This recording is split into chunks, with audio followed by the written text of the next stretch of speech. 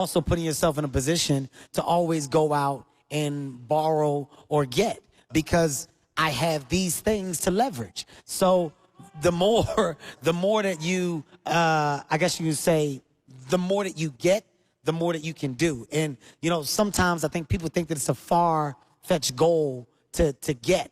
And it's not really. It's not that hard when you gain the understanding of it. The game of Monopoly is a real game. Yeah. It's a real fucking game. And when you play Monopoly... Can you repeat that? I don't know that everybody understands. The game of Monopoly is a real game. When you play Monopoly, the goal is to buy up as much property as you can and get people to pay you for that property when they land on it. Rent. That's the fucking real game. So when I look at now my success, I'll tell you, here's something that I do. And this tell us something that only the IRS knows. This is something that you guys don't know. Let's say I do a movie, right? That movie is whatever the fuck it is. I make a nice amount of money to do a movie. Take that number, split that number in half. Half of that number goes to the government. That's the IRS, no matter what. So we're talking about 25 million becomes 12. We can just call it a number. I don't want people to knock me in the head when I leave here. Let's just call it a number, okay? Let's say that number is a number. No matter what, when you make money, split it in half. Yeah. Split it in half right away. Don't put the money in your bank account and look at it as you got all that money, because you don't. Half of that money is not yours. So right away, put it over here. Create a fucking account. Call it the tax account. Put half of that there, so as you make money, you always put this money in the tax account. I never got to worry of giving the government their money, because that money's over there, and I don't look at that like it's my fucking money. I'm never going to touch that money, because it's not mine, it's the government. So now off of my half, what do I want to do? I'm going to take another half. This half is going over here. This half is for my next real estate investment. I don't know what it is. I haven't figured it out yet, but I'm putting it over here, so when I do figure it out, I got it there to buy. So now I'm only living. This is so ridiculous. I'm only living off a quarter of my financial gain. I split it in half, and I took a quarter. You only get in debt. You only get in debt when you don't understand the breakdown of your finances. Right now, I'm doing a deal. So you buy the paddock from the last quarter left. I'll buy my reason for watches is because there's nothing more valuable than time to me. So I spend money on timepieces per project, because those timepieces go with me putting my time to something that meant a lot. So each watch that I wear, it's not just me wearing a nice watch just because. It's tied into a project that I did, and I spent this time. So if I got on a fucking expensive watch, you look at it as I'm probably spending some fucking crazy money. Well, that watch could be tied to Jumanji's $1 billion What was that project right there? It could be this one here. Yeah. This is stainless steel paddock. This is when we did Cold as Balls the first season, and Cold as Balls went on and achieved, I think, 80 million views. From the 80 million views, our show became a success, and we then agreed to do 2 more seasons. I celebrated. I got my stuff a stainless steel. Reason why, I'm in a cold fucking tub. This is the color of the cold tub. Everything is tied in to something. Awesome, dude. I'm so vetted out and well broken down. Everything's got a reason for you. Everything's got a reason. So here's what I mean. Another thing that I want to add to the finances. What I found that some people really suffer from is financial literacy, right? Like that's a real problem. People don't understand that, but it's a real problem. Yeah. We spend money when we get it as if it's a recurring thing when it's not. I know a lot of people that get a check, and as soon as they get that check, they go fuck that check off. And I want the look of what comes with that check. I'm not getting another check like that for a while, but when I got it, boy, did I live. I had a good time when I got that check. Instead of understanding, how do I make this money make sense and actually have more value and bang for it? How do I prepare myself for the next month when I don't normally have money? That's the part that's getting a little fucked up for me. So you know what I'm gonna do? I'm gonna treat this money differently. So when I get to this month, I'm well prepared. Oh, now that I'm prepared, I want to do this again. So when I get to the month after, I got 2 double bangs of being prepared. Oh, shit. I done saved up 4 months that give me protection and comfort for when I don't have money.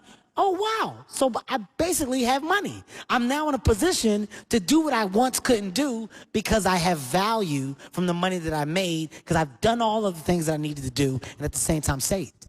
Have you always had that? Yeah. Have you always had that discipline? With money? Yeah. No. No. No, you got to fuck it off to know what to do right. You got to make mistakes. Once again, you don't do anything right the first time you do it. I can't tell you what I did with the first lump sum of money I made. What was the first real money you made? First real money? Yeah. Well, I think there's different definitions for real money. Yeah. The first lump sum of money that I got, I remember I was like 21, and I got $250,000 as a development deal, and nobody explained taxes to me. Nobody explained an entity, a LLC.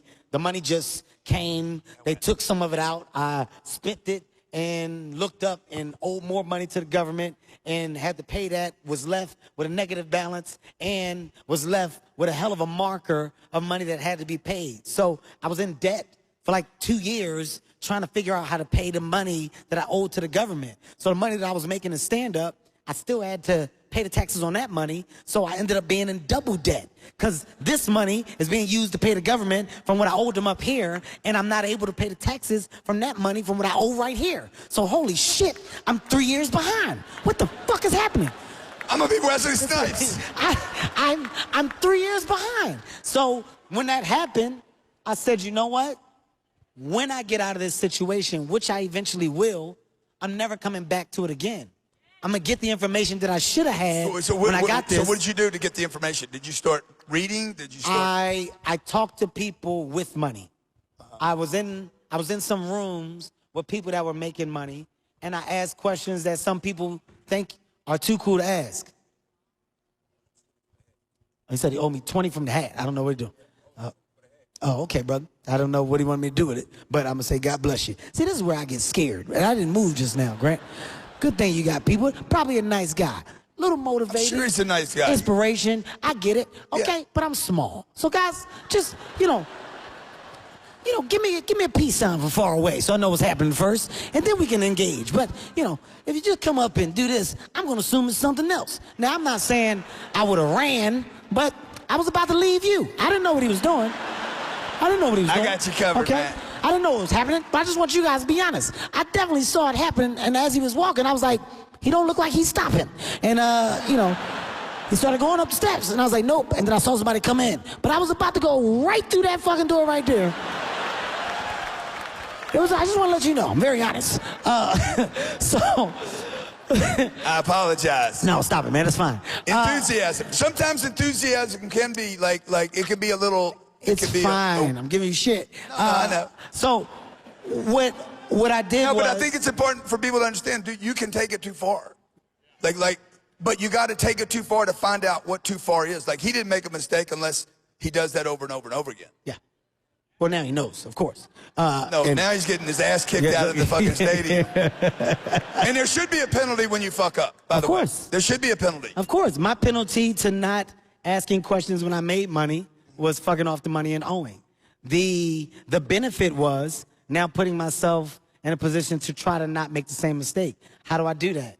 Well, I'm not going to be the cool guy that don't ask questions. I'm actually going to ask the uncool questions. I'm actually not afraid to come off dumb. I'm actually not afraid to come off uneducated about what I don't know. And that's a talent. That's a talent. Like, being the cool person that wants to know everything, there's no benefit in knowing everything. You can't know everything. You just can't. You can know a lot about something, but you can't know everything. So somebody knows a little bit more than what you do that can help you know more. So you're willing to be Kevin Hart, superstar, that doesn't know? I don't know a lot. Yeah. I mean, right now I just started Heartbeat Ventures. So I'm in the VC world, and the goal right now is I've done a great job of building a portfolio, right? At one point, I didn't understand the stock market. I didn't understand how people operate in the stock market. So you're telling me I take my money, I give it to somebody, they invest that money, and then I make money from what they did with it? Yeah. How I know he doing the right thing with my money? Well, you got to find somebody you trust. I don't trust it. I ain't going to do it. Well, Kevin, this is how you gain wealth. Sound like a fucking scheme to me. I ain't going to do it. right? I ain't gonna do it.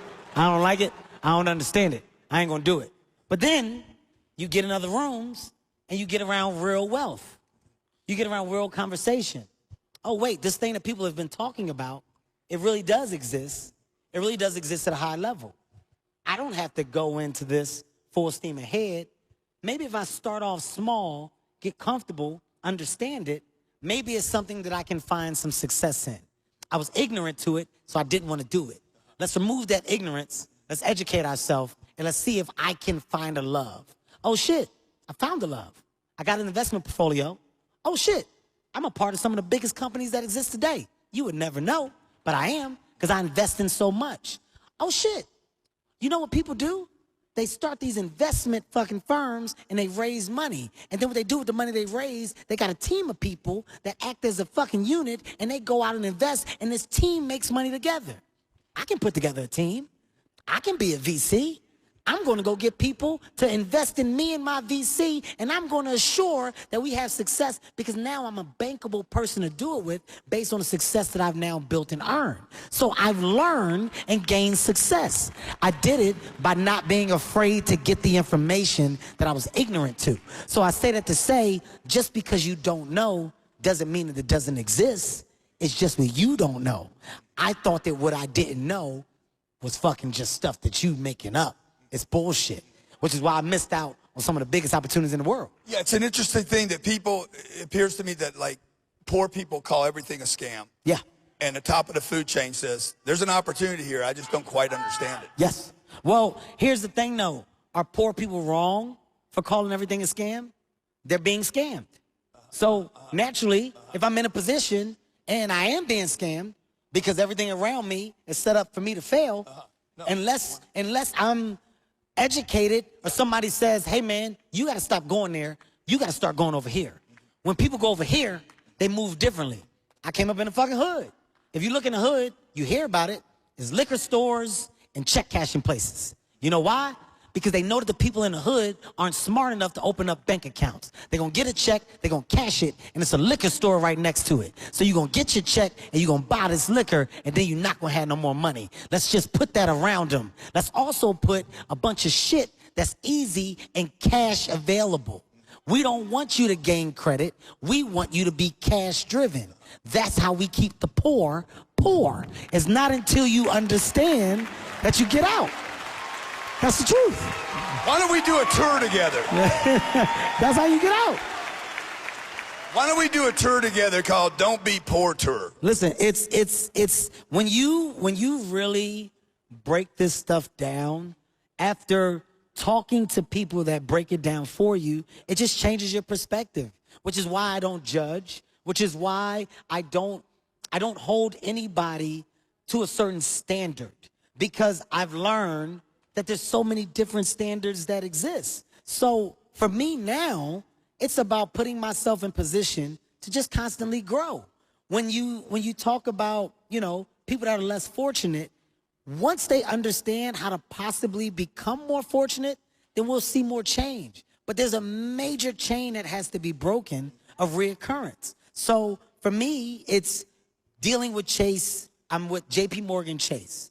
I now have a deal with them, and that deal is to go back into the urban communities and educate these low-income households and these kids on finances in a way that they've never been.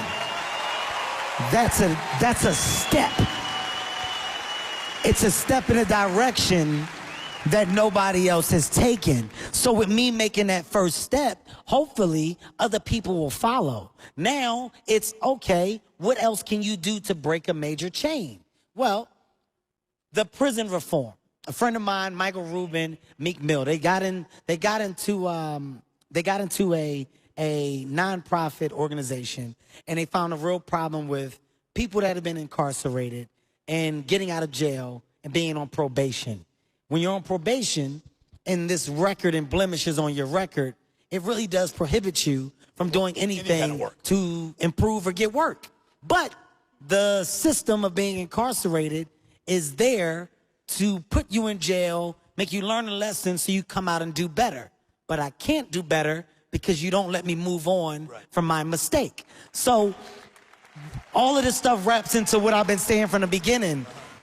We're supposed to fuck up, but you gotta be given a chance to make right. So when you fuck up or you see other people that have, you give them the tools that they need to make right. I've seen the hood, I've seen the urban community fuck up. I'm a black man that now has become a millionaire. I can't keep this information to myself. I'm coming back to get y'all because I want to see more of us become millionaires. That's the difference. That's the big difference.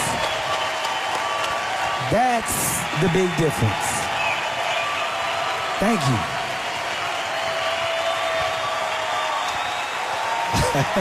Much appreciated. Thank you.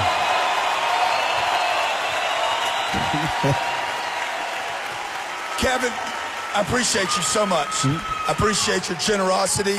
I appreciate your generosity. I appreciate your insight and your success. Thank you, man. I appreciate you as well. What is the term? What would the term 10X mean to you? Wow, that's a great question. First of all, I love the definition that you have behind it in general. You know, for me, it's consistency.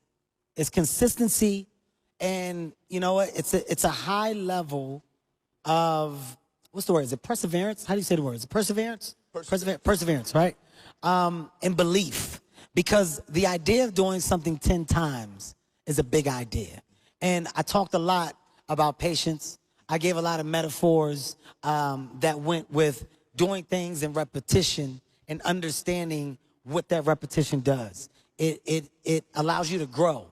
For me, the 10X is simply about growth, personal growth and consistency. I wouldn't be where I am today if it wasn't for my personal growth. And I'm a better man today than I was yesterday. And it's not because of the financial success, it's because of the personal success. Because I've been able to set goals and achieve, that's allowed me to win on the highest level. And those goals can be small or big. But when you set out to do something and you do it, you're separating yourself from a large portion of the world today. A large portion of the world today isn't goal-oriented. A large portion of the world is comfortable with just being convenient. A large portion of the world is comfortable with just things simply being okay.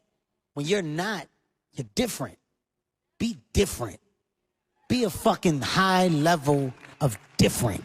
If you're not gonna be nothing else, stand out. I stand out because of my version of 10X. My version of 10X allowed me to stand out. And when I stood out, I fucking showed out. And when you allowed me to show out, well, goddamn it, you stuck with me. Because now I know what it feels like to show out and win. There's no going back. You don't go backwards. It's all about progression, not digression. So the people that are in this room, I'm gonna assume that you're here to progress. I'm gonna assume that you're here because you want the most out of life. It doesn't come from you doing nothing to go fucking get it and obtain it. Everybody wants to be famous, but don't nobody want to do the work. Go do the work, man. Put the time and effort and energy into you, and the benefits will come through. It's that simple. It's not fucking rocket science. It's the most simplest shit in the world. Some people just can't see it because they got a hard time believing what they don't fucking see is real. It's real. What you want, you can go get. Go get that shit. Don't let nobody tell you that you can't get it. Go get that shit. You a go-getter, man. You went and got your shit. You went and got your shit. So keep putting these people in the right position for them to go get their shit. You in a room of go-getters, man. So leave this bitch and go get. It's that simple. Go get. Kevin Hart! Thank you guys so much, man. I appreciate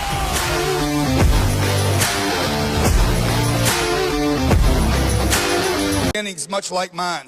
He began his career sizing men and women footwear. That was one of my jobs, by the way. I was unsuccessfully selling shoes, and I would always look at the woman's panties while I was down there doing the shoe size. Okay? You guys know this guy, right? You know who's coming here, okay? He quit his shoe salesman job to become super mega, like international 10X on steroids, 10X. He holds the record for being the highest grossing comedian in the history of the world. This man is responsible for us doing a 10X Growth Conference, by the way. He inspired me to put on my own tour and not just be a speaker at him. One of the highest paid actors in Hollywood and around the world. What you don't know is how shrewd he is as a businessman and a dreamer to build his own legacy as a CEO and a billion-dollar empire. Ladies and gentlemen, raise the roof. Call the roofer. Let's fix this place. Kevin Hart.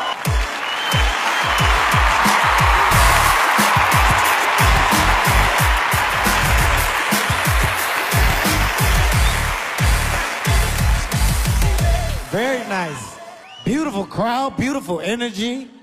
This is amazing. Once again, hello, hello, hello, hello. I love it. How you doing, man? Come on, man. You look good, dude. Who does your fashion? Who does my fashion? Well, this is a comfort look, but I got a stylist. I can't take all the credibility for it. I got a person that goes out and looks out for me, but I'm a stylish guy. I can throw some stuff on. This is me today. This is all me. This is my outfit. I like that. I like that shirt. That's like a little mock turtleneck. I like it. That look? Yeah. I like it. I see what you're doing. You didn't go full neck. You said I'm gonna go a little bit of neck. Still give you some. I had a thick neck. I had a thick neck when I was growing up. You still want to show a little neck. So you said I'm gonna give you half. I'm gonna give you a half cover up with my mock neck. I saw Fury last night, tongue and neck. Yeah, did Were you? there? Yeah, I saw him. He licked some blood last night. Yeah. Turned me completely out. I didn't know what that was about. I scared the shit out of me, to be honest with you. I ain't never seen another man go out to lick another man's blood. You're not against that or anything? No, I'm not gonna eat nobody's blood. That's not my cup of tea. So I'm not gonna fight you either. That's a hell of a threat. I'm gonna eat your blood. No, what? What the fuck just happened? Wait a second. Jesus. You might not know this. I mentioned it backstage, but you are the inspiration behind me saying, hey, I want to run my own deal. Okay. Because when you did your tour. Okay. What inspired you to like, hey, I don't want to just be the comedian as funny as this guy is, right? Thank you. He's funny. Thank you. But what triggered in you, Kevin, that said, hey, I want to run my own show, my own tour? When I think the beauty of what comedians do is understanding that you can be in charge of your own enterprise if you want to. It's a job that you get out of what you put into it. So as many shows as you want to do, you can. I said to myself, I don't want to continue to be a work for hire. So when I started to gain a high level of success, I said, how do I put myself in a position of comfort by building something that can last with or without me having to be in front of it full steam ahead? And I said, I think the best way to do that is to understand the business of the world of comedy in full. And that business has so many tiers to it. It's a business of writing, it's a business of directing, producing, and creating. So once I got a firm definition of that, I didn't see why I couldn't do that simultaneously and treat that just like I treated my comedy career. So as I grew in comedy, I was also growing and understanding how to knock off the other things that I wanted to do. And for me, that was the biggest priority. It wasn't just getting big in comedy. It was understanding what to do when I reached the point that I want to get to. How many tickets how many seats have you sold? Seats? Last year, I think we did. You count seats or you count money? Which one do you do? You got to count both. You can't ignore them. Right. I think our total we did 172 dates on my last tour. We probably did about 1.2 million in seats in total, like actual seats. Wow. 1.2 million to 1.5 million. Yeah, because you got to think we were in a position where we were doing arenas, so 16,000 seat arena. Let's say you do multiple shows, you're at 32,000. You do 2 shows in that city. Two shows, how fat? Back to back? Same day? Same day. So let's say 7 and 10, that's 32,000 people for that day. Same jokes? Same jokes, same show with different personality, different energy, but you got a set. So, see, that's a joke right there. That's one of the jokes. So excited. Thank you. Which they are. They are excited. Thank you for that. Scared the shit out of me, by the way. But, you know, you got, let's say through the course of a weekend, 30, 60, 90, you're at 90,000 people for a weekend. So over the course of so many, you look and you add it, you go, wow, you do 1 million, 2 million, 5. Then on a longer tour, you on that 2, 2.5, the numbers go. But what's more important to me are not just the numbers, but the recurring people. You know, I like the fact that people have grown with me. So the fan base and the numbers, it continues to get bigger and bigger and bigger. But I like the consistency and people saying, I remember when I came to see you here. I remember when I saw you here. And you look at it, you got a foundation and you got a story. And the story that you're telling, people are so invested in. I think to me, that's the best thing about the numbers behind the arenas, behind the tours. It's the investment for people. What's the revenue from the last tour? Revenue? It was huge, right? I mean, I think I probably did 100+ million on the last tour. 100+ million. You can't make 100 million. You can't do 100 million just telling jokes. You got to own the show. Well, I'm at a point where the business and touring is one that I control. So if I do a building, I don't need to get fronted. I don't need a promoter to basically ensure the event. So I take 95% of the door, and in taking 95% of the door, I'm also my own marketer. I'm my own team. So all of that stuff that comes in where people are normally allowed to profit and benefit, you kind of put that together yourself. So your revenue grows because your enterprise is ran by you and the people that you put in the position to control and evolve. So my friends that you look at as just regular guys are now businessmen that help me run the enterprise that I now have. So that ridiculous number that you're looking at is one that we're proud of because it's a testament to the hard work and dedication that they put into me and that I put into the craft as well. Thank you. And look, you guys see this guy on social media pushing tickets? Yeah. Like I admire that. Like you pop on and say, hey, tonight I'll be in Hollywood. Yeah. Come see us. Well, if you are your product, I think nobody knows what you are more than you.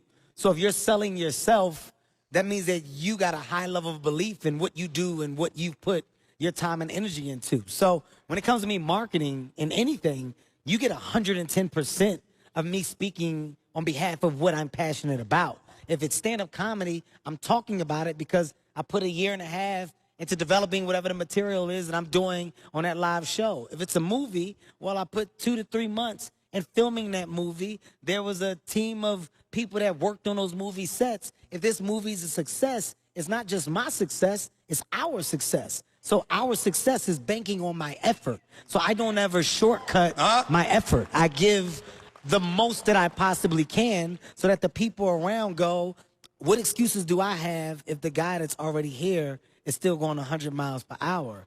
If he's not slowing down, why should I? So you're an example. You're an example of what to do with your product. I'm my product. That's it. Are you like a businessman disguised as a comedian? I'm heavy business. You're heavy business. I'm heavy business. Heavy business disguised with personality. The beauty of business, here's my intel about business, okay? Everybody assumes that business is just corporate. Everybody assumes that business means an office building and it means the structure that goes into said entity. That's not. Business has so many different levels to it. Business is selling Girl Scout cookies. Business is being a self-made chef that wants to put yourself in a position to cook for families. Business is being a teenager that wants to babysit. Business is understanding how to create something, own that, and make money from it. If you're doing that, you're running a business, from the simplest thing to the biggest thing, right?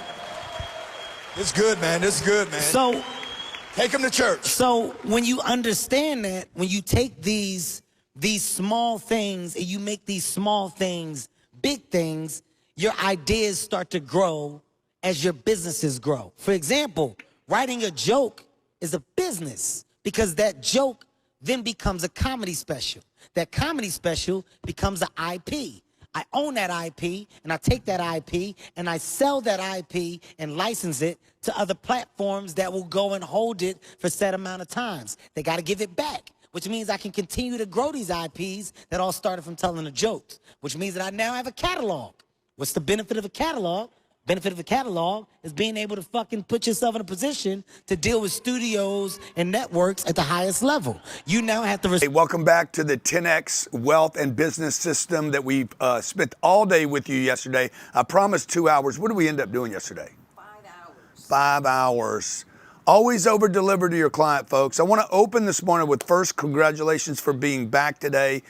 You're committed to your wealth. You're committed to your building a business around your brand, your name, regardless of who you are. We talked about yesterday some takeaways, and we're going to open with takeaways.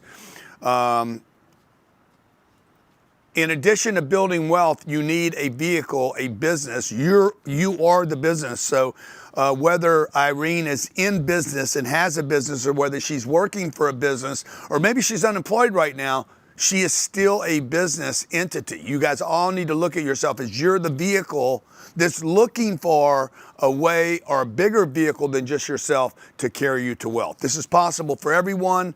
We talked a lot yesterday about the number of people that are creating wealth for themselves as first generation people through different thinking and through their commitment.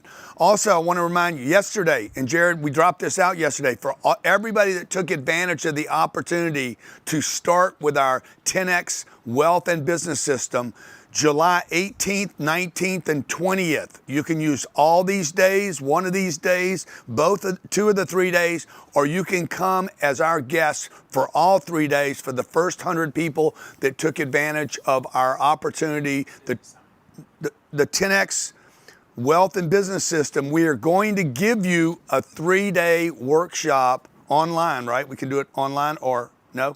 Just in Phoenix, Arizona. We'll give that to you for everybody that took advantage of our opportunity yesterday. That's a 3-day workshop on sales, marketing, execution.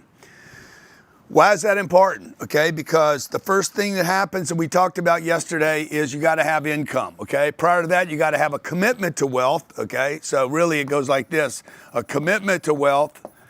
And I said yesterday morning, that's the only thing. This is the only reason you won't do what we're saying to do, is you don't have a commitment to wealth. Everything below that is an excuse. Then we got to get income. We got to control our expenses. Okay, where am I spending money on marketing, branding, trademarks, partnerships? What am I investing in?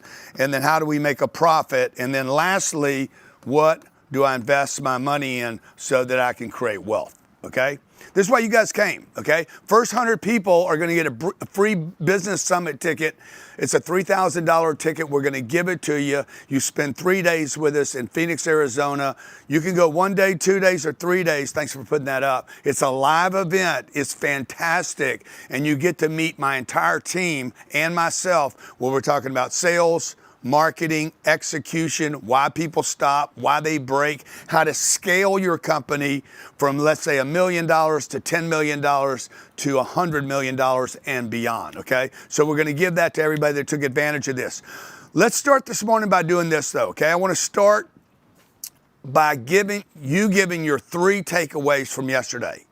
I want you to go back to yesterday. We talked about a lot of things. What are the 3 big takeaways that you had yesterday? 3 big takeaways. I just wanted to put it in the chat first. 3 big takeaways from yesterday. I'll see it in the chat right here, hopefully. Okay. Okay, Denise. Huh? You want me to run you through some, or are you going to look? Yeah, no, I'm looking. Okay. Denise said attention. What you give attention to will happen. Good. Where's my phone at? Thanks, Sabrina. Sabrina Cardone in the house Sabrina today. Cardone in the house. My daughter's over here. Can you give a shot? Shoot over there, scan over there to Sabrina. She's on, okay. Sabrina's in the house. How old are you, Sabrina? 16. Microphone, 16, okay. And what do you hope to learn today, Sabrina? We're talking about wealth and business. Well, I want to know how to get ultra wealthy, of course. Okay, you mean rather than just inherit it? Yeah, of course. She wants to create her own. So she's 15, what are you, 16 now? 16. 16 years old. And she's here today on a Sunday. She could be goofing off watching her phone or talking to her friends. Boyfriend. Or her boyfriend. Which is scary. Okay? But no, she's here with her pops. And she's learning about how to create wealth, okay? You guys, you don't need to wait until you're 55 to do this. If you have kids, man, get them get them involved in this right now, like you would making food in the kitchen or watching a movie. You would do it with them, okay? What you do together, you're gonna grow together, so it's great, okay? So other things, attention. You got to get attention, okay? Now also remember this: whatever you put attention to equals what you get. You put attention on getting in great shape, you're going to get great shape. If you put attention on money, you're going to end up with money. If you end up with a lot of money, you're going to get more attention. We showed you that graph yesterday. The more attention I got, the more money I made. Why? Because I'm getting flows of eyeballs or whos. Whos equal money. What does not equal money? Who equals money, okay? Karen Imes said, commitment to wealth requires attention. Yeah, you got to have a commitment to it. Now, this is very, very difficult for most people. Some of you yesterday, we called our offices and said, hey, man, what's hanging me up? And by the way, if you want to call the office and you want to get somebody on the phone, I'm happy to do this for anybody that we can. What's the number? 310 310 777 777 0255. 0255. You want to call and talk to one of our coaches today and just say, bro, what's in my way? What do I need to focus on first? What is my problem, folks? Okay, so look, we're talking about how to 10x wherever you are right now. Wherever you are, imagine that goes up 10 times. More earning, more customers, more flows, more possibilities, more net worth, more money to invest, more time, more of everything. We want to 10x all that. If there's something in your way and you don't know what it is, call this number, talk to one of our coaches and say, dude, this is what's hanging me up. And maybe you're the kind of person like I am. I don't want a one-size-fits-all solution. So I'm like, you need to look at my problems. I have 2 kids. I'm traveling all over the place. I'm in a marriage. I'm trying to maintain my marriage, my kids, my business, my problems, new issues. So everybody's got a different situation. So if you want to take advantage of that call, that's on me. I'm here to help you. I'm here to support you. I'm here to inspire you. But we also want to give you solutions that can actually work with your business, not just get you excited, okay? Commitment. Have a plan. Get a mentor. Yes. Okay, get a plan. There needs to be a plan. There should be a mentor. There should be somebody to hold you accountable. Plan, commitment. That'll keep coming up. Accountability. Jared came to me the other day. Tell me that meeting we had the other day. Remember about 3 weeks ago? Yeah, I said, hey, Grant, I thought he was coming to me about some problem in the business. I said, Grant, I've got a problem. And I said, I got a tax problem. And I want to know what your advice is on this situation. And he had been talking to his accountant guy, and then I basically trashed his accountant and said, the guy doesn't know what he's talking about. Do these 3 things, bro. Like, quit checking with him. I'm telling you what to do. But I thought he was coming to talk to me about some problem in the business, and the truth was he came to me to talk about some problem he's having. Okay? All right. Okay, let's see what else we got today. Focus, time, and effort, attention, set bigger goals. Bigger goals. The bigger goals work better than the little goals. This is the number one mistake people are making right here, small goals. Tiny goals. I just want to say one thing about that. The problem I was trying to solve, I went to somebody for a solution for. Like, I went to somebody who knew things that I didn't to go get a solution. And so you guys just have to ask yourself, who do you know? If you want to go from $1 million a year in revenue to 10 million, who do you know that has a $10 million business that's willing to commit their time to helping you? What are you looking for? The book. Okay, the accountability piece again. Okay, who's holding you guys accountable? You going to your mom? I remember I was 35 years old and I'd go to my mom and tell my mom, man, I'm having this problem. My mom did not know how to solve that problem. Now, it was the most normal, natural thing for me to do was to go to someone that loves me. Let me just have this. Okay, someone that loves me to tell me what the problem was, but she didn't know how to solve that problem. Or I would go to her and tell her, hey, I had this victory, and she'd be like, thank you. I had this victory, and she's like, oh, that's great, but big deal. Or I would go to her and say, hey, I want to go 10 times bigger, and she would say, why do you need to do all that? Now, nobody's put this yet, but you guys need a new network of people. We talked about this over and over yesterday. Who's your network? Jared talked to his accountant. What does your accountant make a year? Probably 120 grand. Yeah. Okay. And then he came to me and I'm like, no, don't do that. Let me tell you a story. I was buying a plane about 6 years ago. I wanted to buy a plane. We would use it a lot. We were traveling all over the country. I'd put 3 million miles with American and United. I was spending tremendous amounts of time on the road. And I went to 3 of my friends and said, should I buy a plane? No. Should I buy a plane? No. Should I buy a plane? No. No. A plane is a terrible investment. Ty Lopez says, no, it depreciates in value, goes to zero, you should charter. I went to a billionaire friend of mine and said, should I buy a plane? He's like, absolutely you should. You should buy it. You should buy it today. You'll write the whole thing off. It'll be a complete tax write-off. You'll save a lot of time, a lot of energy. It'll buy you time. You'll make more money with it, okay? The only guy that told me to buy the plane was the only one that could buy a plane. Everybody else told me not to. Your network, folks, is your net worth. And if you guys do not change your network, you'll never change your net worth, okay? Now, in addition to what you guys have written here, some of the other things that we talked about yesterday. Oh, this is their book. Talked about yesterday. Who gave me this? Okay, it's empty. All right. The other things that we talked about yesterday, I just want to be sure, in case you came in late yesterday and you didn't get some of the first part, we talked about adding a wealth plan to your business plan. I'm just going to scan through it. Can you bring me back to the beginning, Johnny? Back to the PowerPoint. And I want to make sure everybody knows what we talked about yesterday before we move into this sales thing. Yeah, they're all the way to the beginning. Okay. So I'm just going to buzz through this real quick so you guys are refreshed about what we talked about. You guys can't just skip it? Okay, good. This is what we talked about yesterday. Number 1, this is about wealth, creating tremendous amounts of wealth for you and your family. Generational wealth.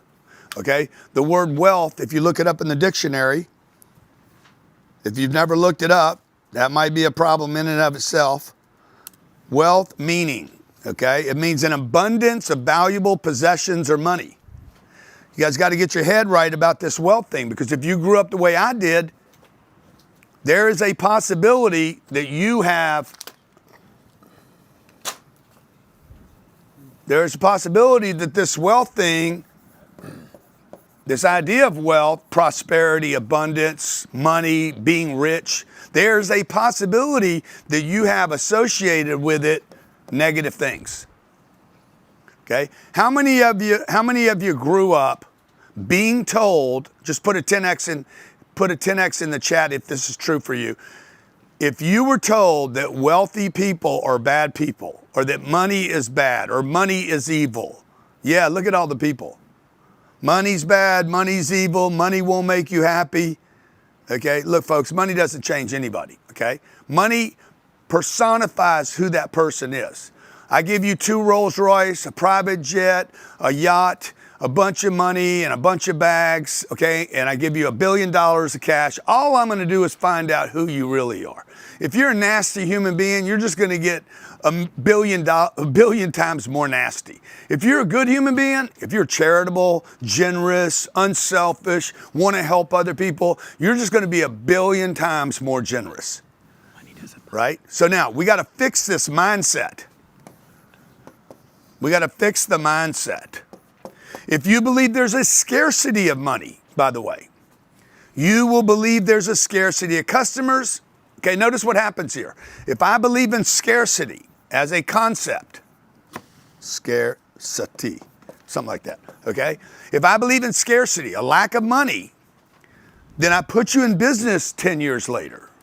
If you grew up with a scarcity mindset, and now you're in business today, okay? Now we're in business. Let me take you to a business. I'm gonna move you forward 10 or 12 years. 10 or 12 years later, now you're running a business and you're pricing your inventory. Let's say you have an A product, a B product, and a C product, or a service. And I'm like, what should we price this? You have scarcity mindset.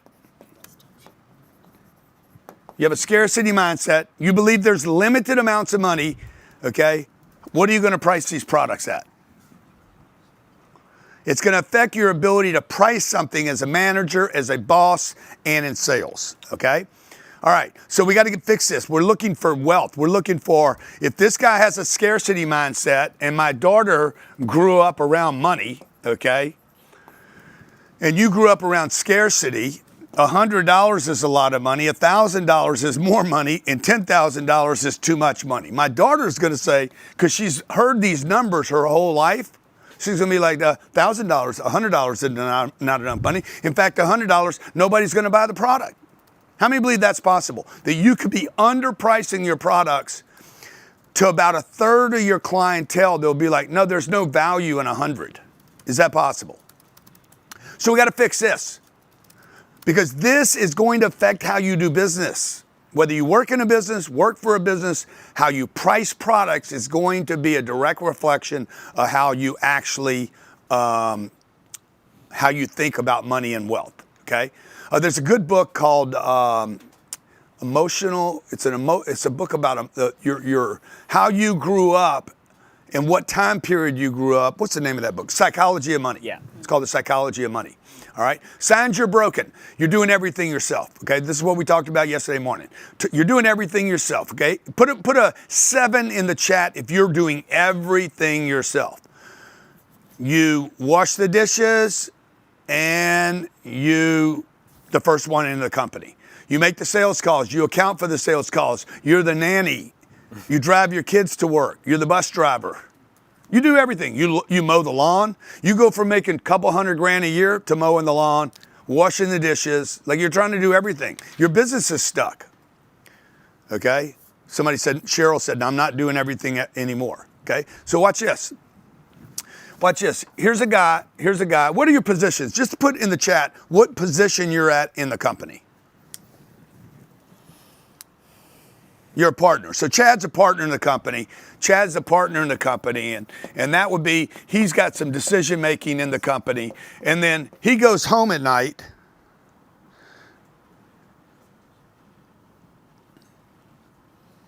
He goes home at night and he's not the partner in the company anymore. What is he now?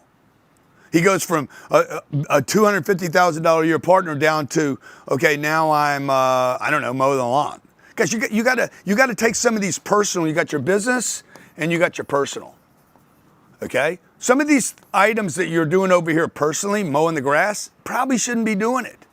How can you go from being a partner to this guy right there? Well, Grant, it saves me money. That's the problem.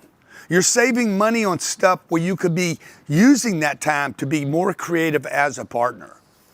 Well, yeah, but Grant, I can't work all the time. You are working. If you're mowing the lawn, you're working, right? If you're doing these other tasks that could be assigned to someone else, you go from being a $250 earner to a $25 earner, okay? You're negating your position in life. You have to delegate some of these things, and that takes money, okay? Your business could be stuck. We talked about flat lines yesterday. You should be using graphs for everything.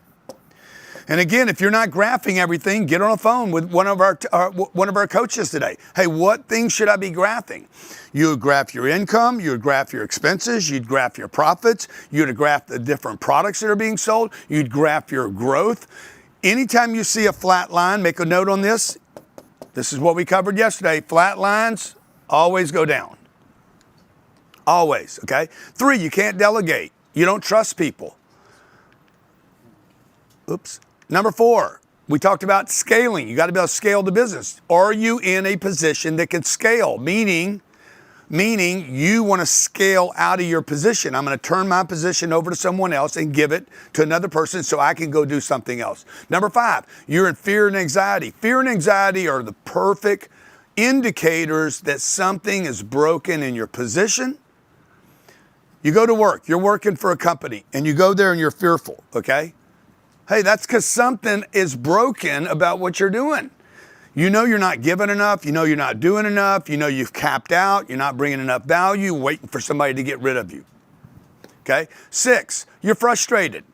You're working for somebody, you're a partner in the company, you're an owner of the company, and you're frustrated all the time. This is a sign that you're broken. You don't have time for family, you're broken.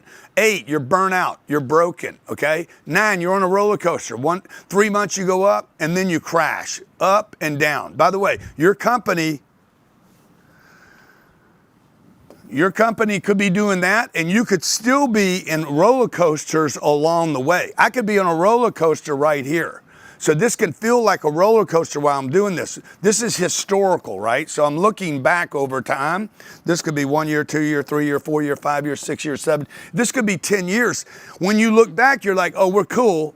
But when you were in it, there can be moments of roller coaster or things breaking. Yeah. Now, you guys are listening to all this, and I saw these comments yesterday. Bro, is all this even worth it? No. It is not worth it unless it's big enough. Much of that list that I just gave you, you're broken, could be because you're simply not going for something big enough.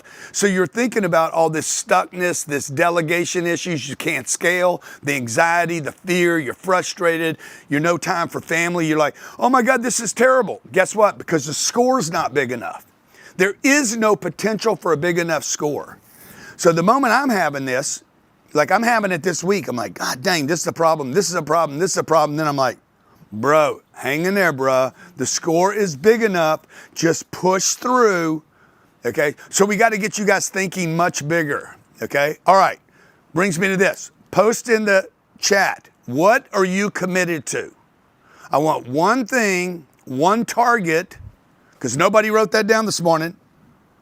All the chats in there, hundreds of chats. Not one person wrote this down.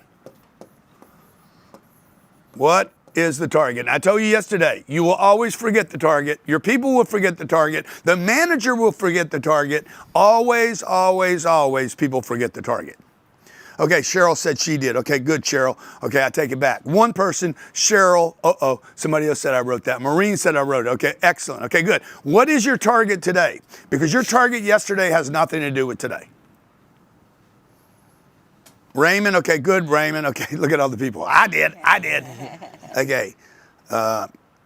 Make a plan is not a target. Kevin, making a plan is not a target. Okay, you're getting in your car and you're like, I'm going to go to Starbucks. Starbucks is the target. I'm going to get a coffee when I get to Starbucks, another target. Planning to go to Starbucks is not a target. That's not even a plan, by the way. That's an idea. I'm going to do something, and you're procrastinating by making a plan to go there.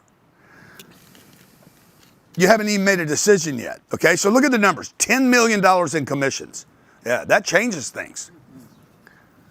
Okay, now daily, I'm writing these targets down. Okay, I want to add this. Where's the 10X planner? Who's got the 10X planner? Yeah. I'm going to show you guys how I have taken, I went from making $3,000 a year to what, I don't know what it is now. What is it a day now? This little private company I have this year will probably make, we got a lot of employees, so a lot of this goes away. No, that can't be right. Yeah, it can be. Damn. Okay, I used to make $3,000. I didn't know how to make $4,000 a month. I remember this. I remember it vividly. 25 years old, and I cannot raise my income. I'm not living above my means. I had a $400 apartment rent. I had a $150 lease on my truck. I wasn't out of bounds. I still had a couple $1,000 left over. I had no cost of living. I was single, no responsibilities. But I'm like, how do I get this to 4,000? Now, I didn't even know why I wanted 4,000. I knew I needed to control some movement. I wasn't thinking about, like many of you guys, you're thinking about how to go from $3,000 to 30 grand. Now, I thought about how to go from 3 grand to 4 grand. How many of you believe I would have been better off had I said, oh no, I'm gonna go from 3 grand all the way to 30 when I was 25? It's the same miss, you understand? With just different results. Whatever you put attention on, you will get. Whatever you put attention on, you will see. If you look for a 3-legged dog, you will find one, okay?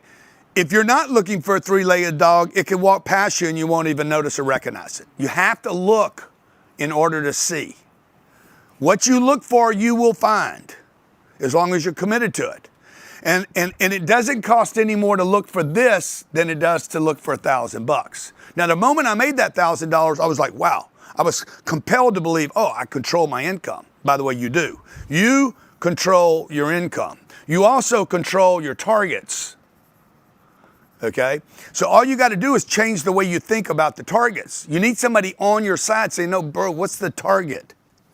So let's take, can you guys get Maureen Perquita? I want to bring her up, okay? She's like, I'd rather come up short on 30 million than reach only 30,000. Cherie said, Jesus said, seek and you shall find, and ye shall find. Okay. Hey, Maureen, how you doing? I'm good, thank you. I need more audio. Can you hear Maureen, me? so tell me, where are you today? I'm on Long Island, New York. Long Island, New York. Awesome. And then, Maureen, what did you were here all day yesterday, right? All day. What was your big takeaway yesterday?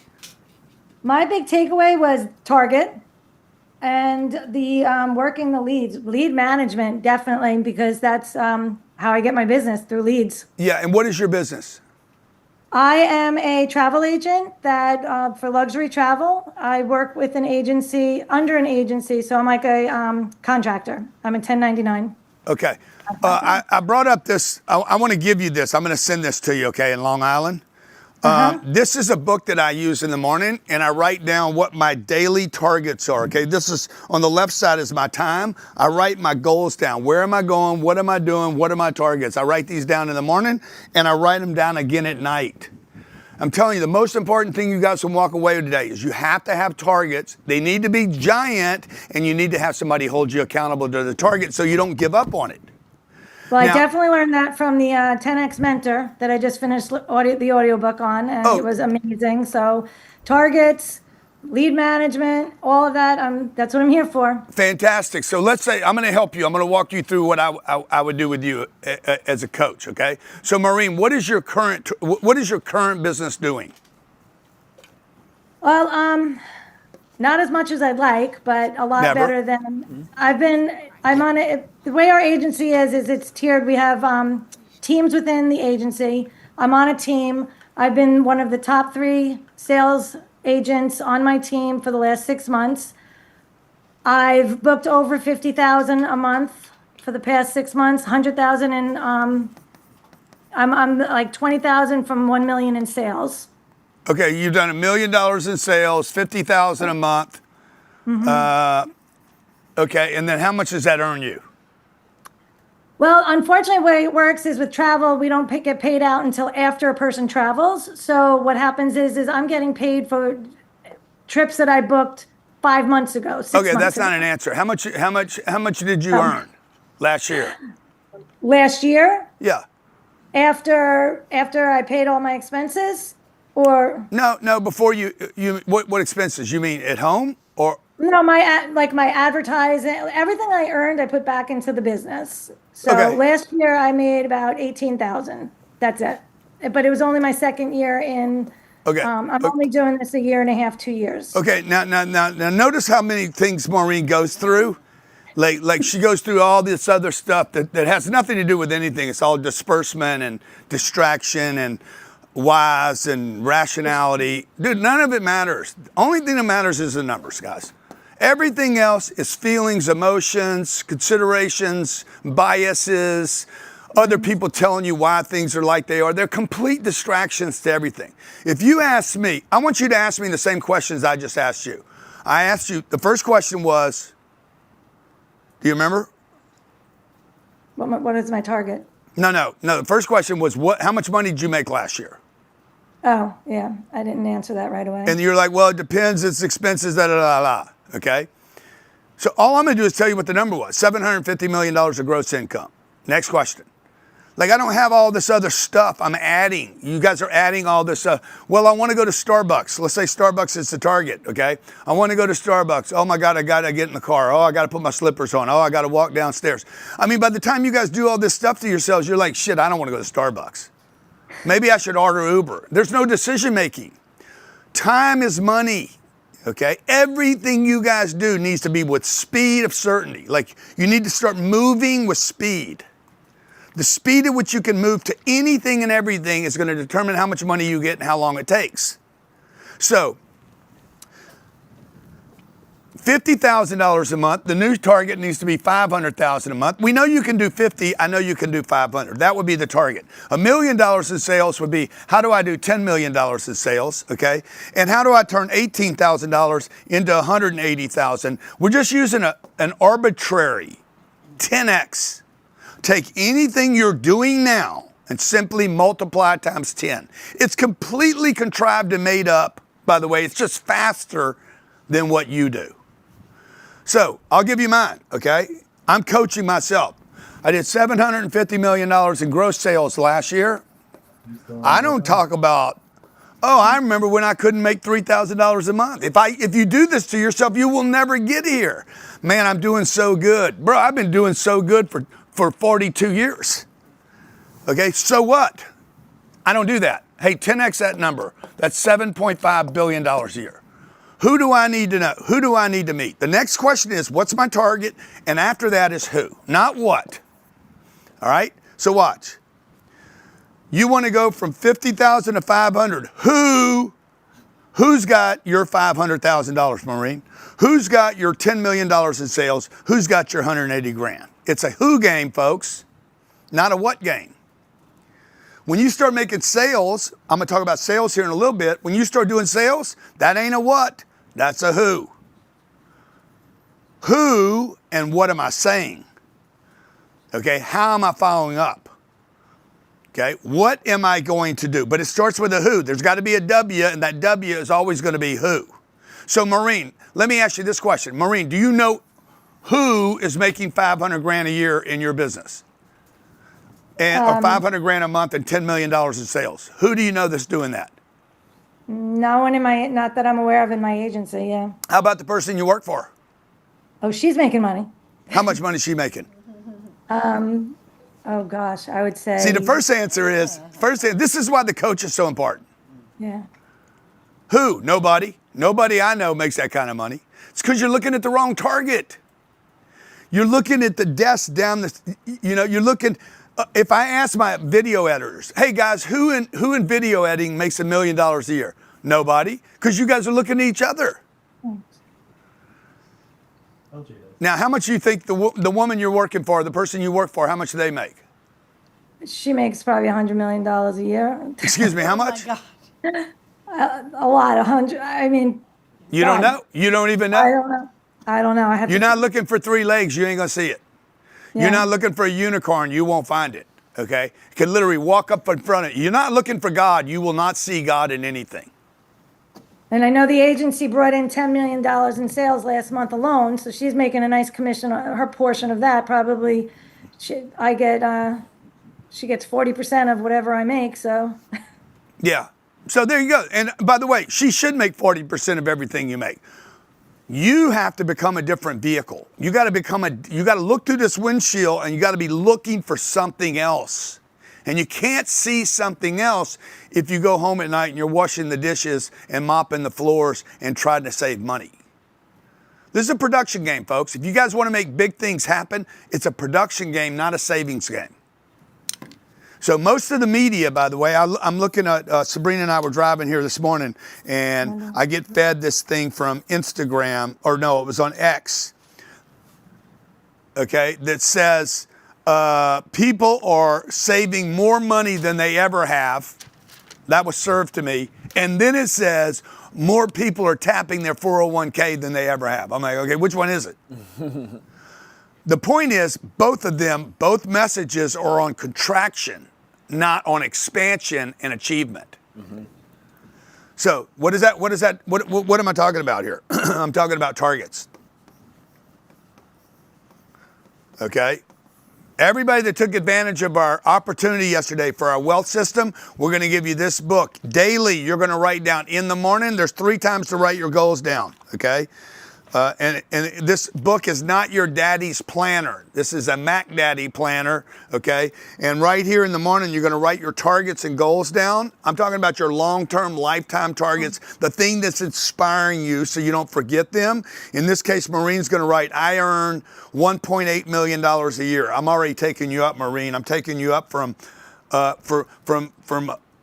118,000 to 180 to like, screw it, let's just go to 1.8 and 100x. She's going to start writing, I earn $1.8 million a year. Before she goes to bed at night, she's going to write, I earn $1.8 million a year. And you're going to keep writing that until you guys start thinking about doing that. Okay? Look, this is about building a wealth plan and then finding the business vehicle that can carry you to your financial plan and beyond. That means you guys need to become financially literate. You need to have a coach. There needs to be a business. There has to be a plan. But the whole time, you got to be thinking like wealthy people think. Okay, so how am I going to reach this target? Okay. I got to take, and we showed you this wealth wheel, the conversion management wheel yesterday. Okay, on page 47 of your workbook. I have an idea. Okay, this idea, right? Everything starts with an idea. Most people have ideas. They have them all the time. They simply just don't do anything with the idea, and or the idea is too small. Okay, the bigger this idea, the better. Okay, I'm going to do $1 billion. I'm going to do $1 billion. Let's say that's my idea. Okay, great. Now that could be pie in the sky. There's 2 things that are going to happen with this idea.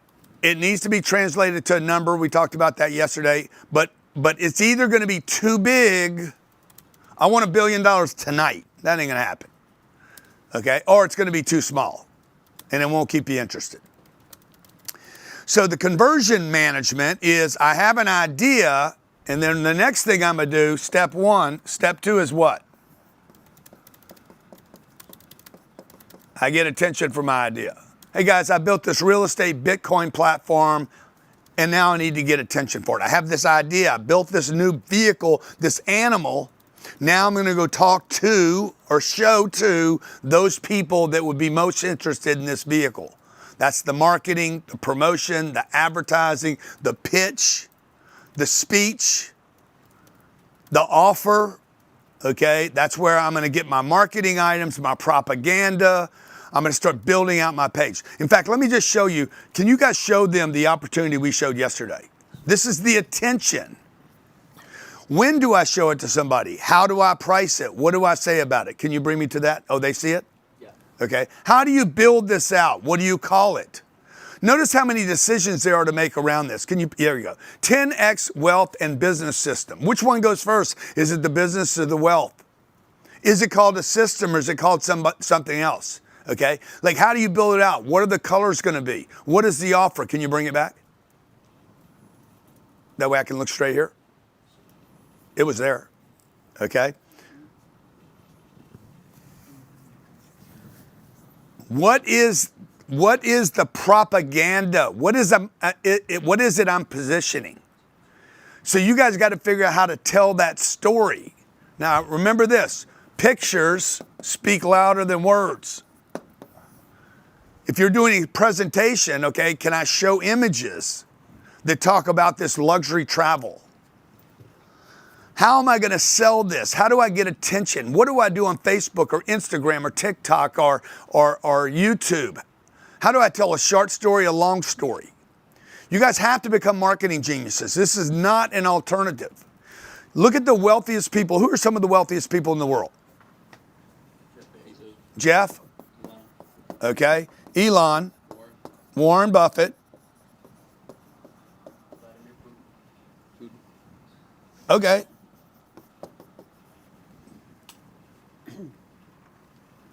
Walmart. Who else? Most successful people, financially successful people in the world. Steve Jobs, Oprah, Zuck, Gates. Okay. Show me one of these people that didn't know how to get attention. Jeff's over there getting married right now, getting attention. Okay. Elon, one of the great trolls of the universe. One of the master trolls on planet Earth. He is one of the greatest trolls in the world. You don't have Trump in there. He's got to be like heads above everybody. Became president of the United States twice because he knows how to get attention. He knows how to get people to like him and hate him. Okay? You got Warren Buffett. Warren Buffett, one of the master promoters on the planet, one of the great promoters of all time. He's always going to be seen behind his chair as an old man that gives great advice to everyone and loves everyone with this Coca-Cola sitting there. Okay? Putin, I don't know how he qualifies, but Sam Walton, Steve Jobs was a master. Can you show the sweater, the black sweater, Steve Jobs showing the iPhone? Nobody wanted this. Nobody was asking for this. Nobody ever thought anybody would sell a phone for $1,000, okay? How many people own this phone today? What's the number? Planet-wise. Sherry's like, I own one, okay? How many billions of people own this phone? 1.38 billion iPhone users. 1.4 billion people own a phone that no one asked for because this guy promoted that little device with his little green sweater on in this case, okay? Again, one of the wealthiest people in the world, Mark Zuckerberg. I don't know that he's a great promoter. Him personally is not a great promoter, but he promoted that you could have friends on Facebook without actually having friends. That you didn't have to leave your dormitory and you could have friends everywhere, okay? Bill Gates, one of the master promoters, okay? Bill Gates, if you guys don't know this story, you guys should be studying these people. This is who I study every day. I'm studying these people and a bunch of other people every day to figure out how did these guys crack the code. Bill Gates, can you just show the early pictures of Bill? Bill Gates was getting ripped off by by China for his Windows program. This happened, this is the 1990s. And he got a phone call and said, hey, China's ripping us off. Bill Gates says, hey, if they're gonna rip somebody off, they should rip us off. We'll get the money later. If I'm gonna be ripped off, let them rip us off, not somebody else's program. Bill Gates was a master at making sure the Windows program was in every program. In fact, he was such a master at promotion. Look at this. If that guy can become one of the wealthiest people in the world, I'm looking at him saying, dude, Sabrina, if you ever end up with a guy that looks like that, it's all over, okay? Okay. Does Chase look like that, by the way? A little bit. Huh? Okay. Look at that goofball. Like, this should be inspiration for you guys. Like, that dude can make it to the top of the food chain. Oh, my God. And what's he promoting now? Okay, he's always promoting. I think he's trying to kill the whole planet. He's promoting that we're overpopulated. And he's actually getting people to believe it. Get in a plane and fly over America and you're going to look down and you're going to be like, where's all the people? If we're overpopulated, you can fly for hours across Texas and never see a house. Okay, so first an idea, second thing a target, and now you're going to get a lead. Somebody's going to say, watch this. If I go online right now, I'm going to go online and I'm going to post on X. Let's just see. There was something I said I was going to do yesterday. Did you do the Instagram thing? Yeah, I posted the video. How did it do? It's at 1.2 million views. Okay, can you show that? Can you show that? Now, the video that I told you about yesterday, if you guys weren't in here, this is all about attention and marketing. Okay, this was a video that we played 2 years ago, 2 or 3 years ago. Yeah. And there's a rule in marketing, nobody saw it. That's a rule in marketing. You showed it. How many views did we have last year? It was at 9 million. 9 million 2 years ago. 9 million, over 2 years, by the way. And I said, hey, nobody saw it. And you're like, what do you mean nobody saw it? Okay, this is pure genius. Nobody saw the video. What do you mean? 9 million people saw it. No, they saw it but didn't see it. Run it again. There's another rule in marketing. If it worked once, play it again. Okay, and everybody violates these two rules. They say, oh no, people saw it because they saw it. And why would you run it again? If they saw it, they're not going to appreciate it. How many people saw it in the last 24 hours, the new one? 1.2 million saw it, a new video. I'm sorry, the same video, done in a new unit of time, Jared. They don't know. Okay? They don't know they saw it. You forgot that I told you I'd do that, and I did it again, and it worked last time, and it'll work again. Repeat the activity. Damn. 1.2 million. I didn't even have to create another video. This is the most efficient use of marketing. Repeat, hit it again, okay? Now, I'm gonna show you just how ridiculous people are. I'm gonna do the most ridiculous possible thing I can and see if I can get somebody to buy from me right now, okay? All I'm doing is getting attention, by the way. What could I say for? What could I say right now? What would be ridiculous? Free coaching call with Grant Cardone. That's not even ridiculous. Oh, yeah, that's stupid. That would be stupid, okay? Huh? No. I want somebody to buy something from me right now. I want somebody to buy something from me that's stupid. You want to sell? Huh? Yeah, but that's not stupid. I need it to be stupid like you're going to overpay me. Sell a pair of your jeans.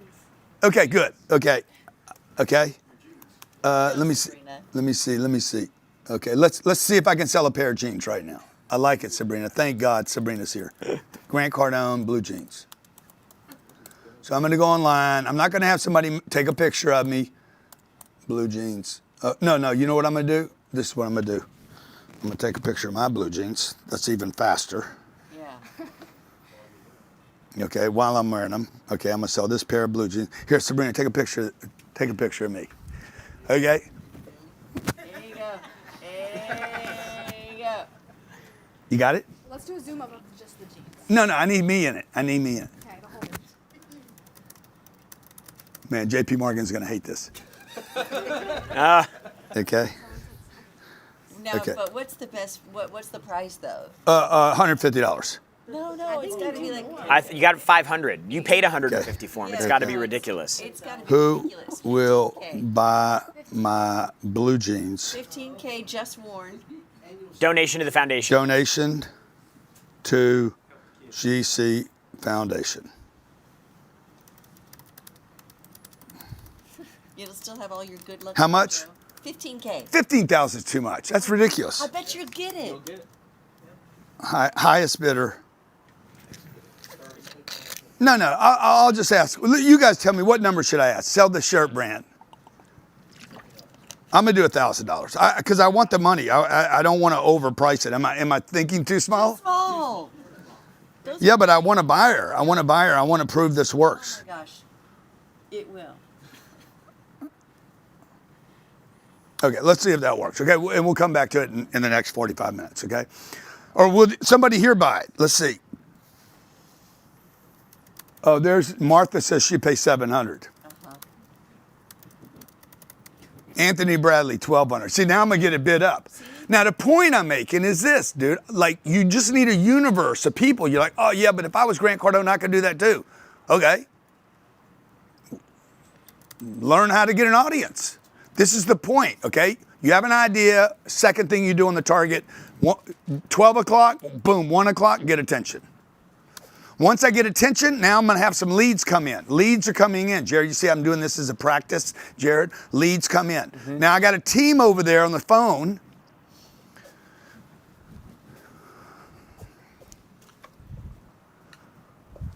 What's the number? 310-777-0255. 0255, okay? Got a team. Those are leads coming in. Somebody called. Did anybody call in the last hour? I can ask. Yeah, I mean, Yeah, that'd be good, because then I could tell them how many leads we have that are interested in wealth and business. How many calls in the last hour? The lead comes in, okay? We're teaching you guys the wheel. This is the wheel, okay? Right here, I have an idea. Right here, I get attention. Boom, I create leads. Now, how many? 25 today. 25 today, okay? 25 people need to be talked to. That means I need a business, I need people trained on how to handle a lead. So I have leads, lead management, and a sale. This is how this happens, folks. This just does not happen. Money doesn't just come in, okay? I have to get I have an idea, I'm gonna get some money, then I gotta go get attention for the money, then I create a lead, I manage that lead, and then hopefully I convert some of that business. This event that we're doing right now, how many people did it start with, Jared? The Cascade. 70,000. 70,000 people registered for a free event. Zero. Paid me $0. I spent millions of dollars in marketing to get attention for a free event that creates enough of an audience that are interested in a topic, in this case money, wealth, finance, not sales, not marketing, not closing deals, not building a business, but in wealth, okay? The business is a byproduct of the wealth. You commit to wealth. I'm going to create wealth for myself, okay? Now, I want food. I want to grow food, okay? What do I need? I need a farm. Okay, the food is a byproduct of the farm, okay? I want horses. Good, I need a farm. You understand? So you guys want wealth. We basically advertised or marketed a wealth offer. 70,000 people raised their hand and said, I'm interested. What's today's 200 is lower than yesterday? What does that mean?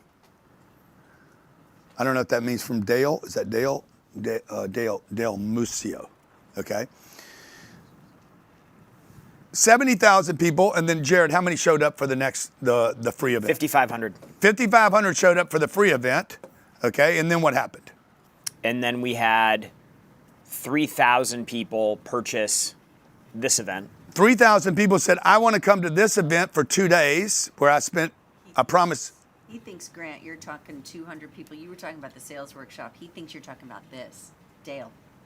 Just tell Dale you're not talking about this. It's much more than that on this event. Today's 200 is lower than yesterday's. Yeah, I don't know what that means. I have 200 people next door right now in the sales work. How many people are over next door? 200. Yeah, 200. On a Sunday, there's 200 people over there till 5 o'clock this afternoon learning how to meet, greet, qualify, present, demonstrate, build value, close, follow up, make incoming calls, handle incoming calls, outbound calls, how to close deals, how to do second sales, how to price their products. They've been there for 2 days over there doing that. That's 200 people in a live room that traveled from around the world to be in that event. While I'm doing this event right here, there's another 40 people over there taking phone calls from you guys that are asking questions. See, the 70,000 I spent money on. I funded getting these people to say, I'm interested.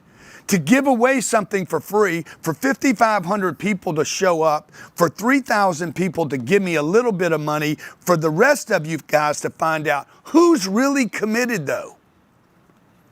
You understand? The 70,000 becomes a much smaller number. What would that number 1,100. be? Huh? The number beneath the 3,000 was 1,100. 1,100. So if you take the 1,100, I'm giving you the math, 1,100 divided by 70,000 equals 0.015, almost 1%. 1.5%, I had to attach 1.5%. So if you want to sell anything to anyone, guys, particularly on the internet, doing exactly what I'm doing right now, you would take the end result.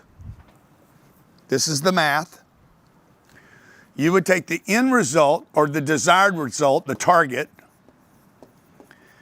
and you would divide by 0.015. If your numbers are exactly like my numbers,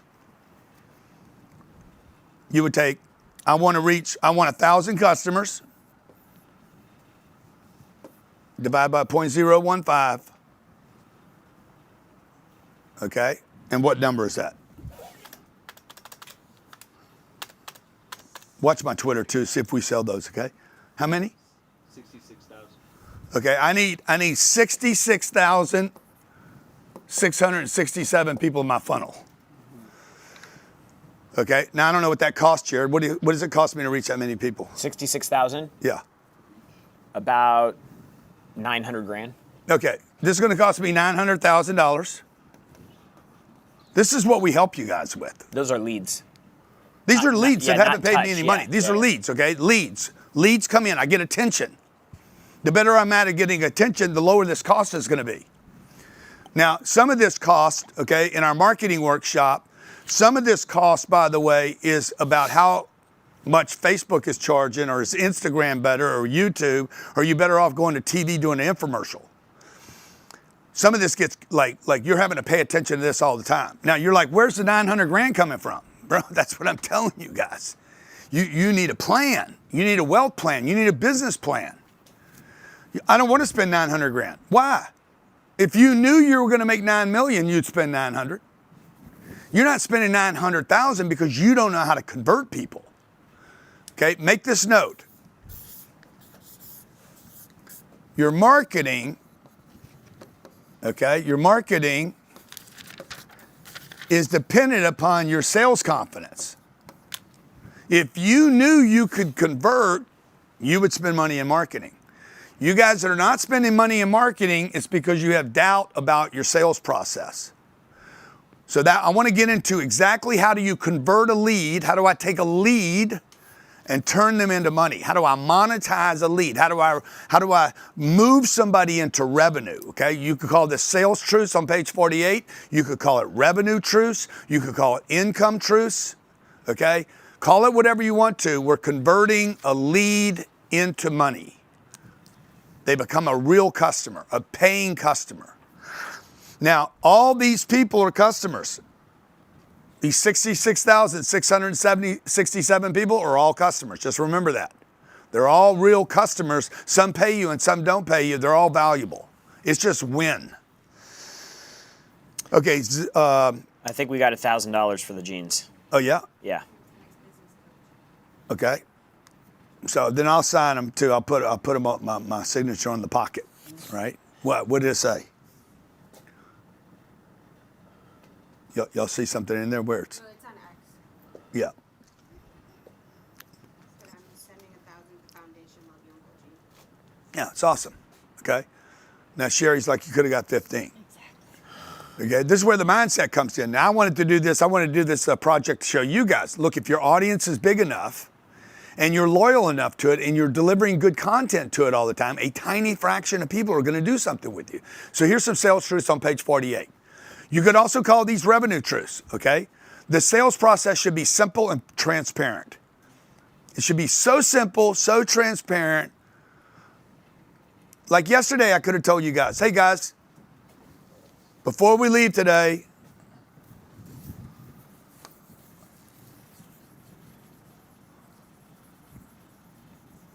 it's 1,100 people here. We're going to make a $10,000 offer. Some of you can take advantage of it, some of you can't. It's up to you guys. You guys want to do it? It's an opportunity to join us for the next 90 days to support you and help you build a multi-million-dollar net worth, okay? If you want to go to $1 billion in net worth, let's go, okay? Who would invest $10,000? Who would invest, just tell me in the chat, who would invest $10,000 in order to build a multi-million, 100 million, or $1 billion business? Mm-hmm. Okay, Raymond's like, I would if I had it. I would if I had it. I would invest if I had it. Yes, me. We already have. Okay, I would if I had it. Lisa, I would if I had it. Reghard, I would if I had it, okay? So now, you guys are telling me, if you had it, to build $1 billion of wealth, you would spend the $10,000 if you had it. Okay, let me ask you this question. If you knew for sure it would result in this, and you didn't have it, would you figure it out? If you knew for sure, you were guaranteed, had a big G, guaranteed you're going to create $1 billion in net worth. If you were guaranteed that, if you knew for sure with complete certainty, would you find the $10,000? For everybody that said, if I had it, I would do it. Now, would you find it if you knew for sure it would get there? Cheryl. Oh, yeah. Now all of a sudden everybody's like, yeah, if I knew for sure it would, I would do it. So guess what? I ain't got it is an excuse. It's a lack of commitment. It's a lack of belief and certainty in yourself that you are committed to getting it.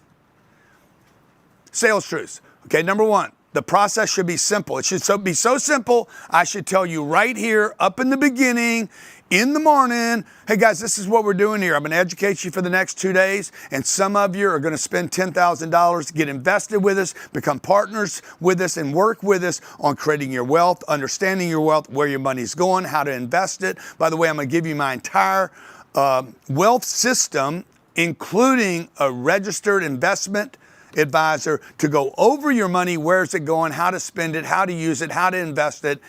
And we're going to teach you how to start building and growing your business to 10x levels. Number one, sales process should be simple. Number two, you should always agree with the customer. Hey, I don't have the money. If I had the money, I would do it. I agree with you and I understand and I got you and I'm with you and I know it's a lot of money. Okay, I'm always going to agree with the customer.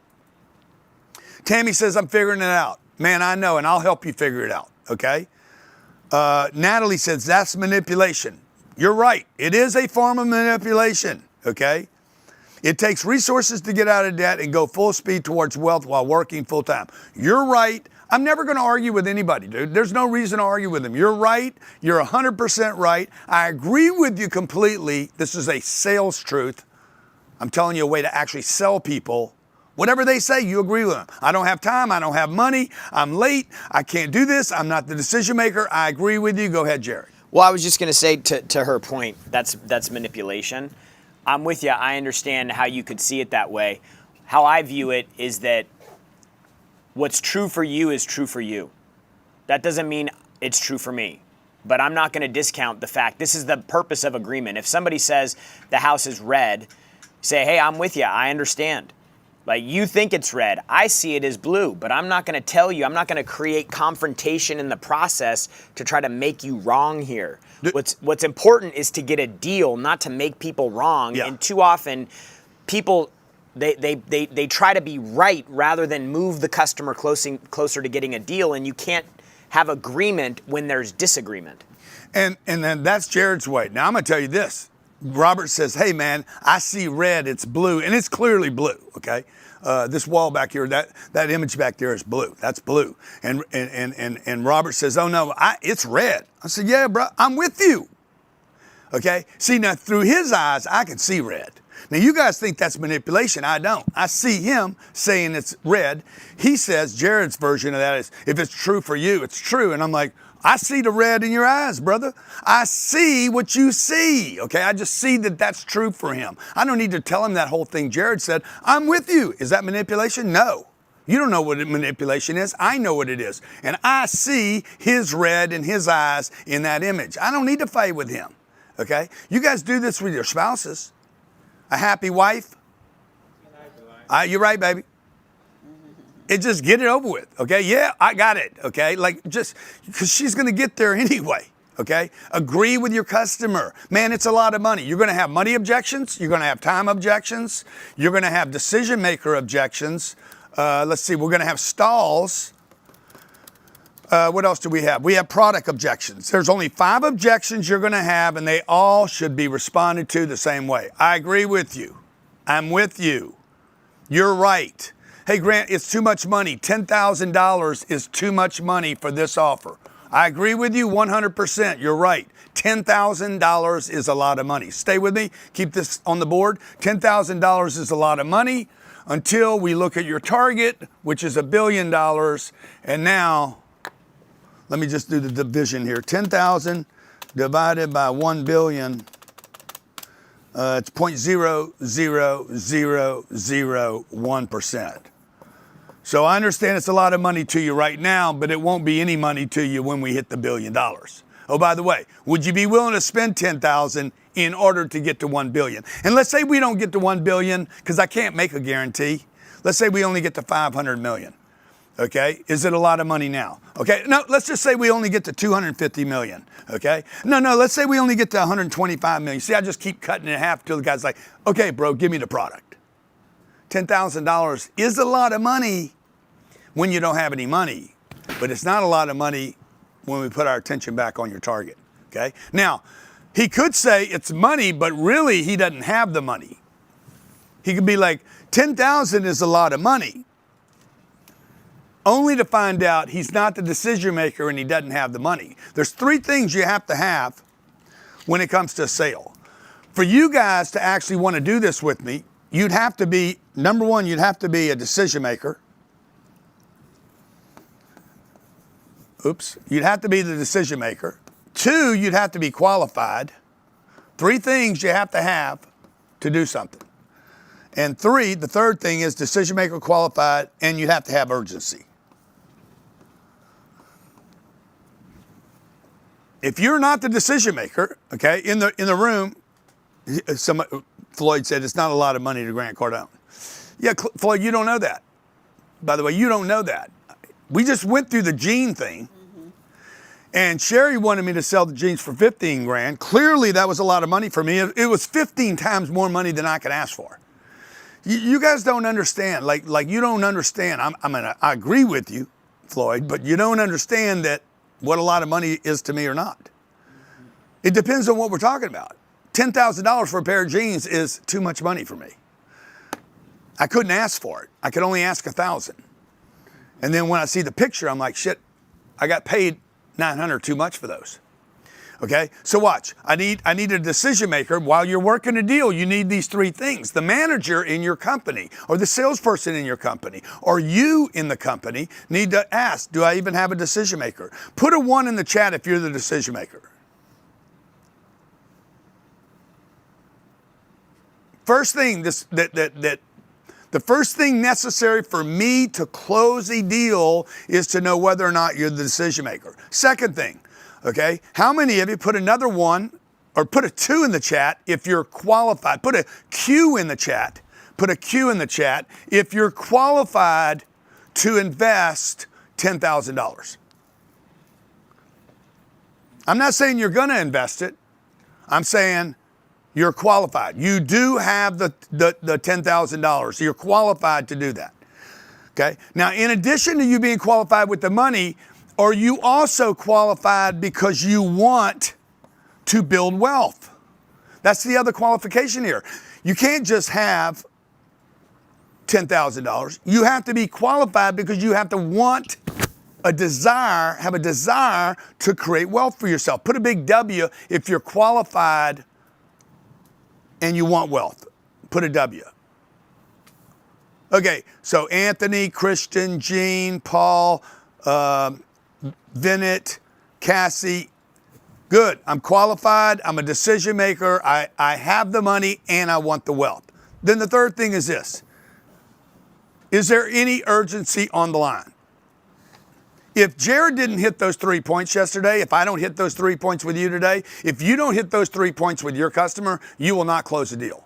3 things have to be in place to close a deal. 1, decision maker. 2, qualified to pay for and they want. And number 3, you have to have urgency. If there's no urgency, you guys will put it off till tomorrow, then Tuesday, then Wednesday, then next month, then next year, and you'll be 90 years old and never do it, okay? So number 2, always agree with the customer. Number 3, by the way, you need to know the objections. What are the objections going to be? Okay? Money, time, decision maker, stalls, or product. What are the 5 different objections? There are no other objections other than those 5. Number 3, buyer makes a decision before you do. Many of you yesterday, by the way, congratulations to everybody. Do we have the list? That would be something we do every time, right? Congratulations to everyone yesterday that already made a decision to take advantage of our 10X Wealth and Business System and get involved with us long term for the next 90 days. When do we start, Jared? When's our kickoff? They start next week. They start Monday. Monday. We onboard today. And we then onboard start tomorrow. today. Yeah. We're onboarding you guys today. That's an urgency line. We start today. Don't miss it. Okay? We onboard you today. We follow up tomorrow. Less than 30 days from now, July 18th, in 2 weeks, I'm sending you guys to Phoenix, Arizona to spend 3 days with us, okay? I gave you that. That's called value add. I'm adding value to people that already made a decision. Why would I do that? Because that's how you actually build hundreds of thousands of people, you over-deliver to them, okay? Why would I want to do that? Why would I want to give something more than you already bought and you already bought? Because, man, it gives me a relationship with you. I want to meet you. I want to do business with you. I want to help you grow. Why would I want to help you grow? Because I have a plan. Can you show the bubbles? I have a plan for you guys to do other business with me. Now, I know I'm covering a lot today, and we covered a lot yesterday, and I said I was going to be here 2 hours yesterday. We did 5, and 2 hours today, and we're probably going to be more than that. What are we at right now? 1 hour? Hour and 10 minutes, yeah. Okay. These are the companies that have grown out of everything that we're doing here. It started with me in the middle, and I was out just hustling an idea. I was out doing sales presentations to companies, and that started becoming different businesses. This should animate, guys. Wish you would have, boom, second company, third company, fourth company, fifth company. That would be cool to do it like that. So this has gone from an idea. Grant Cardone had this idea when he was a kid, 25 years old. But I had to learn a lot of stuff along the way, folks, okay? I'm 25 years old, and I don't know anything. I know nothing. I am clueless except for my target. I wanted to build a business. Along the way, bang, I start hitting $1 million a year. I make $1 million a year. I go from $3,000 a month to $1 million a year. I have a new target. I get a new target, boom, I got to learn new things. I need new skills to go from 1 million to 10 million. Everybody agree? I also need new people. Who? How do I call on these people? What's the language? How do I talk to them? What do I talk to them about? What's the sales pitch look like? What's the marketing look like? Bang, fast forward. 10 or 15 or 20 years passes by, and then Facebook pops up and YouTube pops up and Instagram pops up. Nobody knew how to do these things. Nobody knew how to handle them. Bang, fast forward to today. AI is popping up. How do I use it? You guys have to be learning, and you have to be reinvesting. The sales game is not going to change a great deal. I got to have a decision maker. Oh, congratulations to everybody here that took advantage of the opportunity to join us in your next step to creating wealth. Look, I know some of this sounds too good to be true, folks, but it's not. Okay, it's not. There's 32 million millionaires in America.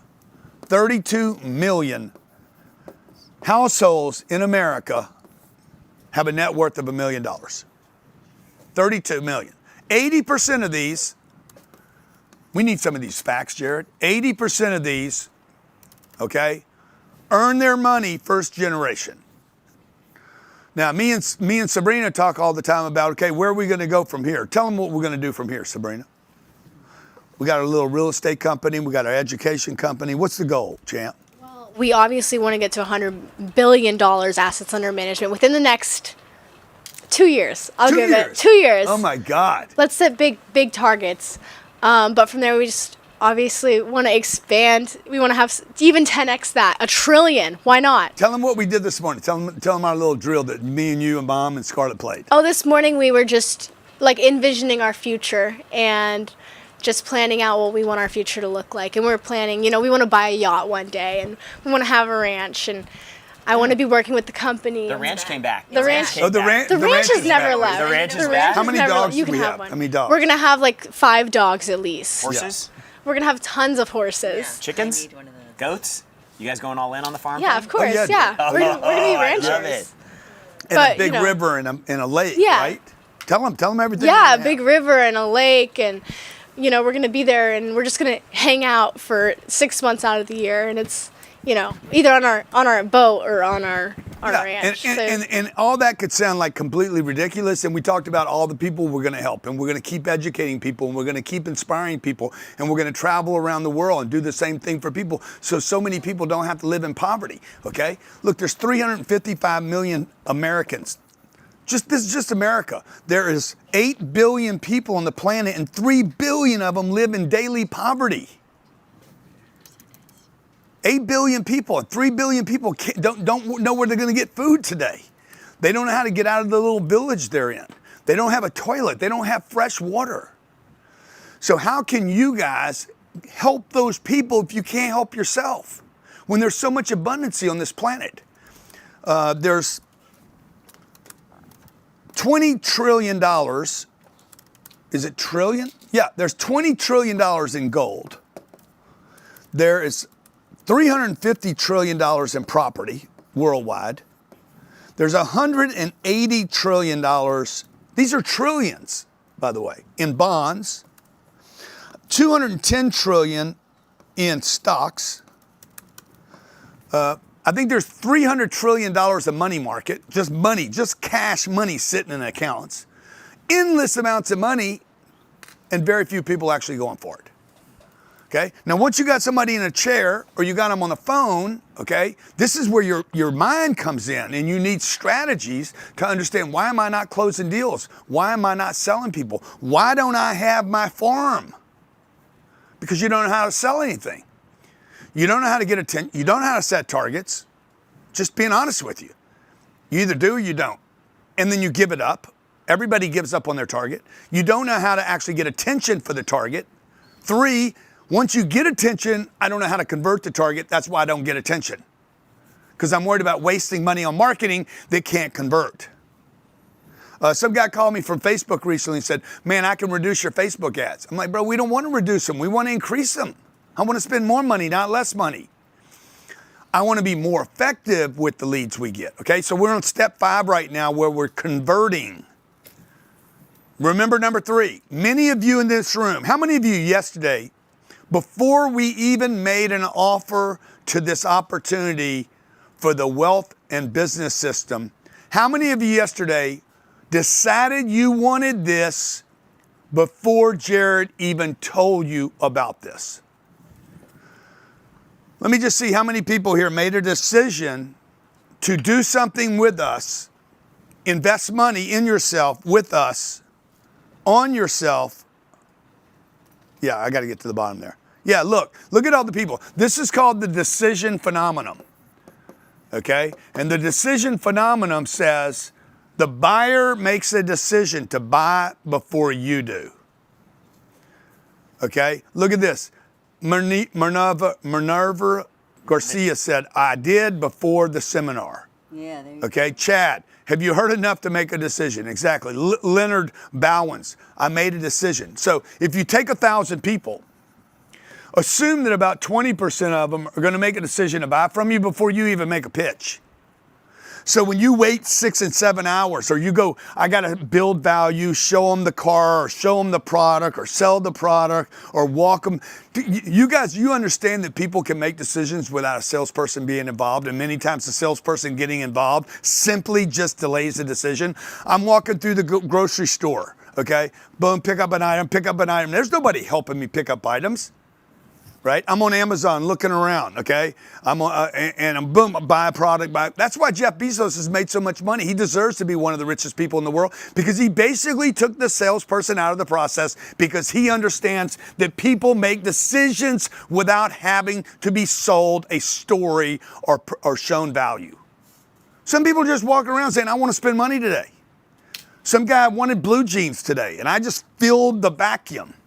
Somebody wanted to give me $1,000 today, and I filled the vacuum and said, who wants to buy these? I didn't build any value. I didn't tell them what year, what vintage, what color, nothing. Took a picture, posted it, bang, he bought. Money's in.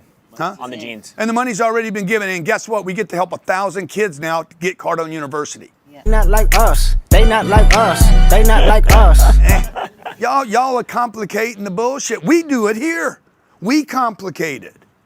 Well, let me tell you about the offer. Let me tell you what you get. And let me tell you, and then you get this, and you get this, and you get this, and you get this, and you get this. And the next thing you know, you're like, you passed the decision phenomenon. Because you offered him too much. He's like, I don't want all that. I just wanted this one thing. Can you tell him about the second part of this phenomenon? Like the decision phenomenon, the buyer makes a decision before you do. But there's also another phenomenon that happens when you make decisions.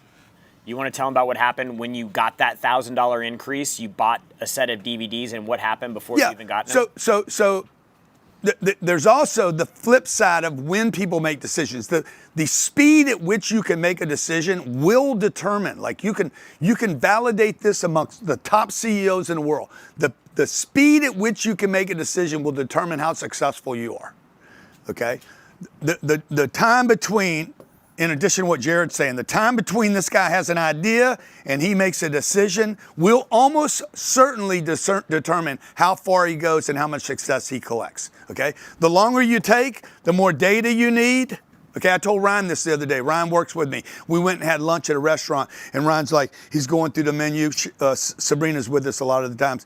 And I walk in and said, hey, dude, I want what is it? The artichoke. I was eating at Houston's. Give me the artichoke and give me this other thing. I didn't look at the menu. Ryan's like, let me see. I said, Ryan, how long does it take you to make a damn decision, bro?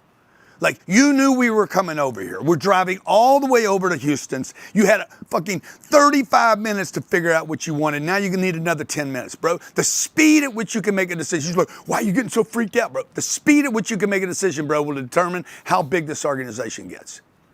Okay? You guys need to knock this off where you sit down, you gotta look at a menu and figure out what you want. You don't know what you want? Okay? Like how did you even decide to go to that restaurant then? Make a decision. Because you want to practice speed. You practice speed and certainty. If you're going to be wrong quick. Okay? Now, if you don't know what you want, ask the waiter, what's the single best thing on the menu?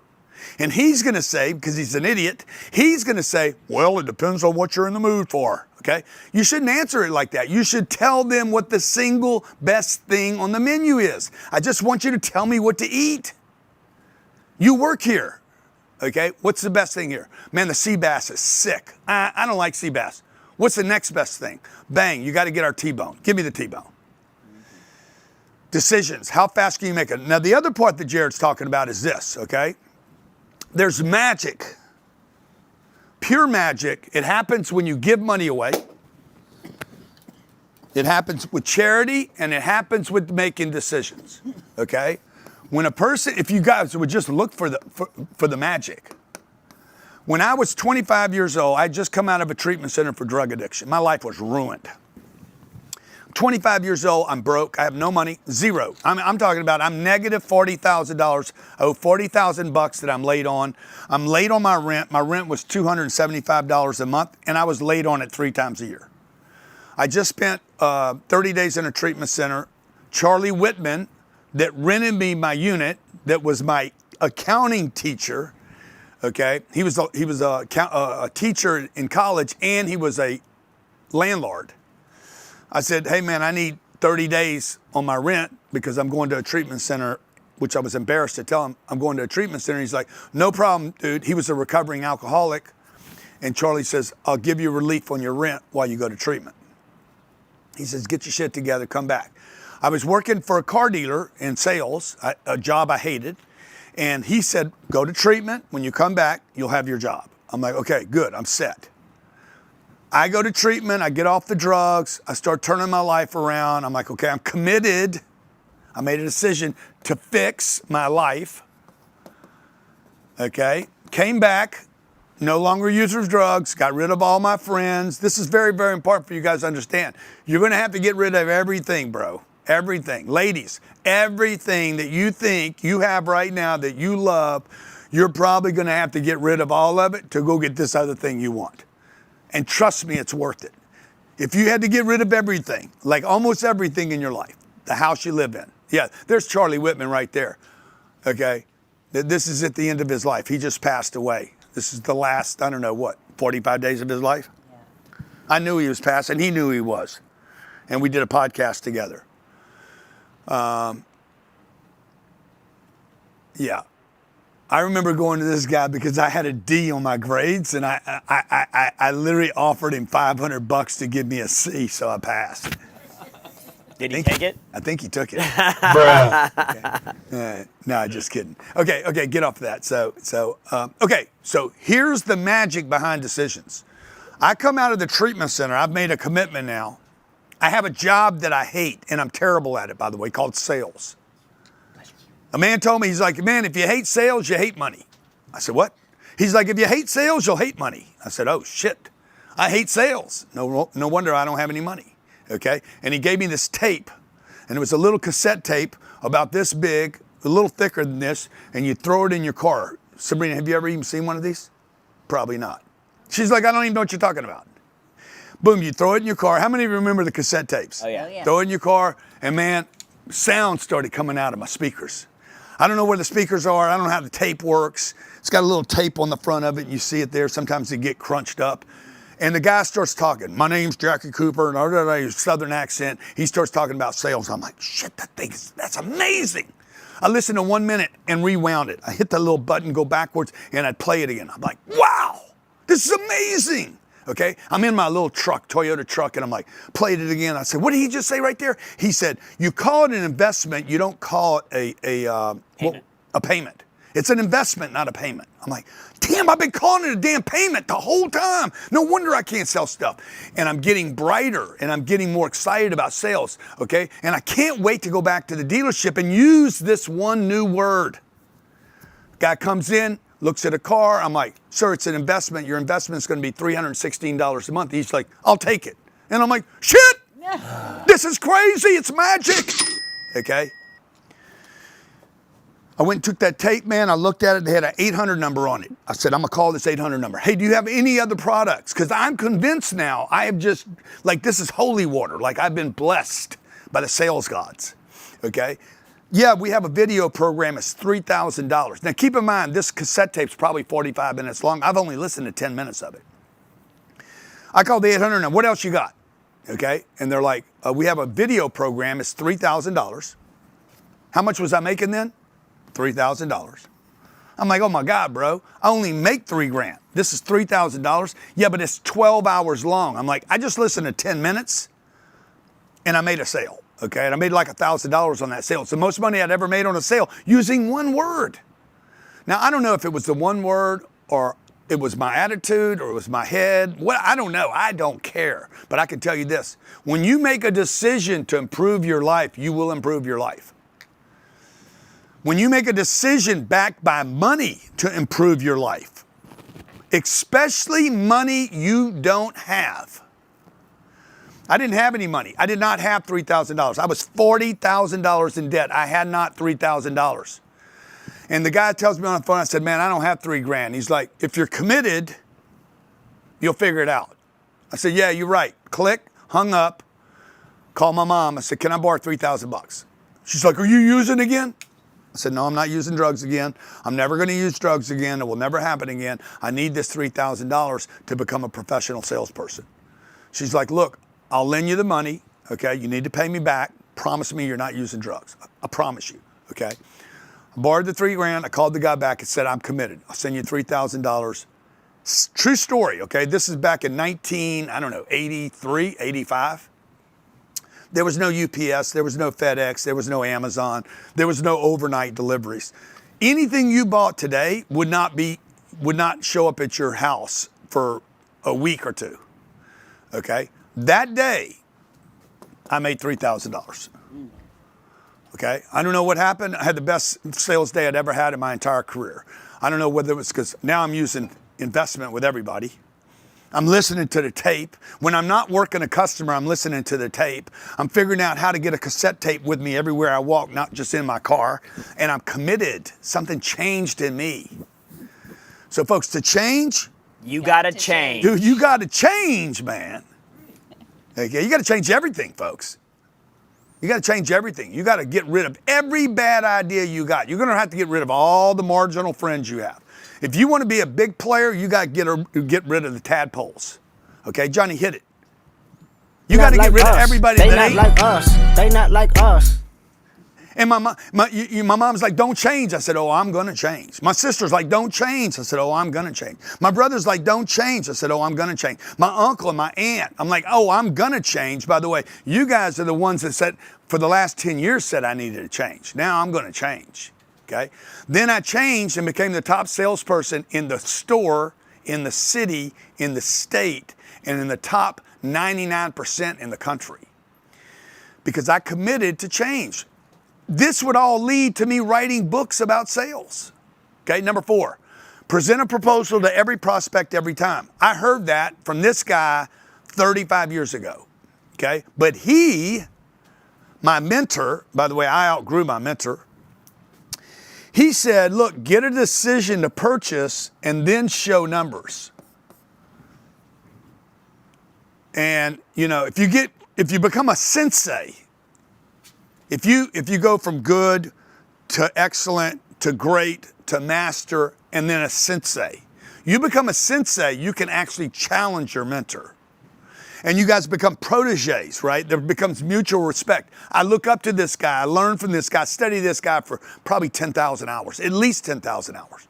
I studied him and studied him and studied him and then put it to work and then started to expand and grow. And then one day I became an equal to him, and then I became a belt above him. And one day I would look at this decision thing because I was so committed. He would only give you numbers if you committed to a decision. Like, okay, Jared's ready to buy today, then he would give you numbers. And I went back to him one day and said, hey, I give numbers to everybody and then I get a decision. In fact, I'll give numbers to them at the meet and greet, in the beginning of the process. Imagine I'm doing kitchens. Or let's do this, in the chat, what business are you in? And I'll give you an example of how I would use it in your business.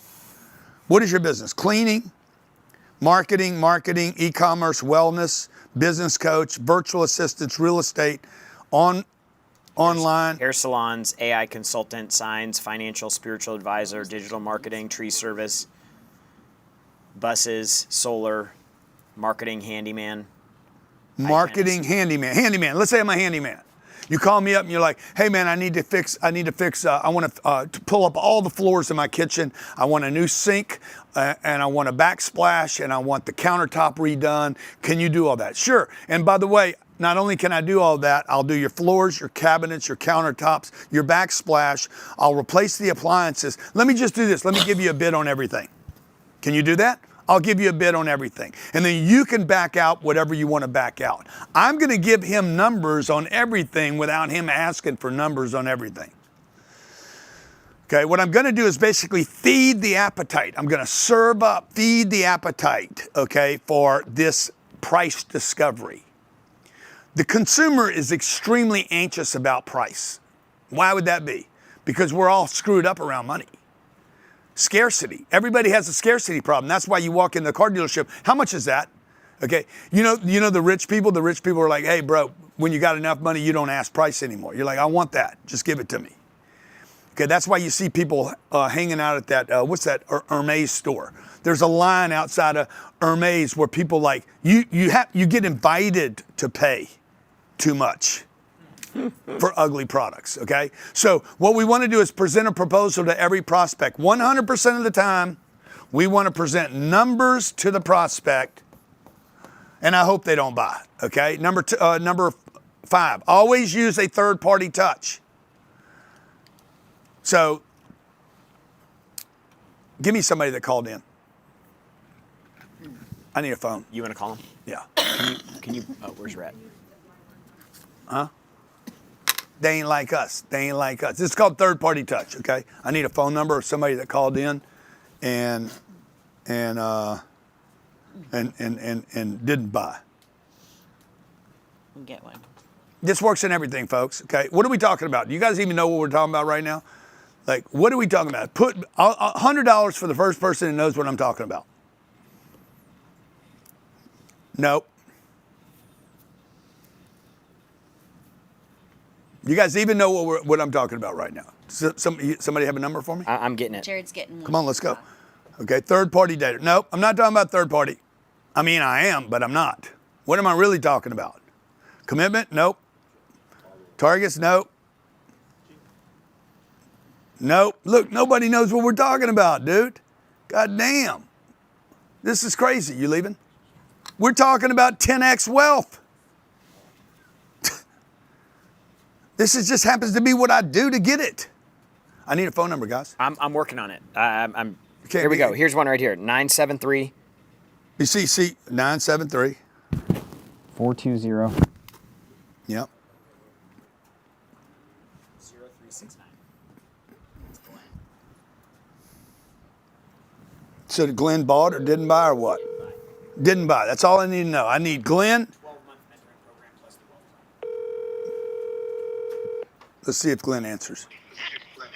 I hear you calling me. Glenn, what are you doing, buddy? Very good, thank you. Hey, Glenn. Turn your audio down, Glenn. Gee, I got to hear myself 3 times. Okay, it's off. Okay, Glenn, let me ask you a question. You ready? I'm here. Why haven't you made a decision to do this yet? Well, I wanted to make it through this today. I've got 4 of your programs on my agenda, and I'm planning on making a decision by the end of the day. Okay. For sure. Okay, good, good. Now, the decision, the choices you would make are yes or no, right?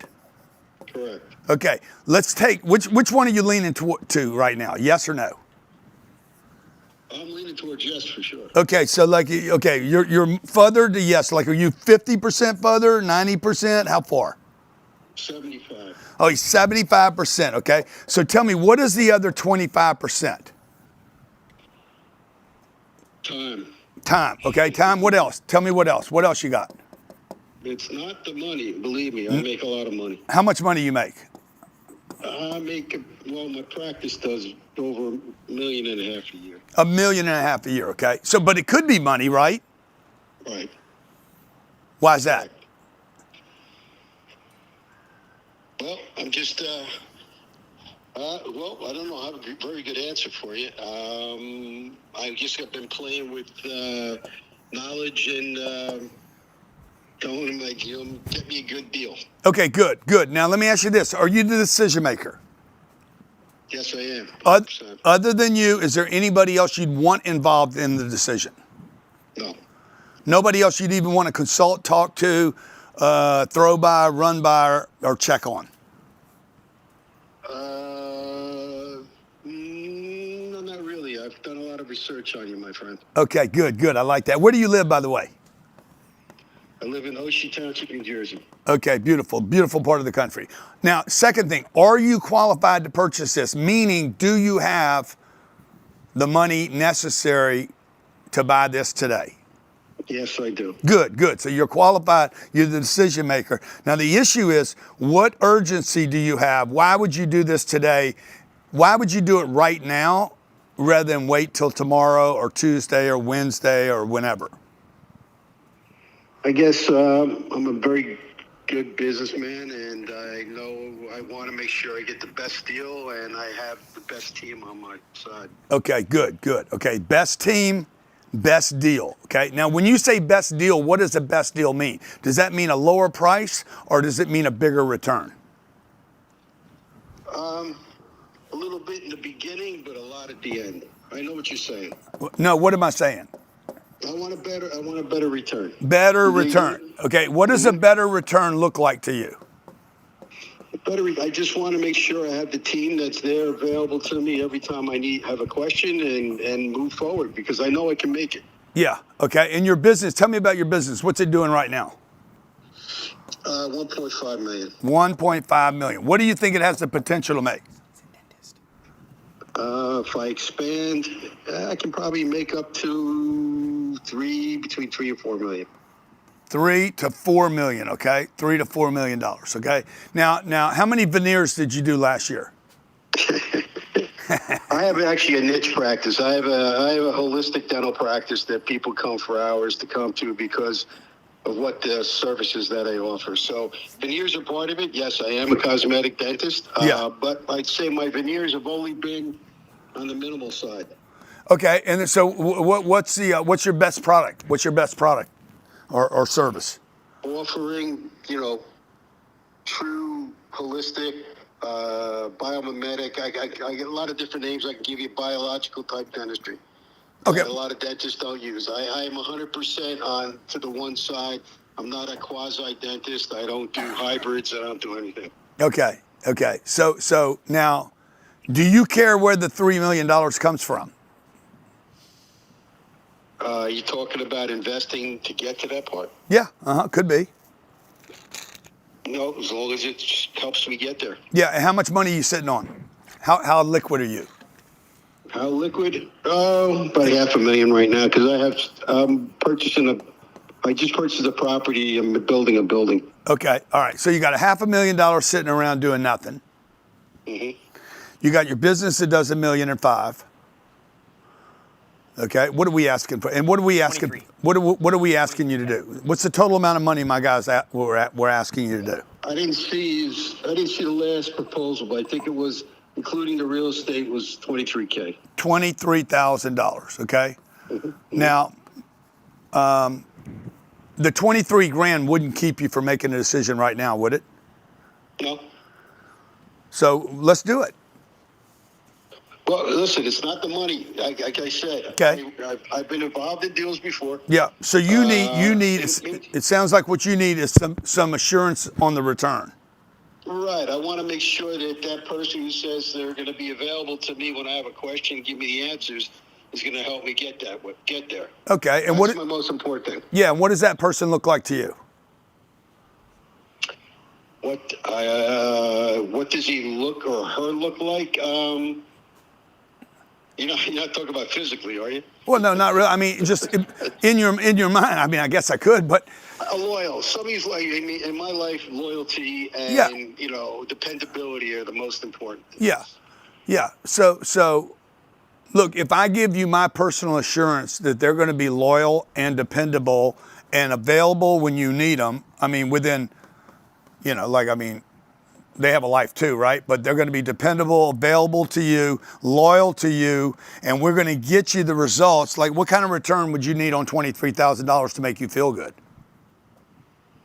Well, I'd like to start doubling my practice in this next year. Okay, good. So I take your practice from 1.5 to $3 million. That's the target. It's the practice, and it's also I want to get involved with some of the real estate that you were talking about. I think that's a wonderful way to. I'm a year younger than you, so my problem is I got 5 more years before I really want to get the heck out of what I'm doing. Yeah, look, 23 grand's nothing to catch up with. One deal, okay. What's one veneer job makes you what? Well, I'm not worried about that. Like I said, my practice. Yeah, you're not worried. Yeah. So let me ask you, Glenn, when somebody's making a decision with you, okay, your best customers, they walk in, they sit down, you tell them what to do and they do it, or they go home and think about it for 30 days? Most of them sign on right away because we do use, you were saying third party, we use a lot of third party financing. Yeah. Okay, so what can I do right now to get you to make a decision right now? Nothing. I can call. I got the cell phone number here. I can call right away and sign up. Okay, let's do it. Do I have your commitment that you're signing up right now? Yes. Thank you, Glenn. I appreciate it, man. I can't wait for it. I look forward to being loyal, dependable, available for you at all times, so we get your $23,000 to turn into $3 million. I appreciate that, sir. Thank you, sir. Not like us. They not like us. They not like us. Okay, that's called the third party touch. Always, no matter what. Sorry, Mandy. No, it's a throwaway phone.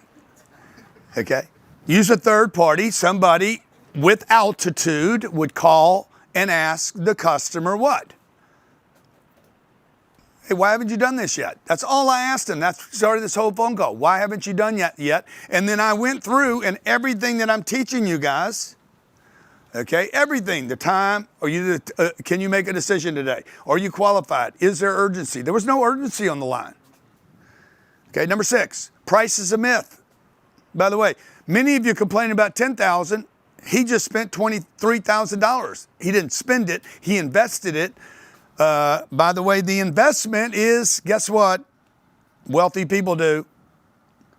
They buy things that are tax deductible. Okay? That's 100% tax deductible, comes right off of his AGI as an expense. It actually reduces his AGI, adjusted gross income, which is your tax number. All right? Price is a myth, meaning it's not too high, it's not too low, it doesn't exist. Price is made up. Number 7, second sale is always easier than the first sale. When somebody buys something from you once, boom, you have a much better chance of selling that person a second product or an offer, okay? Go to page 49, mistakes made in qualifying. I did a lot of qualifying on that call right there. I don't know if you heard it, but I asked a lot of qualifying hard questions. Mistakes made when qualifying, okay? Number 1, not asking quality questions. Number 2, not getting real answers. I got real answers on everything, okay? Yeah, look at everybody congratulating Glenn, by the way. Notice I asked Glenn, are your best customers make decisions quickly or do they think? He said they make decisions while they're there. Number 3, not asking questions that are relevant.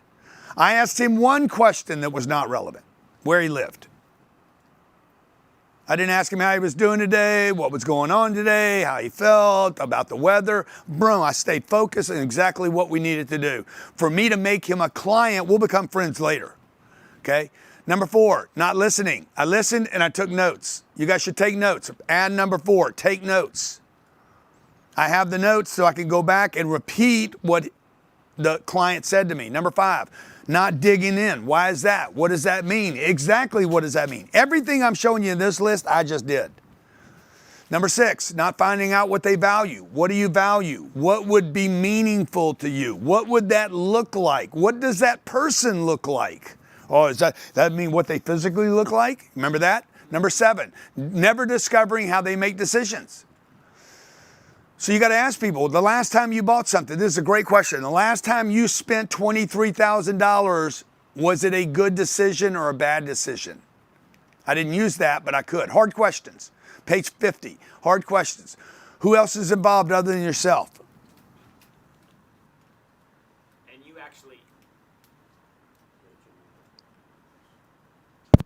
And you actually asked him the question once, and then you asked him again.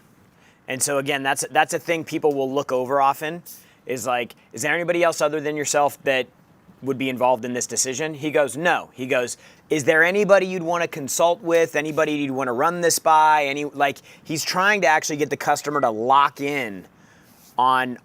I want to close that. He's trying to eliminate that objection from the future. Yeah, I want to close that door so he can't come later and say, yeah, but I need to talk to so-and-so. They'll use that, so I want to close those doors. It's not that I'm trying to trick anybody, or I just want to know, dude, if there's another person involved in the decision, let's get them involved now, okay? I just had a guy hit me. He said, hey, I closed the first piece. I closed the first piece. Congratulations. I said, how much is the first piece? Okay. $500 million. See, these are the kind of people you guys all should be talking to. Now, I grew up in Lake Charles, Louisiana, a refinery town. The most successful person in that town owned 2 car dealerships. That person never saw $500 million in his life. And he was the most successful person. Then there was the dentist, a doctor next door to us, Dr. Care. He was successful. There was another doctor, Dr. Morin. He did neurological stuff. He was really successful.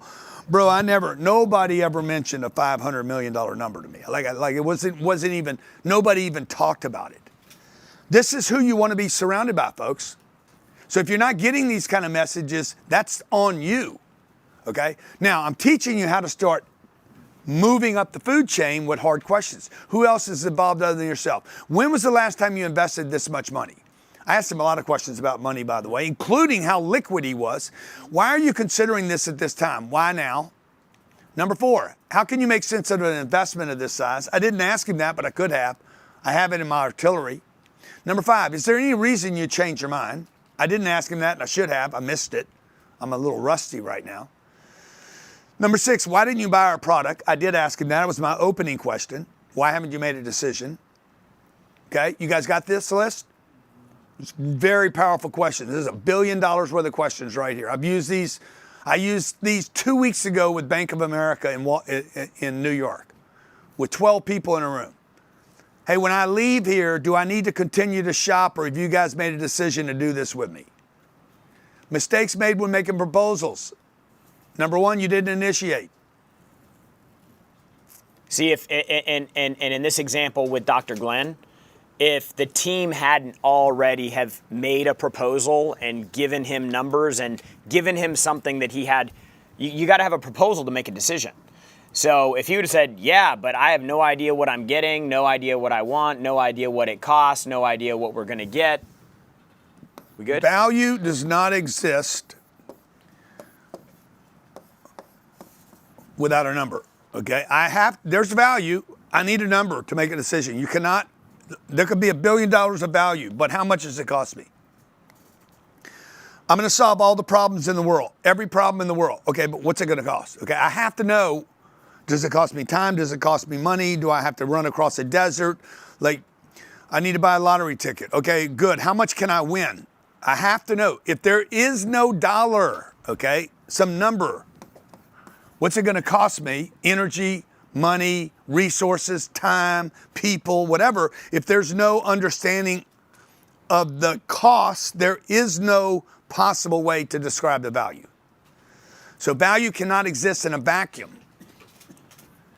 You can give me all the list of all the things it does. That's one level of value. But what's it cost me to get all the things that it does? Number 3, wait for ideal situations, okay?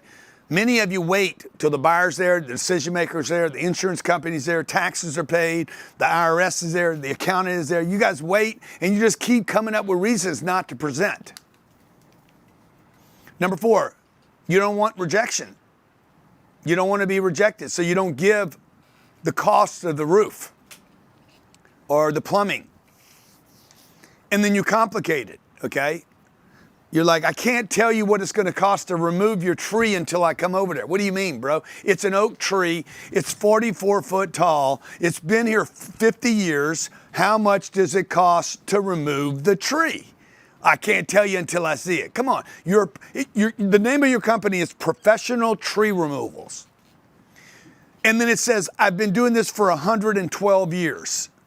We're a family business, okay? We know our shit, okay? We know how to remove trees. We're the best tree company, removal company in the world. You can't tell me what it's going to cost to remove a 50-foot oak tree. It doesn't make any sense, okay? Number 5, trying to avoid negotiations. You're not making a proposal because you actually are terrible at negotiating. You do things like lower price or you split the cost. Splitting is a sign that you're weak. 6, fear losing the customer to competition. I don't want to give you a number because you're going to go down the street. We're very competitive, so I don't want to give you a number. Maybe you do Wikipedia pages. Well, okay, you want to do my Wikipedia page. I got rid of a Wikipedia page because I hated Wikipedia. Now you want to do another Wikipedia page for me. How much is it going to be? Well, what other prices have you got? Why does that matter? Okay. Reasons you don't close deals. Page 52. Okay, I know there's a lot of data here, folks. That's why I told you yesterday. I apologize to you going in. Ideally, we would spend 90 days doing this. We'd have at least 2 workshops. You'd have a personal consultant, a coach on this with you. We would know where your finances are right now, your checking, your savings, your retirement accounts. We'd know where all your dough is, what you're invested in. We would have a complete look into your life. So I know there's a lot going on. I apologize, but typically we would do this over 90 days. Reasons you don't close more customers. Number 1, you never attempted to close. 2, you have an incorrect estimation of the effort. My team clearly had not made the third-party call. So I don't know what they're doing over there, but I should not have been the first person to call Glenn. Somebody else should have done that third-party call. I'm talking to Todd right now. Is that system in over there? Yeah. The third party? Yeah. Okay. Had somebody else called Glenn before I did? Ask Todd. This is accountability right here. This is me checking in real time. Hey, why did I call Glenn first? Why didn't somebody else call Glenn first? Glenn called in yesterday or today or whatever. Somebody on my team talked to him. We don't know what exactly happened. It's Sunday. 99% of all companies are closed today, okay? Multiple people had called him? Who called him? That's not an answer. Who? Who's the multiple people? Now, this is you. Todd had the number because he called him last night. Todd called him last night? Because he had the number, yeah. Okay. So then what I'm going to probably do is go listen to Todd's call and see where Todd let the guy off. Now, it could also be altitude. Yeah. It could just be levels of altitude. Meaning, Todd might not have had the altitude with Dr. Glenn, but I did have the right altitude to where Glenn won't tell me no, he'll tell me yes. Number 3, lack of belief in your product. Okay, I am the product. You understand? I am the product. At the end of the day, and no matter what you're selling carpentry, you're selling hair weaves, you're selling extensions, nails. You are the product. And if you don't invest in you, the product, don't expect other people to invest in you, the product. You sell how you buy. You guys have money problems? It's because you got money problems. I said to change, you gotta Change. Okay. You got money problems because you got money problems. You understand? You have a money problem. You can't sell because the way you buy. You buy things over long periods of time. So why would you ever expect somebody to buy from you as soon as they meet you? Okay. You are the product. You're not buying something for your business. You're buying something for you. When I was 25 years old and I spent $3,000 on me, I invested in me. I had spent 10 years wasting money on drugs for me, destroying me. Now when I'm going to get into recovery, I have to expect to spend at least the same amount of money that I was killing myself spending. You got to spend money on everything: bicycles, shoes, clothes, junk you never use, stuff you put in storage. Americans spend money on the dumbest shit in the world. And then when it comes to spending money on themselves, the ultimate perpetual product, the thing closest to you that will generate more activity and possibility than anything else, you don't. Bruh. It's crazy, dude. Okay.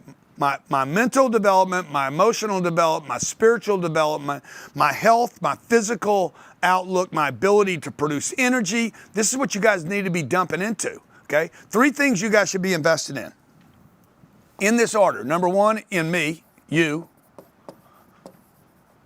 All the time, over and over, not the kids, not the wife, you, okay? You first. Okay, like everything should be going. 100% of your money right now should be going invested in you. When there's 100% invested in you, you will start producing more income.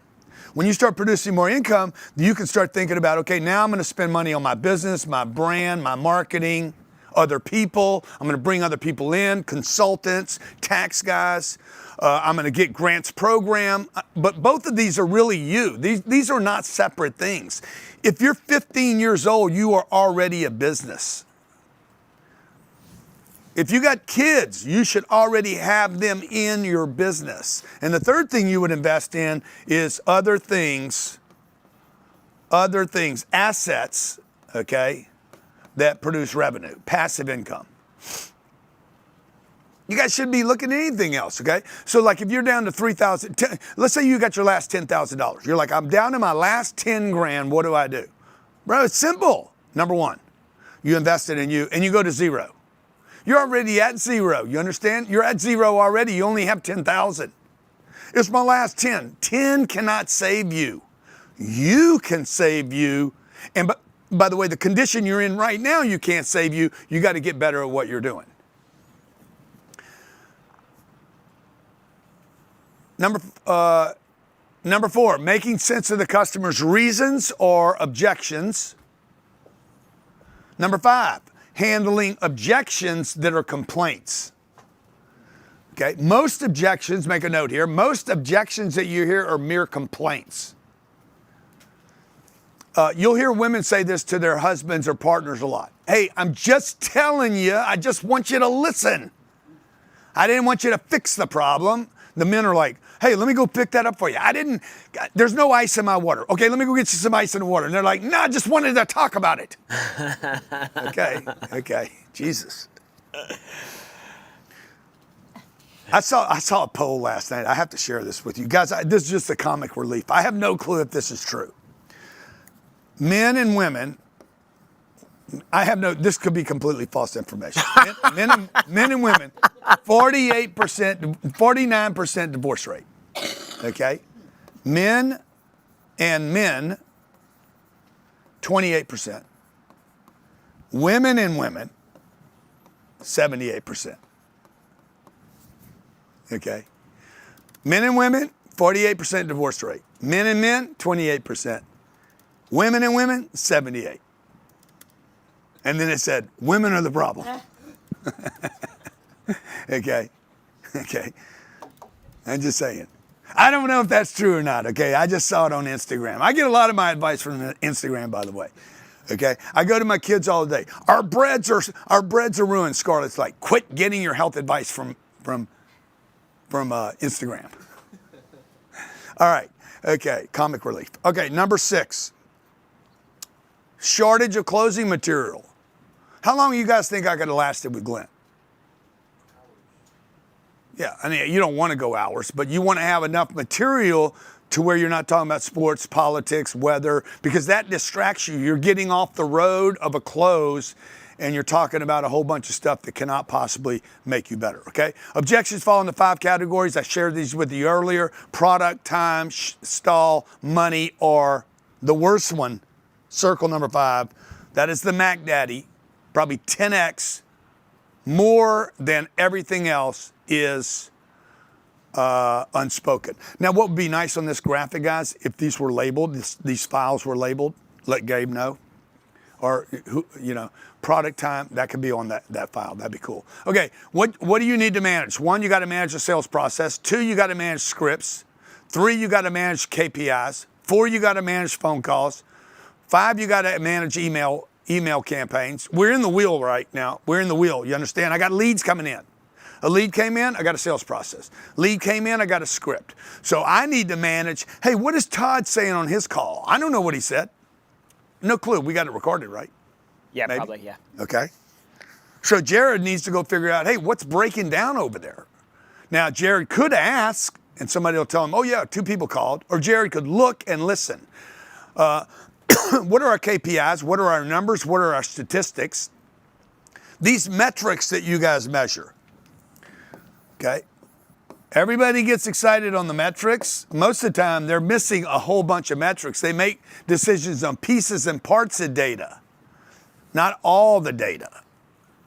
Like, you'll pick out a couple of metrics that support your bias, and then you'll leave out a whole bunch of data that has nothing to do and would actually change maybe the way you see the metrics. Okay. Number 6, text message campaigns. While I'm on the phone with someone, I should be trying to text them data. It increases, a text message can increase closing ratios by 500%. Okay, exercise. A lot of information right here. We've been, 2 hours? Yep. To get through the sales process. Hey, I want to make $1 billion.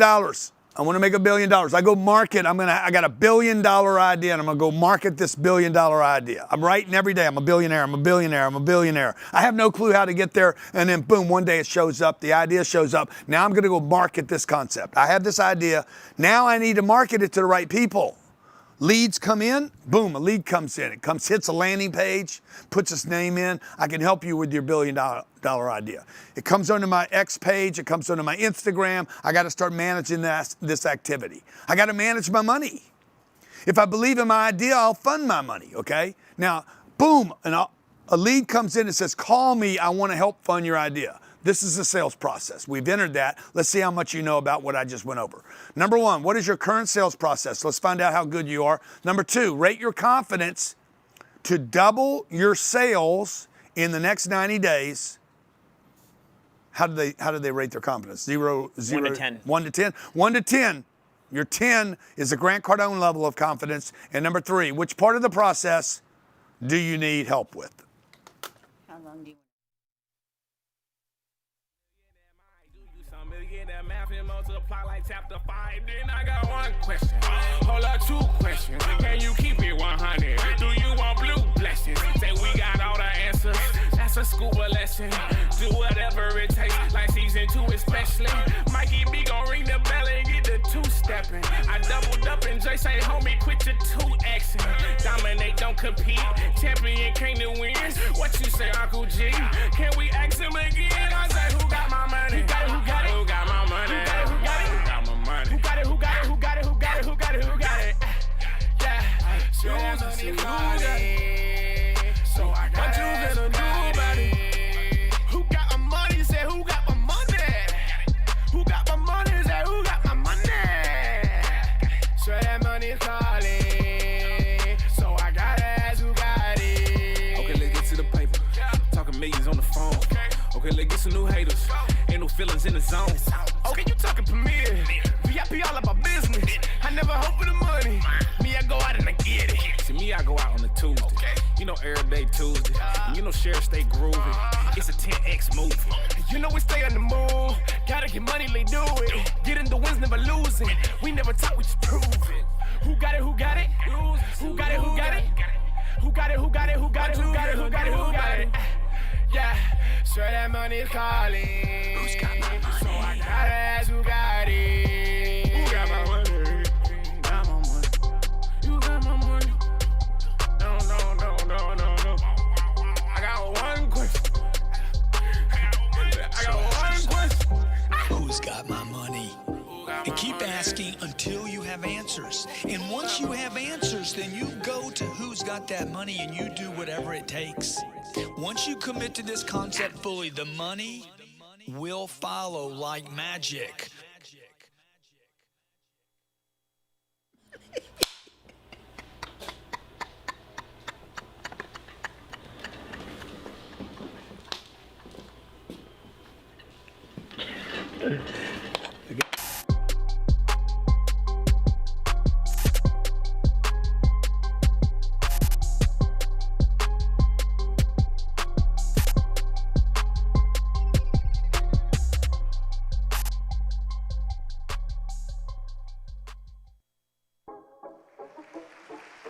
Ladies and gentlemen, please direct your attention to the center of the ring as we introduce the formidable boxer, Cardone. Standing tall at an impressive 5'9" this powerhouse of strength and determination is about to grace us with their extraordinary 10X skill. 10X badass, yeah, I'm after what I want. Money that I'm getting for investing, not to float. 10X badass, I'ma give you what you need. Chopper in the air, on the ground, I got a team. 10X badass, yeah, I'm after what I want. Money that I'm getting for investing, not to float. 10X badass, I'ma give you what you need. Chopper in the air, on the ground, I got a team. 10X badass, after what I want. Investing, not to float. Give you what you need. On the ground, I got a team. Family, you know I got the team up. Got my soldiers with me, Scarlett and Sabrina. Real estate, so you know we in the deal up. Room full of women, room full of big thinkers. Clydesdales pulling all the way together.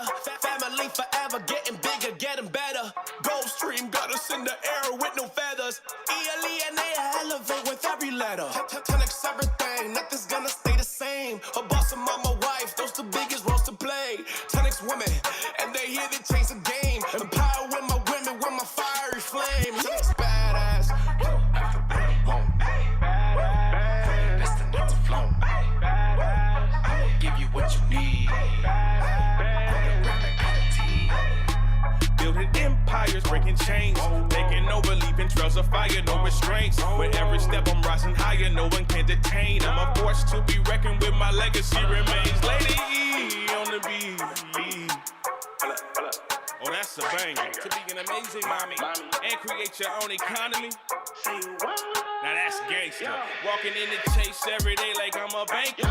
When you see a boss babe, maybe you should thank her. The family is the fortune miscellaneous, no brainer. More than an entertainer, I'm a world changer. So remember my name, engraved in the stars. No boundary can hold me, I'm shattering these bars.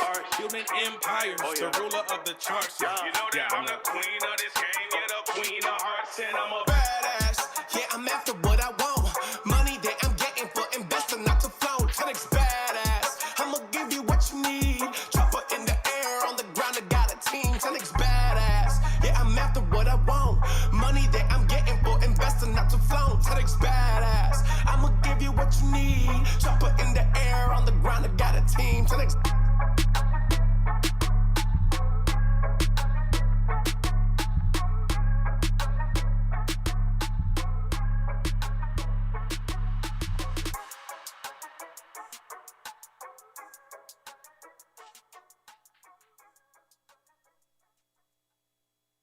X ladies, just say it if you a boss. Swiping visas this season for Amex card. Turn the heat up, I need you to make it hot. Tell them haters I can hear from the top. 10X just say it if you a boss. Swiping visas, it's easy for Amex card. Turn the heat up, I need you to make it hot. Tell them haters I can't heal from the top. Heels on, lock strap, queen E on that. Billions in the bag, so I got a big bank. No fake, all facts, big check, no tax. Ain't a rich a milli, this 1,000 unit contract. Saying no to normal is my normal thing to do. Me, I'm building my empire, so you could build them too. What you on? I'm too strong, I'm 10x. My ladies rock it best, ladies rock it best. Building empires is in my DNA. Getting this money is in my DNA. This for the family is in my DNA. E-L-E-N-A, E-L-E-N-A. Just say it if you a boss. Swiping visas, it's easy for Amex card. Turn the heat up, I need you to make it hot. Tell them haters I can't heal from the top. Yeah, building empires is in my DNA. Getting this money is in my DNA. This for the family is in my DNA. E-L-E-N-A, E-L-E-N-A. Look who came through bustin' new choppers. Talking about the hammer and the helicopter. Tell me what's my manners, I was never proper. Be a gold digger, baby, want the best offer. She know how to hold on the fort. Babe, you gotta know your role. You know I be shooting for sport. Try not to get out of control. If you talking me and G, we going toe to toe. But if you get me in the ring, we going blow for blow. And trust me, you don't wanna box with me. Here to steal the show, it's called our robbery. Success is my duty, this is who I gotta be. Just know you can't spell Cardone without the E. Just say it if you a boss. Swiping visas, it's easy for Amex card. Turn the heat up, I need you to make it hot. Tell them haters I can't heal from The queen must be the strongest, toughest, smartest, and most disciplined person in the empire.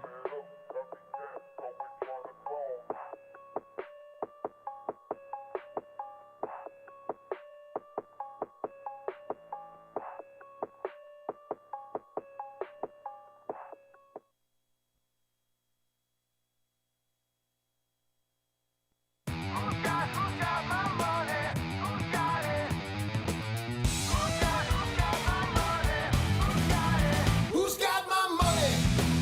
Who's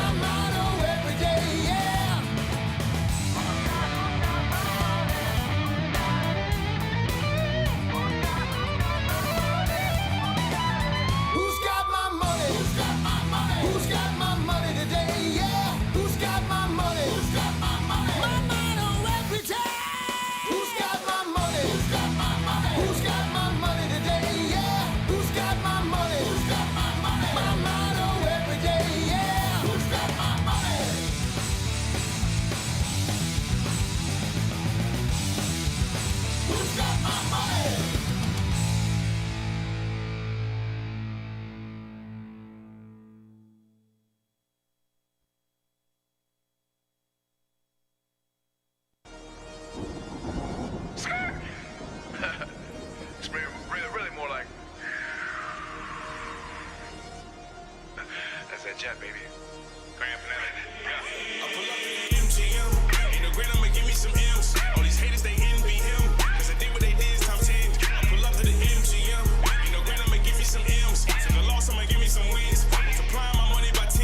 Okay, I'm reloaded. You know just how I bought it. I'm bullying with the POTUS. The mother guys is bogus. I'm sure you probably noticed. They see the money moving, now they asking what's the motion. I told them, that's rule number 4, I stay focused. In school, I was passing notes and now I'm duly noted. I grew up at the lake about 3 hours out of know you. First, my mama was like, wait, I copped the crib out in La Jolla. Not a mansion in Malibu and another one in Florida. And guess what, it ain't over. I still got more to show you.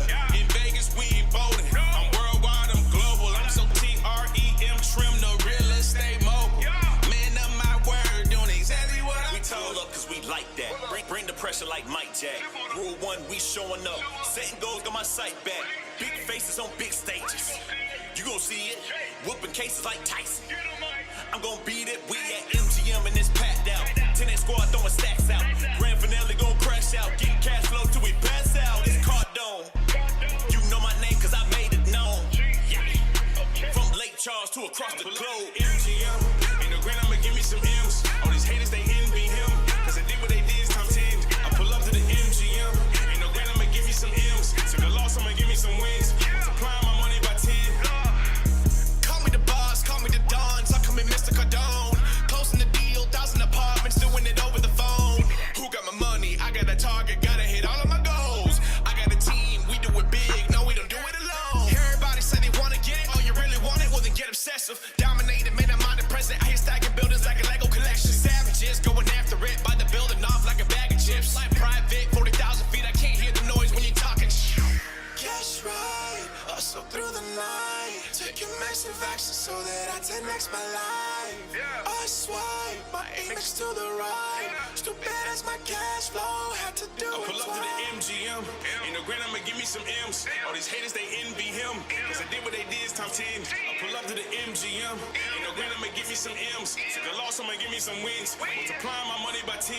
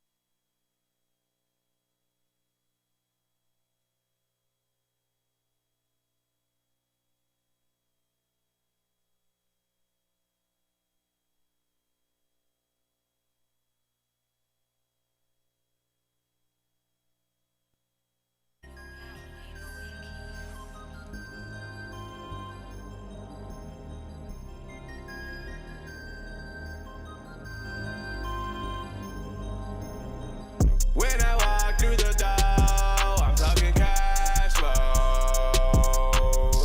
And if you know like I know, you getting cash flow. Rule 1, getting money, never losing no. But I'm broke, but now I'm living at it, they just count my zeros and some decimals. And I wish you would try to test me, yo. You should listen to the lesson, no. Masterminds out of Mexico, I invested dough when I let it grow. Benjamins, I got a pocket full. Rich the income and your taxes low. Spend it right and then invest some more. And if you don't believe me, ask my Dr. Cardone. What you mean? You mean Uncle G?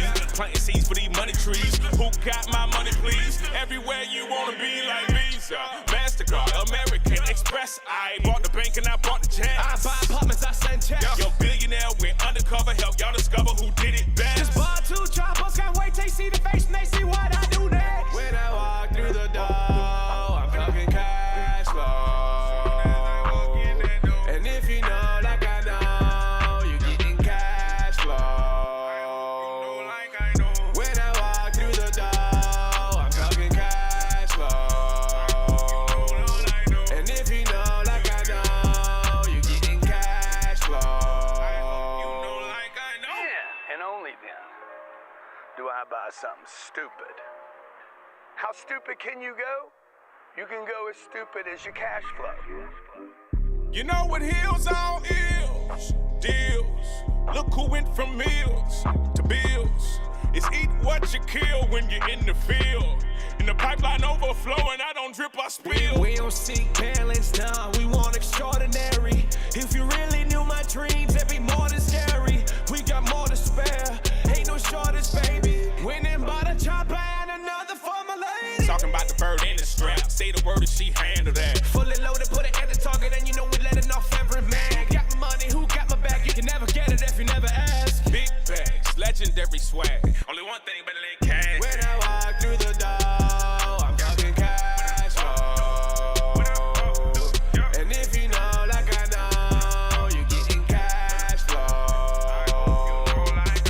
When I walk through the door, I'm talking cash flow. And if you know like I know, you're getting cash flow. When I walk through, no I walk through, no I walk through, no I'm talking to, not to, you know about to do, what? Walk in that door.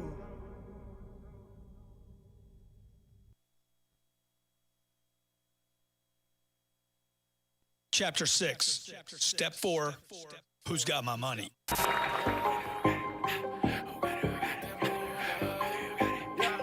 got it? Who got it? Who got it? Who got it? Who got it? Who got it? Who got it? Who got it? Who got it? Who got it? Yeah, sure that money is calling. So I gotta ask who got it. Who got my money? Say who got my money? Who got my money? Say who got my money? I gotta get it. What you finna do about it? I'm finna get it. Hey, deal estate. I hear the money knocking, knocking. Ding dong. Tell me, do you got it? Step inside the office, and you see us ballin'. Cause the every day, you know that we bossin'. Yeah. Said I gotta get that dough. Gotta get it. Said I gotta get that dough. Hold up. Talking meals, yeah, I'm talking hungry. Talking meals, now I'm talking money. Yeah. And I just feel like you got that for me. Yeah. Another deal right before the morning. Yeah.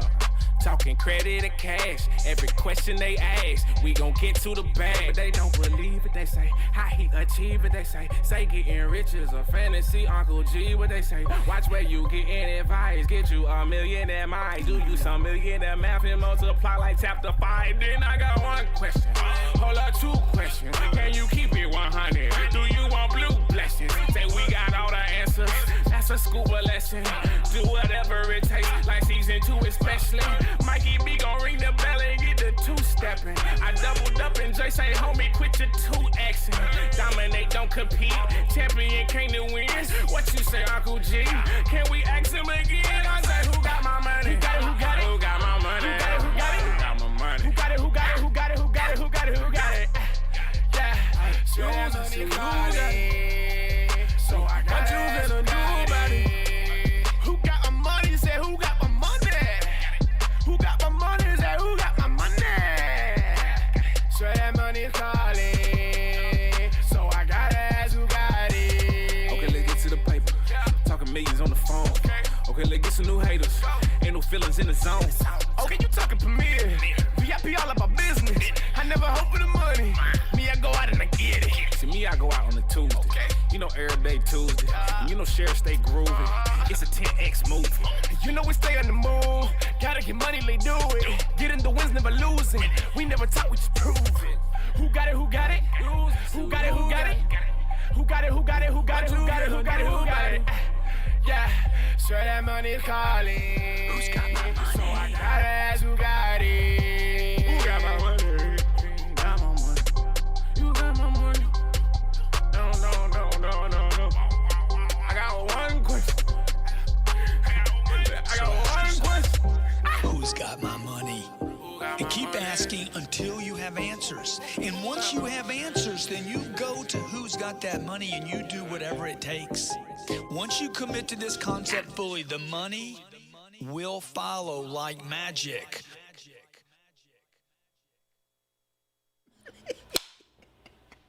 We there? Okay, welcome back. Okay, so what is your sales process? Do you guys have a sales process? In the chat, What is the process? I show interest in your product. I call your company. I call first, second, third, fourth, fifth thing you do.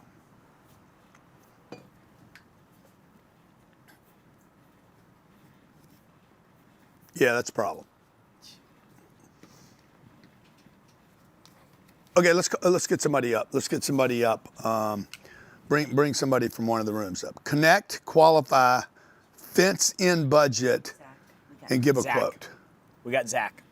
Okay, let's go Zach. Zach. What up, Zach? Hello, how are you? Good, Zach. How you doing? Where are you today? Can y'all hear me okay?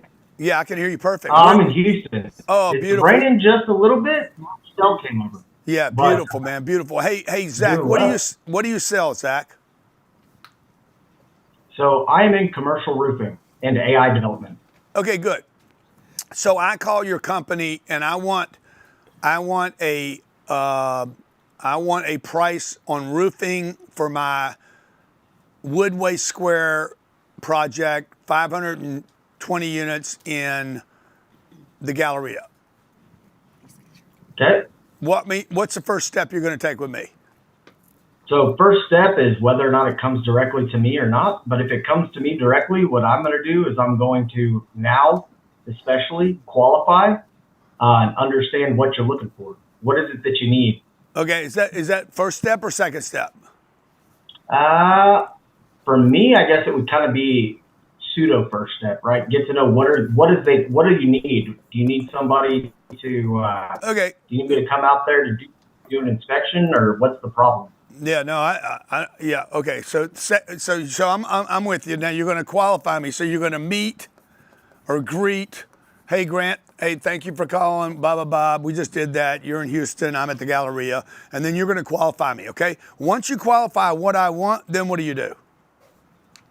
So at that point, I lock in a time to actually come and do an inspection for you to get everything done that you just asked, right? So once I've qualified you and you're clearly a person that needs either some type of repair or need the roof inspected, I tell you I'm going to come out same day. Okay. I will get in the truck and go out and get the inspection done. Okay. So and how big's your staff? Because you said if you're taking the call, how many people do you have taking phone calls? So let's see, we're about a $25 million business. So staff in the office, there's about 15 of us. Good. So what we need, guys, is we need a step-by-step process that everybody's going to do the same thing. We greet the customer. Could be in person. It could be outbound. It could be I could be knocking on a door, greeting. I could be taking an incoming sales call. We greet the customer. Thank you for calling Commercial Roofing. What can I give you information on? That would be our opener specifically. I mean, you're in the neighborhood. You're just not specific enough. Thank you for calling. What can I get you information on? Okay. Then qualify. How big's the roof? How many roofs do you need? What is the problem? Was it storm damage? Is it just age? Great. What do you have up there now? Excellent. Let me text you what I think our pricing would be on a project that size. Oh, by the way, I'm in the Galleria today anyway. Do you mind if I drive by and take a look at it? No problem, bro. Come on over. And are you at that property or are you some other location? Because he might not be at the Galleria at the Wood Square property. So I might be like, he's like, no, I'm actually in Katy right now. I'm working on a project. I own 6 or 8 deals in town. Boom. I just took my one deal to 6 or 8 deals, okay? So I greet, I qualify, I present, I want to propose. Am I missing something here? No. And I want to close, okay? And I want to close. So in this case, I can't close on the deal because I haven't been there. I want to close on an appointment. So it's going to go like this. Thank you for calling. What can I get you information on? We will always open with information, by the way. And again, I want to apologize to everybody. I know we're going fast. For all you guys that hooked up with our proposal yesterday, our opportunity yesterday to join us on the 10X Wealth and Business System, we're going to walk you through all this over the next 90 days and for the next year to support you. Okay, for everybody else, I'm just trying to get you as much information as I can. Qualify, I have a decision maker, I have a real buyer, he's got 8 other properties. Excellent. Let me present you some numbers, some different choices. Where can I text it to? I just finished right before the break. Pick up that text message right there. Okay, because I can text him in real time, man. It's unbelievable what happens. And then I want to propose a solution or present my product or my offer. In this case, I'm on the phone. Hey, let me come over to the Woodway, take a look at it. I'll text you some numbers. In the meantime, I'll text you some numbers, and I am. By the way, there'll be an A, B, and a C option. Okay, I'll give him spreads. I'm going to basically, it's called anchor in the pricing. Okay, and then I'm gonna close him on an appointment. Can I see you at the Woodway property, or should I come out to Katy and deliver it to you? I'd love to meet you in person. Okay, you will distance yourself from Yeah, go ahead. No, I was gonna say I used y'all's workbook yesterday, and I had an inbound email, and I was kind of reading through what we were going to be going over today, and I built an AI tool that basically allows me. Oh, am I connected? Well. Maybe not. Yeah, I can hear you. Okay. So I built an AI tool that allows me to price on the spot. So the email came in while we were on the webinar, and I have a scheduled meeting with their vice president over all of the Gulf Coast next week by just running through about 3 of his properties through my tool, gave him a general overview of the problems that I saw on the roofs. And he was like, yep, cool, come. I want you to come in. I want you to sit down, take a look at them, give me a CapEx budget for the next 3 good. 5 years. So this is what I want you to add to it, okay? I want you to add, for everybody here, do not use ranges. They lose credibility. Don't say between this and that. It's never going to be between this and that. Never use the word, it depends. Bro, everybody knows it depends, okay? This is a terrible. We had a professional organization in here, the debt guy. Yeah. I'm like, bro, what does it cost? Well, it depends. Bro, I know it depends. How many times did he say it depends? I bet you he said it 15, 20 times. I called this company and I said, how are you going to handle a sales call? Depends. I'm like, it shouldn't depend, bro. It should be the same thing for everyone, every time, regardless of the situation. Okay, now, when it comes to the pricing, I am going to give an A, B, and a C offer, never one price. So you need to program your AI to kick out 2 other options. I'd like the first option to be the meat, the target, and this one's going to be above, and this one's going to be below. Okay? How do you handle price? The first way to handle price is a myth. We talked about that yesterday. And again, I know we're covering a lot of information. We're covering wealth, investing, saving, expenses, living on 80% of your income, reinvesting it, how you're going to invest your money. Now today we're talking about sales. We're talking about follow through, follow up, incoming calls, outbound calls. I'm going to talk about closing the deal, managing the deal. How do I execute? How do I scale? Talking about a lot of stuff, but I'm just telling you right now, this little piece right here, the best way to handle price being too high is to show a higher price. Not a lower price. You target the price. Hey, here you go. Here's an example. The wealth and business system. It's $10,000.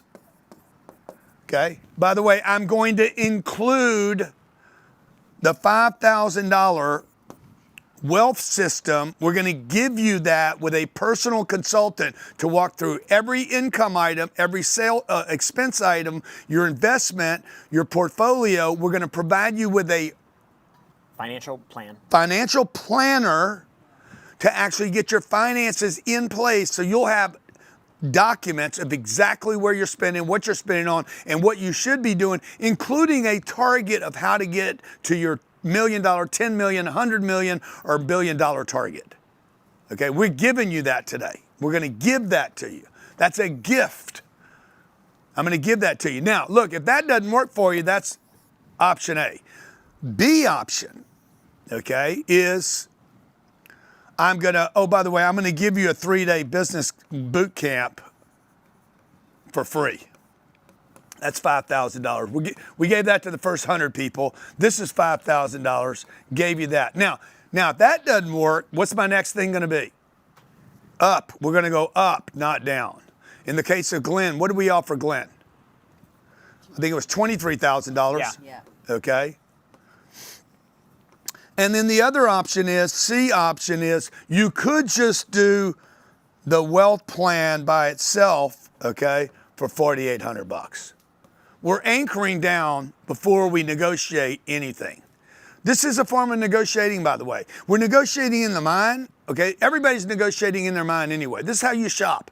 We're just using shopping mechanisms, okay? I'm going through the grocery store and they got a half a pound of coffee beans. They got 1 pound of coffee beans and they got a 5 thing, okay? And I'm looking at what the pricing is and I decide on one of those. Most people move up, they don't actually move down.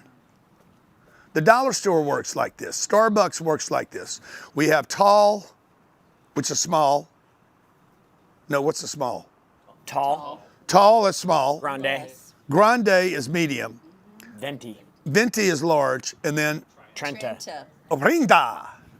Whatever. Okay. Look, they literally changed the names. This is marketing. Okay. Now, I want to invite all of you to take advantage of this. We're going to keep this up another 27 minutes. For you guys to take advantage of. I'm putting urgency on you. You're a decision maker, you're qualified, and you want to become a millionaire, a decamillionaire, a 100-millionaire, or a billionaire. We want to help you guys. I want more people like me that want to create wealth in their lives. This is not free. This is not a government program, but it's better than free.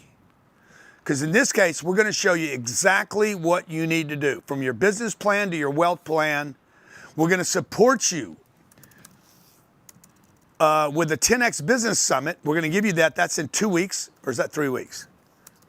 You don't lose that, by the way. If you can't make this one in Phoenix, we're going to do another one in 2 months in Miami. You don't lose it, so we'll take care of you at one of those 2 locations. If you can't make it, you can send your people. So you might send your sales manager to this event. Make sure Todd knows that. You send your sales manager to this event. In the meantime, we're going to provide you with one-on-one coaching for 12 weeks. With your personal business coach. You're going to have both a personal business coach and a personal financial planner to put together the exact plan you need to grow your wealth and your business. Remember, your business is the vehicle to create your wealth, okay? Why did you go into business? Why did you get a job? Why do you do anything? You got a vehicle. This is business. Is the vehicle, well, I can't draw a vehicle, that's you, okay? All right, is a vehicle to wealth. Okay, a job is a business with the goal to, you don't have to own the business. Okay, use this business, let the job be the vehicle. The job is the vehicle inside the business that gets to the wealth. What you guys need is a plan. Okay? Hey man, I want $100 million in net worth. Or I want $10 million in net worth. Or I want $1 million in net worth. So my wife has her own financial plan. Okay? She wants to be a millionaire in her own right. Good. Build a plan. She doesn't need my money to do that. My kids want a plan. Sabrina wants a plan, Scarlett wants a plan, or they don't. I'm like, you want a plan? Get a plan. If you don't want a plan, bro, don't get a plan, whatever. If you don't have a plan, you ain't gonna be the man. Okay? If you don't have a plan, you're gonna get whatever the universe gives you. You guys understand that? No plan, no destination, no target. Guess what? You will be punished your entire life. Some of you are like, oh my God, is all this worth it? You're damn right it's worth it. If you have the right target, it is worth it. Okay? Because you're going to do the same amount of work that Jared's going to do. He's just going to have a target that gets him financial freedom. You're going to work just as hard as he does. Even if you're not working 100 hours a week, you're going to spend 60 hours worried every week for the rest of your month. Do I have enough money? Pull up anxiety around money. Okay? Going through the charts. Okay? During COVID, anxiety went up. Suicides went up. Where's my money coming from? Where's my future coming from?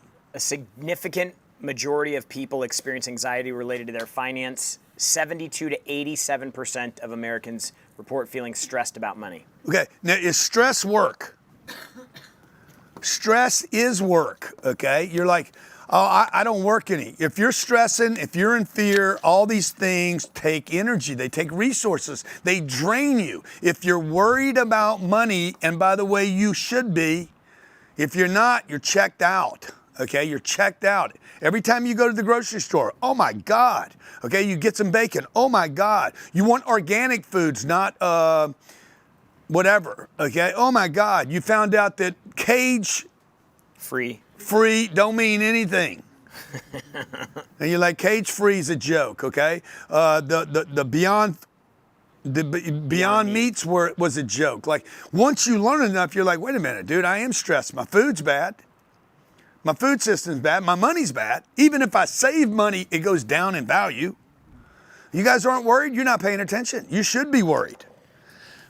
Now, being worried's not enough. I need to move from worry. I need to move from worry to like, okay, what gets me out of the worry? A wealth plan. Now, I can't get you guys committed. I got a bunch of people that work for me. I would expect most of them are watching me talk about this every day and not even committing themselves to it. And they're here. They're right here in it. It's like we do these events. We'll do this event in Arizona in July 18th, 19th, and 20th. You guys are all invited to come, by the way. And there'll be people in the room that work for the hotel that were being paid to be there just outside the room with their back to the information. All they'd have to do is literally move in one wall over, turn around and watch and take in the data. It's unbelievable to me. Every hotel we've ever done around the country, I'm like, bro, the ushers are outside in the hallways rather than walking 3 feet and listening with a notepad, writing down every piece of data. See, that's the difference between me and that guy. I'm like, I want the data, dude. I want the data. I want to get better. You guys are the only ones that can make a commitment to this. I can do everything. My team will do everything for you, okay? My team will support you. They'll help you. You're the only one that can do this. Okay, God will not do it for you. I don't care if you pray to Allah 4 times a day, Jesus once a month, or once on Sundays. I don't care who you pray to. You do the medicine, the carpet, the bat, whatever. You do incense or meditation. If you don't commit, nothing happens. You can pray, you can beg, you can plead. Until you commit, nothing happens. And commitment always costs something. Commitment's not some idea. Commitment is, I wrote a check. Commitment, that's when the magic happens, okay? And I'm gonna tell you when it becomes more magical. Giving, like giving is a commitment. I wanna help people, okay? Okay, charity is not, I'm gonna give Sherry a hug, okay? That's charitable. Charity is giving money when you don't have the money, right? Like, I remember when I'd give $5, and it was the bigger donation than if I gave $1 million today. Because I didn't have $5, dude. When it's the hardest to do is when you get the most magic from it.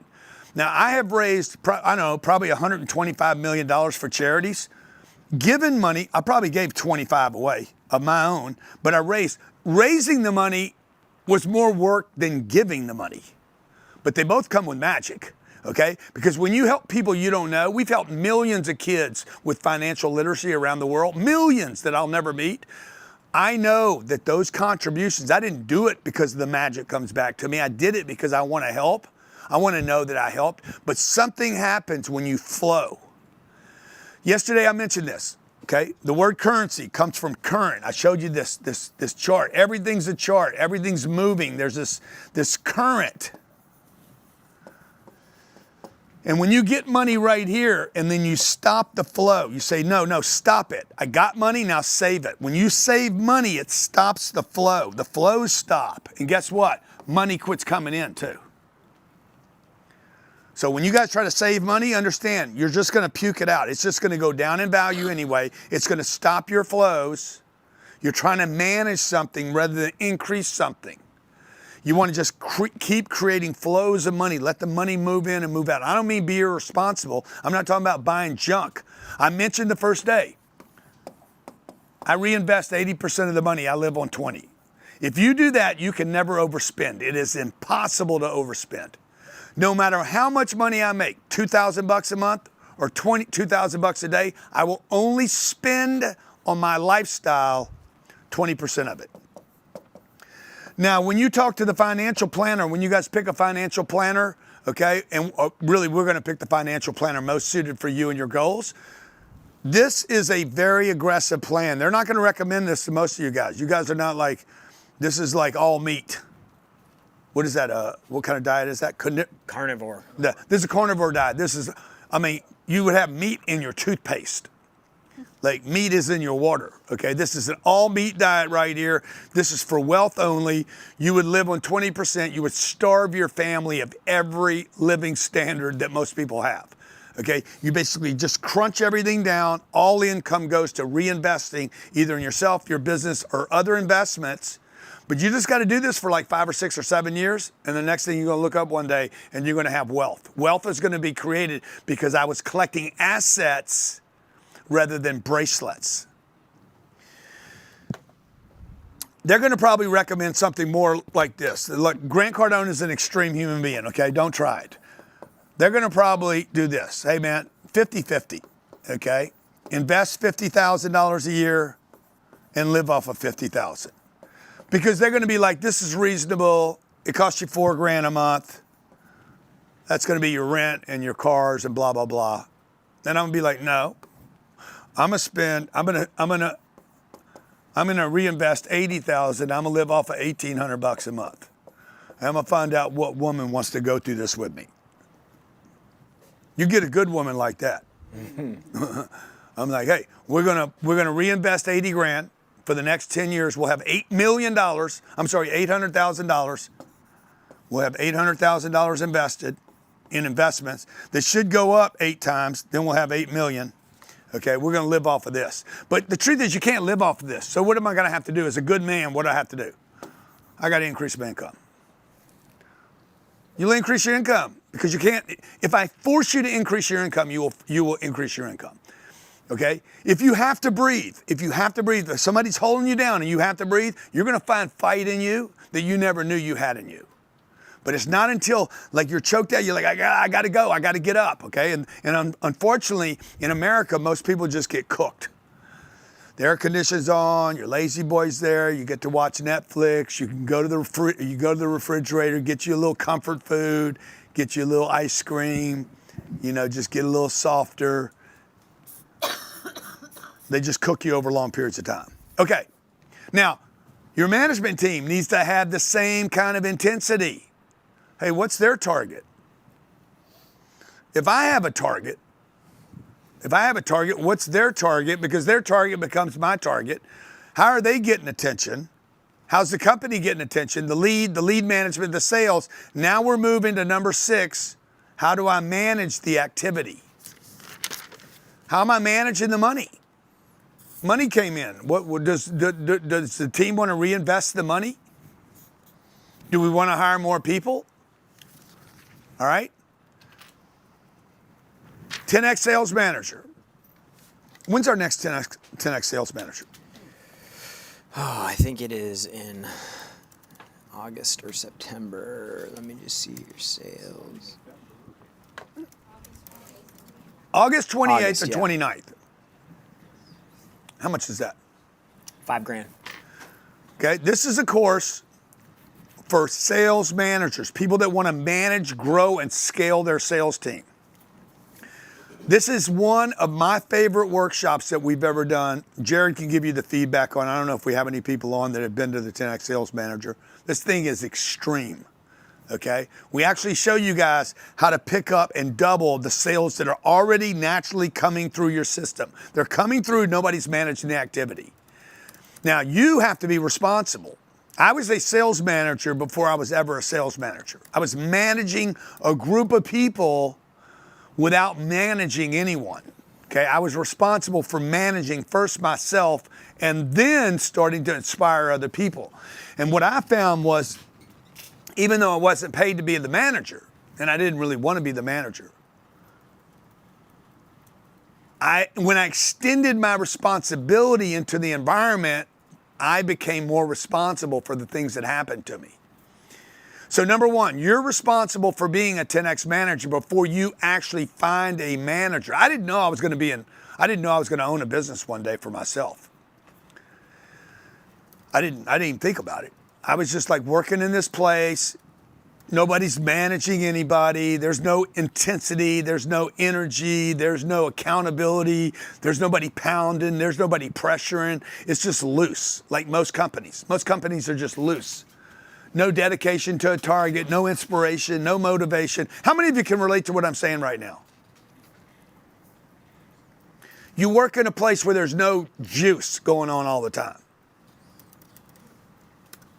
Look, if you're a solopreneur, you know exactly what I'm talking about. You work by yourself, you're in a vacuum. You're distracted constantly. You're probably depressed. Okay, when is it? When is the 10X manager? August 28th. Okay, everybody, in addition to everything else I've already given you, I'm going to give you, anybody that makes a decision up to this point that's made a decision, make a decision in the next 12 minutes to join this adventure, and I'm going to give you the August, what are they? August 28th. 28th and 29th workshop right here in our offices. Is that right here? Yep. Okay.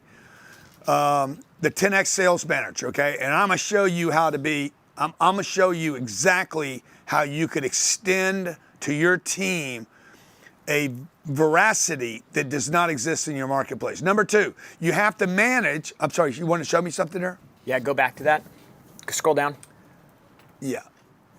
Not really what I want to see. Scroll down. Scroll down. No, you're just making it bigger. Scroll down to the reviews. There you go. Okay. Probably the best reviewed workshop we've ever done. 4.9. 4.9 out of 5.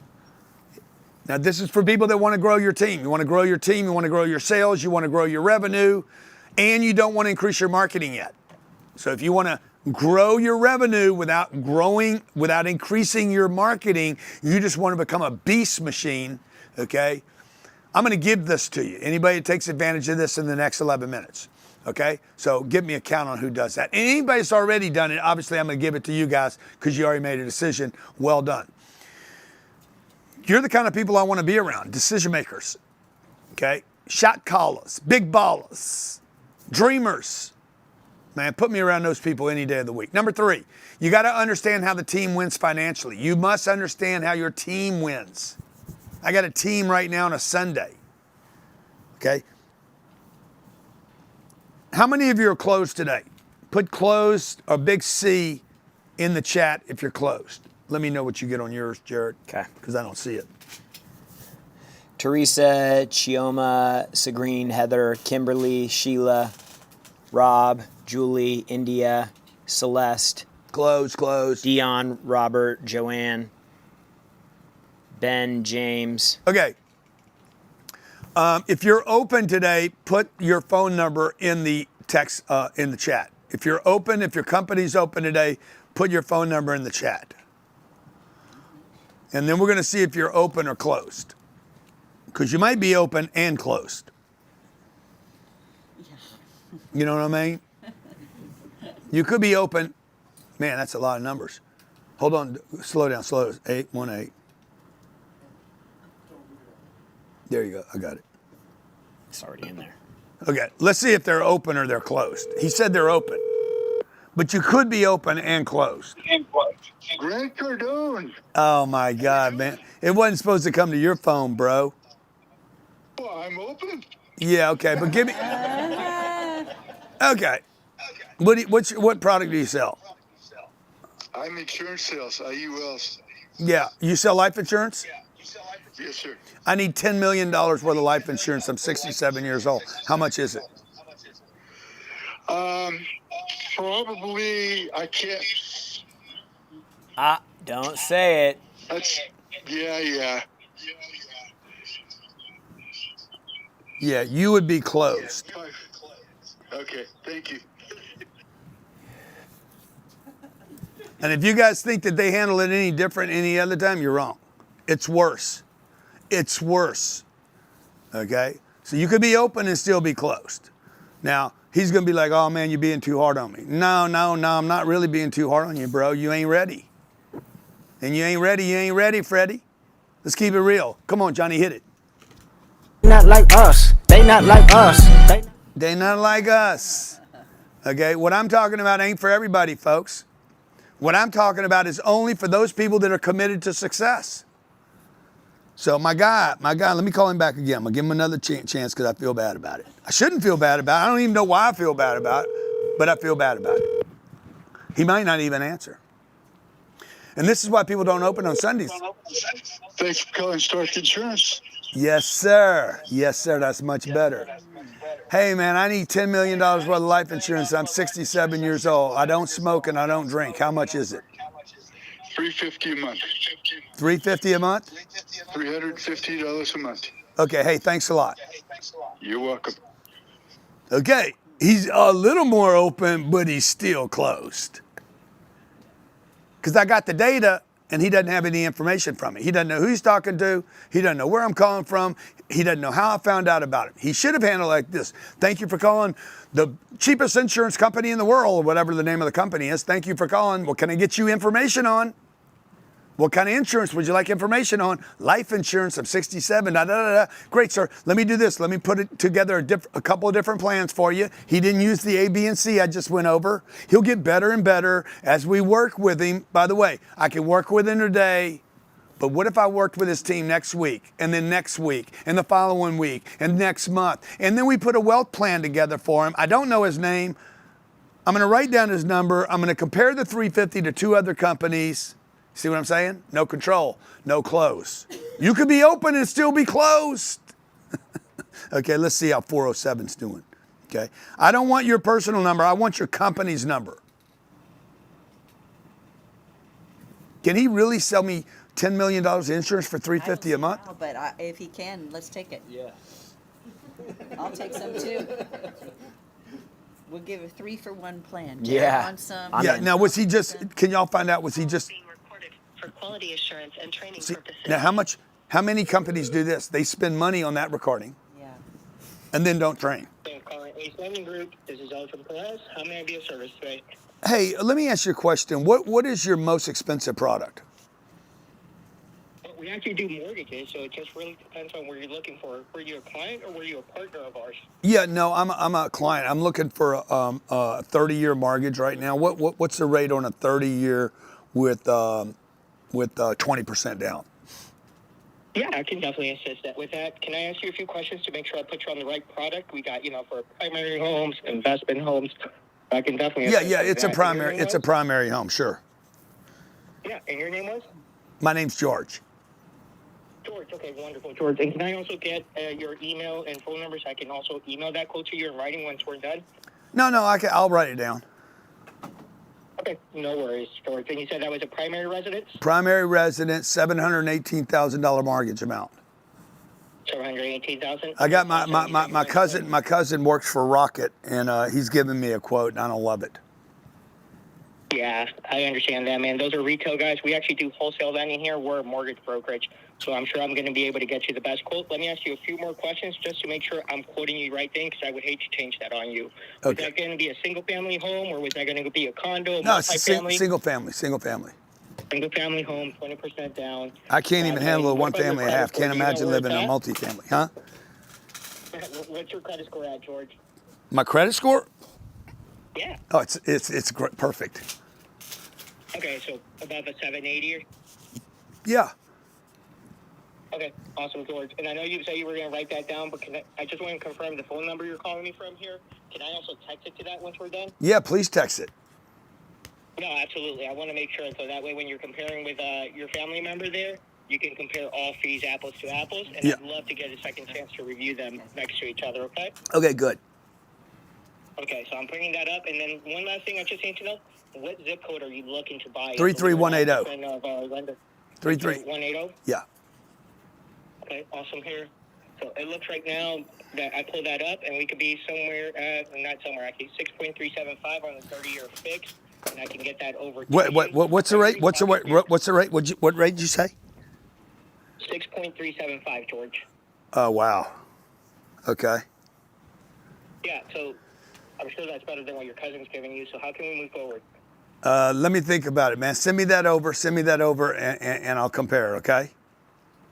Okay, George. Hey, when are you talking to that family member of yours again? So then I know when you. I never mentioned a family member. On your business. I don't need to talk to anybody else. Oh, I thought you said you were comparing a quote with someone else. Yeah, but he's not included in the conversation. Okay, so you're the decision maker? Yeah. Have you already found a home? Oh, yeah. Okay, awesome. Are you already under contract or still deciding to put an offer in? No. I'm the house is paid for. I'm looking to take debt out on it.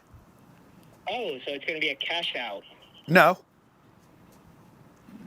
You said the house is paid for and you're just looking to pull money out of it? I'm looking to put a mortgage. I'm looking to put a mortgage on my house. Okay. Well, we can help with that, man. So it sounds like we can hopefully touch base later today. How quickly are you trying to take this money out? As soon as possible. Okay. You want that money in your pocket like in 2 weeks? Could you do it in 2 weeks? Yeah, man. We do deals in 10 days all the time. Is that right? That's impossible. You can't get an appraisal in 2 weeks. We can get an appraisal with a rush. I'll cover the rush part of it. It's an extra $300. You pay for the normal appraisal. I'll cover the rush fee. Uh-huh. We make this happen in 2 weeks. Okay. Hey, thanks a lot. All right, thanks, George. I'll follow up with you and I'll text that over. Okay, thanks. Okay, that was very. We should hire him. Hard on you. You gotta be a client. Okay, much better than the other dude. Hey, hit it. They ain't. Not like us. They not like us. They not like us. He's good, but he ain't. He just needs some work. But he's good. He's good. He gets a little lost in different places. Find out who that was? Huh? Let's find out how much money he's making because I think he can make more here. No, but I think he's probably on our training. Exactly. And I would bet money. Somebody knows that he's. You saw the number, right? The 407 number. Oh yeah. Well, you got his number. Yeah. Yeah. It's Hey, Miss Perez, bring Ellen up. She gave me the number, or he did. Oh, that's El Yin.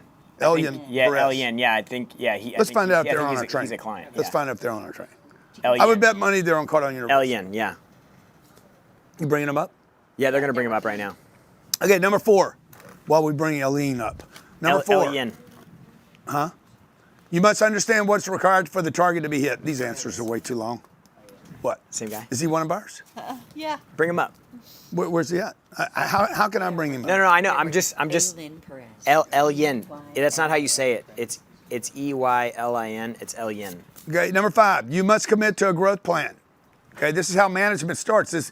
This company, whoever this company is, and we're bringing them up, is committed to training their people, not just recording the call.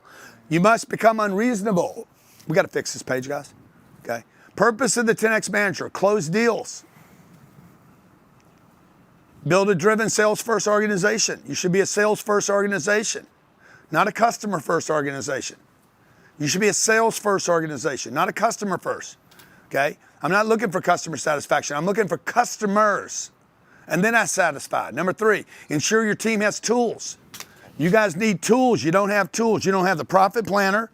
You don't have the activity target calculator. You don't have social media marketing. You don't have the daily sales KPI tracker. You don't have marketing swipe files. You don't have sales scripts. Let's talk to our friend here. El Yin. Elgin, how you doing? I'm good, Grant. It's actually pronounced Elgin, if that's okay. Elgin. Hey, brother, good to have you here, man. Now, did your guy know that I was calling? No, he didn't. That's probably my brother Johnny picking up. Okay. Are you guys on Cardone University? Yes. There you go. Well, and then I've been, just so you know, we both were in the car business and took your training back in the car business when we were on Lightspeed back then. Yeah. Now, you've been on our program how long? I started in November. November of last year, so five or 6 months. What's happened for you and your company in the last 6 months? Our net profit, because I'm part of our 10X coach is Gary McHugh. Our net profit's gone up drastically. Last year in the first quarter of 2024, we were negative 30 grand. And this year we're positive 60 grand. 90K swing in net profit. $90,000 in first and quarter. Look, I mean, the guy that answered the phone, I don't know who the dude is, but he's so much better than somebody we talked to earlier. I could do this all day. People can't get good without training, folks. So how's the mortgage business right now? Is it tough? For us, is it tough? Yeah, but we're putting in the work, man. So we're doing well. I mean, Yeah. we're up. But I mean, in reality, it's a tough business right now. Interest rates are Absolutely. high. Yeah. Okay, it's Rates hard to are get high, approved for a one- loan. Yeah. No one has urgency because everyone thinks they have to wait. So you better know how to overcome these objections. I'm waiting for rates to come down. Is that What's that gonna- is that what you hear all the time right now? All the time. Yeah, absolutely. Yeah. Appreciate you, man. Appreciate you being here. Tell you guys a great job. Will do. Okay, the purpose of a 10X manager. This is a leader of this 10X desire to create wealth, business, energy, inspiration, people doing better is to find and attract great people. We want great people around us. Number 5, develop a sales team with skill. The kid had skill. How do you heal all deals? Ills. How do you handle heal all ills? How do you heal all ills? Deals. Give me the drop, Johnny. Skills. Okay. Number 6, enforce rewards and penalties. That guy should be rewarded, and when you're bad, you should be penalized. Number 7, maintain a culture set by leadership. Now, any of you got kids? You know what heals all ills? Deals. Okay, there you go. That's a drop. You guys that have kids, y'all should send your kids. How many kids do we have in internship right now? We have Remy. Yep. And then And we've got 2 more coming. 2 more coming, and probably Chase is going to come in. So if you guys got kids and your kids are actually decent at anything, maybe send them over here to let us intern your kids. How many of you would find it valuable to have your kids interned in our environment? Oh, yeah, sure. Yeah. Oh, me, send my kids. You guys will all send your kids over here. Okay, first thing you need to do is send yourself over here. Send yourself first, okay? Okay, you're like, I want to send my kids over there. Your kids ain't going to get help until you do. They're going to be like, why are you sending me there? You're the one that needs it. Rules of sales management. Number 1, control equals income. Page 60. Control equals income. Number 2, stats not looked at will always go down. God. 3, the key metrics have to be graphed. A graph, can we show them what a graph looks like? Number 4, review monthly, weekly, daily, even hourly. One of our real graphs, stats. Stats don't lie, people lie. And everybody lies, by the way. Don't kid yourself. Make a note here. Every person you ever talk to in your lifetime will lie about something. I know they'll lie because they'll lie to themselves. You lie every day about your own potential. You lie, I don't have time. I'm tired. Okay, I don't have the energy. I can't do it. You lie to yourself constantly. You say you're in good shape when you're not. You say you're tired when you're not. You say you don't waste time when you do. Everybody does it. Number 6, all KPIs, key performance indicators, should drive the organization to the target. Measuring KPIs, the numbers don't lie. Number 7, trust and verify. Or what I do, I don't trust and I verify. I actually trust people to let me down, and then I verify that they let me down, okay? Those are graphs. That's not the graph I was looking for. Those are line bars. Also, there's graphs. That's a graph. I love that graph better. The other ones were bars. This is a line graph. Okay, what does this tell me? This tells me Zendesk Support tickets. Yeah. support tickets is actually going down. Okay. Now, you could look back to here and say it's going up. It's not. It's actually going down. That's the graph. This is an emergency graph right here. Somebody's not paying attention. There's no promotion going on. It went from 24,000 down to 15, down to 21. Or we could just be doing a better job handling problems, and so Thank we're you, getting Jared. fewer issues coming through on support. Nah, I don't think so. If that was an expense line, would that Go be back, go back, go back. A downline isn't bad, just so you guys know. It's just what it- client, well, I need to understand what this, no, go back to the one I had. when people are having an issue or a problem with something that they've done, they reach out to customer service, and that is the tool we use to manage that flow. Huh, that's interesting. You see, I would think, what month was that right there? Right before GrowthCon. Yes. Yeah. Exactly. Lots of transactions. Our income's getting ready to explode right there. I would rather this than this. Okay. Now, this is how you read things, okay? I have less activity in my organization right now. I want client problems. I want questions. I want issues. Oh my God, where's my seat? Where's my problem? Where's my this? Where's my that? The more of this activity you get, more incoming calls you get. Now, it depends on how the organization looks at it. Expenses. Jared's making a good point here. Your expenses, you want your expenses going down like this? Maybe. Unless you don't, because you're growing and you want your expenses actually to grow with your income. So it's how you look at the graph and who you are in the company. Now, what we should have with client relations is another graph that says client problems that converted into a sale. We just don't graph that. The client person answering the phone is probably just handling problems and seats rather than conversions. Okay, the easiest person to sell anything on, is the person with a problem. The person has a problem with your product, by the way, is the easiest person to sell another product on. Because they're screaming for attention. They're incoming, okay, with urgency to solve a problem. Okay, now, what do you need to manage? You need to manage revenue. This is the 10X sales manager. We're talking about you becoming a 10X manager. Look up the word manager. What does the word manager mean? Okay. One, what am I managing? Revenue, culture, hiring, recruiting, training, developing. A person responsible for controlling or administering all or part of a company or similar organization. A manager is a person responsible for controlling or administering all or part of a company or similar organization. A manager is not somebody that sits in their office and is the manager with a little freaking thing on their desk that says, John Bob, manager. Okay, all we know about John Bob is he ain't a manager because he doesn't need to tell people he is. I don't have on my desk Grant Cardone CEO, Grant Cardone leader, Grant Cardone manager, Grant Cardone motivational speaker, Grant Cardone success. I don't have that. I don't need that title. Everybody knows who I am, dude, because I'm moving around the organization. So if you guys need these titles, a person who controls the activities, business dealings, how would I control something and not be in it? Right? And the worse the graph is, right? Like if the graph is doing this, dude, the manager should be all over the place right now, actively in the bullshit. Because this graph is going down, not planning in a committee meeting. This isn't the planning. By the way, planning is done by one person, not by a committee. Ever. One person says, this is the plan, let's go do it.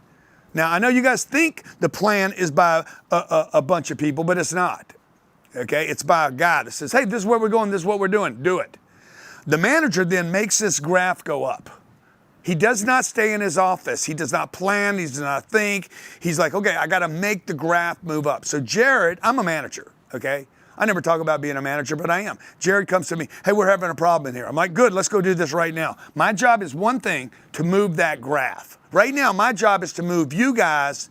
Show the opportunity right now. We got 11 minutes before we close this out. My job right now is to do for you what you can't do for yourself. To get you now, right now, to commit to $1 billion worth of net worth. Okay, cut it in half, $500 million. Cut that in half, 250 billion or 250 million. Cut that in half. You know what? Cut it back 10 times, $25 million. My goal is to sign you guys up for a $25 million pledge. Put you in the top 0.00001% of the wealthiest people on the planet. And anyone can do it. My job is to get you committed to do that. Okay, it's called the 10X Wealth and Business Plan. We're going to get you a 10X business plan, Cardone University for 12 months, the Money and Finance course, that's what you're going to start on today. If you've done it already, I want you to go back through it again today. That's the first thing you're going to do. We're going to provide you with 12 weeks of business coaching, the Business Accelerator program, which gives you all the tools. Like, I don't have enough time right now to go over all these tools with you. Okay? These tools are the tools that you need in order, the onboarding, the sales scripts, the KPIs, the metrics, the social media calendar activity. These are the tools we put in your business to support you so you can measure. I'm also going to give you the 10X Sales Manager. Yes, you're going to travel down to Florida in August, and I'm going to give you the Business Summit, and you're going to go to Phoenix. I don't have time. No, you ain't got money. And you don't have time because you don't have the money because you haven't put the time and the money into your business and into yourself. And in addition to all that, I'm going to give you the 10X Wealth Plan with a personal financial planner to go over your expenses, load in all your data. You'll have this for life. Every person in the household will now know where you're going, what you're spending, what you're investing. Our target is this unless you want to go bigger, okay? And we're going to stay in your ass and on your back until you get to that number, okay? For those of you that are ready, you're sick and tired of being sick and tired, and you're ready to put a big W on your family's name, not a win, but wealth. You're ready to do that, go to grantcardone.com/system, grantcardone.com/system. We're going to keep this up 12 minutes, 11 minutes and 36 seconds. And then we're going to take it down, okay? You can still get it tomorrow if you want to for $99.97, but I'm going to take away the wealth plan, I'm going to take away the business summit, and I'm going to take away the 10X Sales Manager, okay? I'm giving you all three of those. That's about $30,000 worth of goodies. For those of you who commit today and get started with us, we're going to onboard you today. If you can't be onboarded today because maybe you ran out of time or you're with family, okay, then we'll get you onboarded. And what happens tomorrow? Tomorrow they're going to do another more deep dive onboarding call, and we'll actually have one of the certified financial planners, basically the head of the team, is going to be on explaining how to get started with the wealth plan. And then we're also going to go over getting connected with your personal coach on the business side, your performance coach.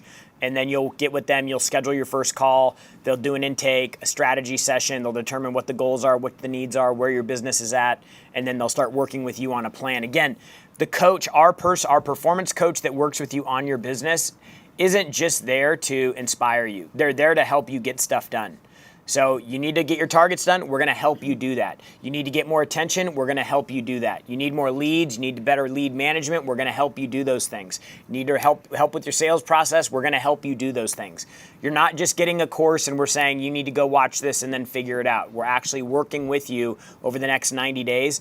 For some of you, you'll get more done in the next 90 days than you've gotten done in the last 5 years. And that would be the goal. The goal would be to get more done in the next 90 days. In 90 days, look, you want short-term targets, okay? All I have is what's the date today? June? 29th. 29th, June 29th. So I got July 29th. I got August 29th. I got September 29th. Man, we're almost done. Yeah, I know. Dude, this is it right here. Where do you want to be right here? Okay, from now to here. What do you want to change? First thing you're going to know is this. What are your targets? You're going to have your targets.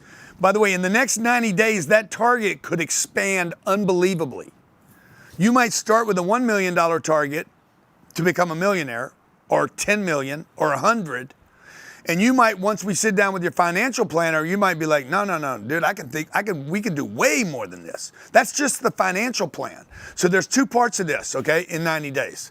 One is the plan. Oops. Okay. We got the business plan and we got the wealth plan. Okay. This is the wealth plan. What's going on right now that's in the way? Is there anything that you have, assets, liabilities? What do you have going on over here that we could convert to the business? You got $400,000 equity in your house. You got $500,000 of IRA money. IRA money just sitting there dying. You got 200 grand sitting in a savings account over here, dying. Okay, you don't know where your investments are at. You got some money in a mutual fund over here, one over there, one over there. We need to get all this money back in place. Those are your assets. Or you got a bunch of debt and liabilities and credit card problems. Let's clean all that up because this is draining or it's not supporting the machine. Your business is the machine. You are the machine. It's Sunday afternoon. I don't know what time it is, wherever you are. It's Sunday afternoon, bro, and I'm here like, this is my purpose in life, to help people. My purpose is to give you some. I've already taken care of my kids and my wife and my family. I've taken care of now I want to expand a universe of people around me that are doing better. So that when I call a company, man, they answer the phone right. Like I could make phone calls all day, folks. Like 1 out of maybe 50 people are going to handle the phone call. It is terrible. And every time I call somebody and I get mishandled, I go to Starbucks and get a coffee. I'm like, the coffee's not right. And they want to argue with me. Well, you didn't order it right, sir. I'm like, what are you talking about, bro? It's your fucking app. Yeah. I put it in there it's a cappuccino, not an espresso. You gave me the choice to call it a macchiato. I did. I told you to put foam on. Why are you arguing with me, Dad? It's just $3. Bruh. Okay? So I get frustrated and I go home and I buy a machine for $1,000 so I can make my own. Like, it's stupid. Like, you're wasting business because you're not training people because we don't know what our target is, because I'm happy with what I have. If you live on planet Earth today and you're making 40 grand a year, you can't live. If you're making 60, you can't live. If you're making 80, you probably have no money left over. If you're making $120,000 a year and you're in New York City, you're in Miami, you're in Los Angeles, Singapore, Dubai, you don't have any money, folks. 50% of six-figure earners live paycheck to paycheck. 50% of six-figure earners live paycheck to paycheck, okay? 11% of millionaires are renters. Why? Either because the house is too expensive, the mortgage is too expensive, or they're like, I don't want a house, I don't want all that obligation, I need to travel. I'm not even there. Consider the things that you waste money on. Cars. Average car payment in America. Can you look it up? I think it's $770. Yeah, I think it was mid-sevens. Insurance. How much is insurance on a SUV? $200? I have no clue. Yeah. I don't know, I'm a little. Like a month. Huh? Yeah, probably $250, $300 a month. Yes. Okay, watch this. Times 12, $2,400. The car, the what is that? 10,000 bucks. $12,400 for one car. Okay, you know how pull up the average drive time of a car. Average what? Drive time. What is the percent of time a car is used in 24 hours?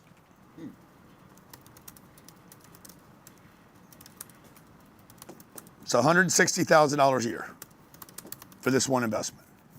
No, it's not. 2.24 trips per day, 37 miles per day. Okay. Roughly 1 hour in their car. 37 miles, 60 minutes. That's what you pay for that.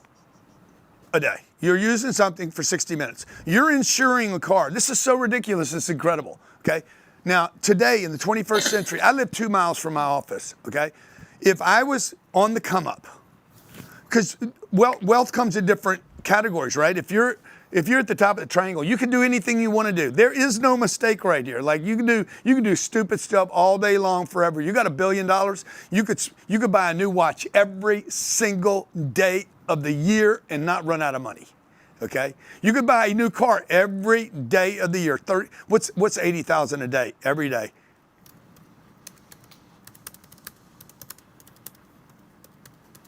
$24 million bucks, 28 million. 29,200,000. Within a million. So $29 million. If you're a billionaire, you can buy a car every day of the year. It doesn't matter what you do. But everybody else needs to be concerned about what the hell they're doing, okay? You guys on the come up, you're making 60 grand, you should be Ubering. You should not own a car, okay? Immediately, you would have $1,000 extra a month. You would Uber, you would not have a gas bill, you would never have a gas bill, you wouldn't have any insurance, you'd be 2 miles from your office, you rent next to where you work, and you Uber. Hey man, come pick me up. Let him pay the insurance, let him pay the car. Or you walk, okay? You could just walk, you could stay right there and walk. People complain about their rent, but what they should complain about is this. This is stupid, okay? At least where you live, you're there 10 hours. Here, you're not even in the car 60 minutes. I got 6 cars in my house right now. I shouldn't have any of them. They're ridiculous, okay? So I'm just showing you places where you can find money, okay? You might have some other places where you find money, where you might be donating to a 401k and you're like, what, this is stupid. Why am I putting $800 a month into a 401k when I could take that $800 a month and actively invest it in my business, and $800 every time I spend it on marketing turns into $8,000? What do we spend on marketing? $25 million a year. Okay. We spent, but what do we produce out of the 25 million? 150 million. Yeah. Now, I could save 25 million, or I could invest it. People are like, oh man, you need to reduce your advertising. No, I need to increase this. Remember I said that yesterday? I can only take this to 0. I can take this to infinity. How big can I think? How big can I dream? Who can I get around? How many different ideas can I come with? How many people can I reach? What's Amazon's revenue?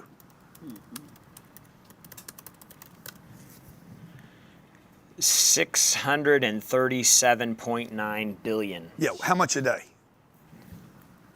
2 billion. Yeah, 2 billion a day. Billion 8. 1.8 billion a day. So I could sit here and say, oh my God, you're doing so good, Grant. And Jeff's like, ha ha ha, that's funny. You're like, yeah, when are you going to be satisfied? I'm going to be satisfied when I reach my full potential and I have enough money to help enough people to change the world and to make a difference. Okay, and as long as God gave you the creativity and the potential and the physical ability to actually get up every day, you guys should all be reaching for your full potential, creating prosperity and abundance and affluence for you and your family, and generational wealth, so that when you're not around, you're still providing people with opportunities.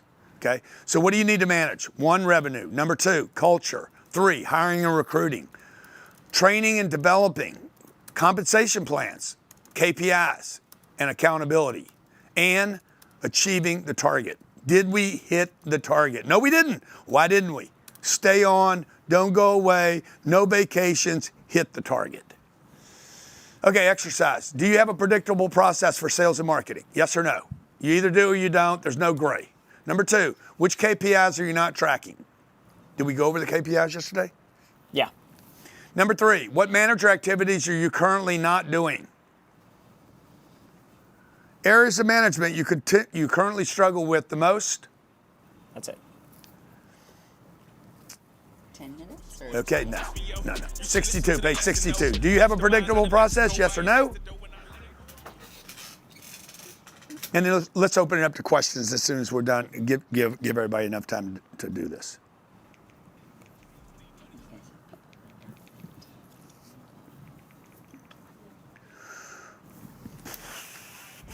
I feel like the KPI stuff's all missing.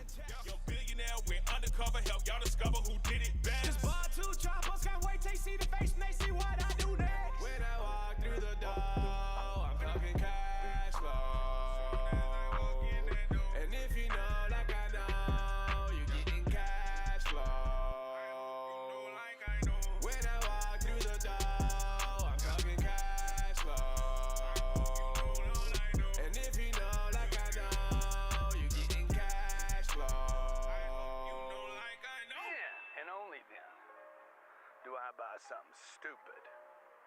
How stupid can you go? You can go as stupid as your cash flow. You know what heals all ills? Deals. Look who went from meals to bills. It's eat what you kill when you're in the field. In the pipeline overflowing, I don't drip, I spill. We don't seek talents, nah, we want extraordinary. If you really knew my dreams, it'd be more than scary. We got more to spare, ain't no shortage, baby. Winning by the chopper and another for my lady. Talking about the bird and the strap, say the word and she handle that. Fully loaded, put it at the target, and you know we let it off every man. Got my money, who got my back? You can never get it if you never ask. Big bags, legendary swag.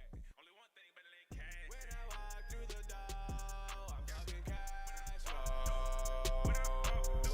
And if you know like I know, you get. What's our first person that we'll bring up? Okay. Danielle. Okay. Okay. Yeah, let's bring some people up to get some Q&A done. Again, guys, we're going to take our opportunity down the 10X sale wealth and business system. We want you to join. We want you to become committed to your financial well-being, your future, your health. We'll support you over the next 12 weeks. Cardone University for a year, 12 months. The Money and Finance course for life. Your own personal business coach, and your own personal financial planner. Sound too good to be true? Okay. I don't know what to tell you. Sometimes it's just good. Sometimes you're just like, okay, I'm going to quit doing what I've been doing. When I was 25 years old and said, I'm sick and tired of hating my job. Okay, how do you love your job? You get great at it. And then once you get great at it, you get better at it. And then you become a master and a sensei at it, and you won't hate your job anymore. You hate your job right now because you're lousy at your job, okay? Or worse, you're in the middle. You do enough that everybody thinks, okay, thank you for being here, but you're not a superstar yet. Become a superstar, you will not hate what you do, okay? You will love what you do. And everybody will appreciate what you do. And everybody will treat you exceptional because you are. And if you're not being treated exceptional and you're not being seen and you're not being criticized a little bit, it's because you're not doing anything exceptional, okay? The moment you start being exceptional, other people are going to start saying, hey, why you doing that, man? Why you got to come in early? Why you got to stay late? Why you got to do that? Why you got a brown nose? Exactly, that's what they're going to say. I've been hated on my whole life, okay? Every place I've ever worked, they're like, oh, why you got to do that? Because that's what I do, bruh. Because I'm tired of being regular. I was fired from 7 jobs. McDonald's, selling cars, selling clothes, selling fish, a refinery, shoes, I sold shoes. Like, I was fired from every one of these jobs because I was terrible at it. And I was terrible at it because I never took it serious because I never made a commitment. Okay, same guy that I am today, I just never committed. The one thing that made me a difference was commitment. I'm gonna get great at something. Okay, let's do some Q&A. Danielle, how you doing, Danielle? Hi, Grant. I'm amazing. How are you? Good, good. Danielle, do you have a question or a takeaway or a decision about what you've heard for the last 2 days? I've loved everything I heard for the last 2 days. I'm coming in October. I'm going to be a VIP, and I can't wait to meet you in person. I have a lot to discuss with you. I don't have any questions at the moment, but I'm sure I know I have a lot to learn. But my takeaways are basically just who has my money, and I need to build up my confidence. This summer, I'm working on my business plan, and just lead generation and getting more leads. Yeah, that's fantastic. And what's your business? Well, the business I'm currently working on is I do cupcakes and sweet treats and children's parties. But that's not what I'm going to talk to you about in October. Okay, good. And then what's your current income? For my business right now, it's just a side hustle. I would say maybe like $50,000 a year. Okay. And what's the target? What's the target, Danielle? My target, well, right now, my target is $1 million, and how I'm going to do that is I'm in the process of building a cupcake truck. So I can start being mobile and doing children's parties, etc. And I want to manage. I figure if I make $100,000 with one truck, then maybe if I get a franchise of 10 trucks, and there's $1 million right there. Okay, maybe you do it like that, or maybe you just keep it simple, right? Maybe you just, don't get a truck, and sell the damn cookies online. How many? Who makes $1 million online selling cupcakes? Okay. Yes, you're right. So again, you guys get into the what too quick, okay? Take $1 million. Okay. Take $1 million, divide by 365 days. How much is that? Keep it simple, guys. Okay, you guys always skip the math. And by the way, drop the cupcakes too. Okay, it's $2,739 a day. I'm giving you guys $1 million idea right now. You don't have to leave the company you're working for to make $2,700 a day. You need to find somebody, one person every day for 365 to give you $2,739 for something. Or divide by 24 hours, $114 an hour. I need to find somebody that will give me $114 every hour of the day, which means I'd probably have to be online and I'd have to be automated. You can't have a truck driving 24 hours a day. Divided by 60, that's $1.90 a minute. Okay? Maybe, how do I sell one cupcake per minute for $1.90? And then you're gonna be like, $1.90 every minute, I'm losing money. Because you can't build a cupcake for $1.90. So maybe you get rid of the cupcake, because the cupcake's in the way of your profits. Okay. Okay, you don't have to do the cupcake, okay? Or unless you're committed, unless your target is cupcakes. Is it? Well, my target is to make money. No, your vehicle is the cupcakes. Your idea and target was the money, and then you added the cupcakes because you think you need to add value. And you complicated the whole process. Everybody does this, by the way. Jeff Bezos didn't. He's like, drop out making the cookie. Just deliver the cookie. He basically, rather than getting customers, he basically got all the authors together in one place. He didn't write the book. It takes a long time to write a book. I've had books that took 18 months to write because we added a publisher. I don't want to write a book, man. I want to write a book. No, you don't want to write a book. Actually, you just want the audience that reads the book. You want the audience. You see, skip to the good stuff. I don't know if we have that. We need that as one of our hooks, okay? As one of our drops. You follow what I'm saying? Are you thinking different, Danielle? Yeah. Okay, Yeah, banks, Wells Fargo, Bank of America, JP Morgan, like all these big banks, they don't sell cupcakes. In fact, they sell nothing. They deliver a service and you pay for it. They go money to money. They say, you take your money and drop it in our account. Our account has nothing in it. So they created an account that didn't even exist. That's special to you, and you take your money that you traded your time for, and they drop, and we're going to protect it. Brilliant. Who has all the money in the universe? The banks. Okay, let's go to next person. Okay, each one of these, by the way, when we do our calls each week, how many calls do we do over the next 12 weeks? One per week. They get one-on-one call with their coach every week. They do that, and then we do a network call, right? Don't we do a collection call? As well. Okay, 12 weeks of group calls. What I'm doing right now is a group call with you guys. Every person that I handle right now is going to be an idea for you and your business. Let's talk to Washington. What up, W? Hey, Grant, how are you doing? Hey, how you doing, my friend? Hey, what's your big takeaway? Big takeaway, invest in people and in myself. Investment vehicle. Is that what he said? In people. Invest in people. Yeah. Invest in people. In people. Oh, yeah. What's your business right now? I'm an English and language school. I'm on 4 years. Okay, and what's your target? My target right now is $1 million. $1 million. $1 million. There's your $1 million. And what's the vehicle to get you there? In this case, we sell one-to-one coaching and group coaching. Okay. Our students can speak in 4 to 6 months. Okay, and what's English. the price of your product? $750. $750 per person? Per month, huh? So 1 million divided by 750. So you need basically 1,333 people. It seems very doable to me. 1,333 people to buy your product. Exactly. Or one people. Or you could just add a zero to the price and get down to 133 people. Rather than selling a $750 product, you can sell a $7,500 product, get 133 people out of 8 billion to buy your product, and you have $1 million business. Let's go to the next person. Okay, we can just do this all day long, right? Like, just take the target, crack it up, don't be committed to the vehicle or the pricing, and start playing around with it. He could have done both of those, by the way. He could do his plan and my plan. He makes $2 million. Let's go, my man. What's up? Theo, how you doing? Theo, thank you first.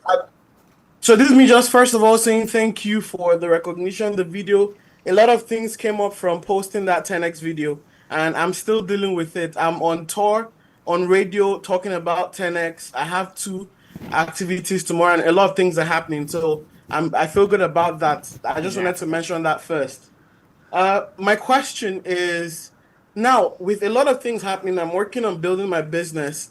I want to get to a point where I know that I can put out some money on the side to start investments. So if I want to start other investments separate from my business, where would you recommend I start from? Investments outside of his business, where should he start? Yeah, well, I would start with your target and then see, yesterday I did that revenue generator. You guys all need these calculators. You need wealth calculators. What's your target? 150K by the end of the year. Is this passive income? No, active income from my agency. Uh-huh.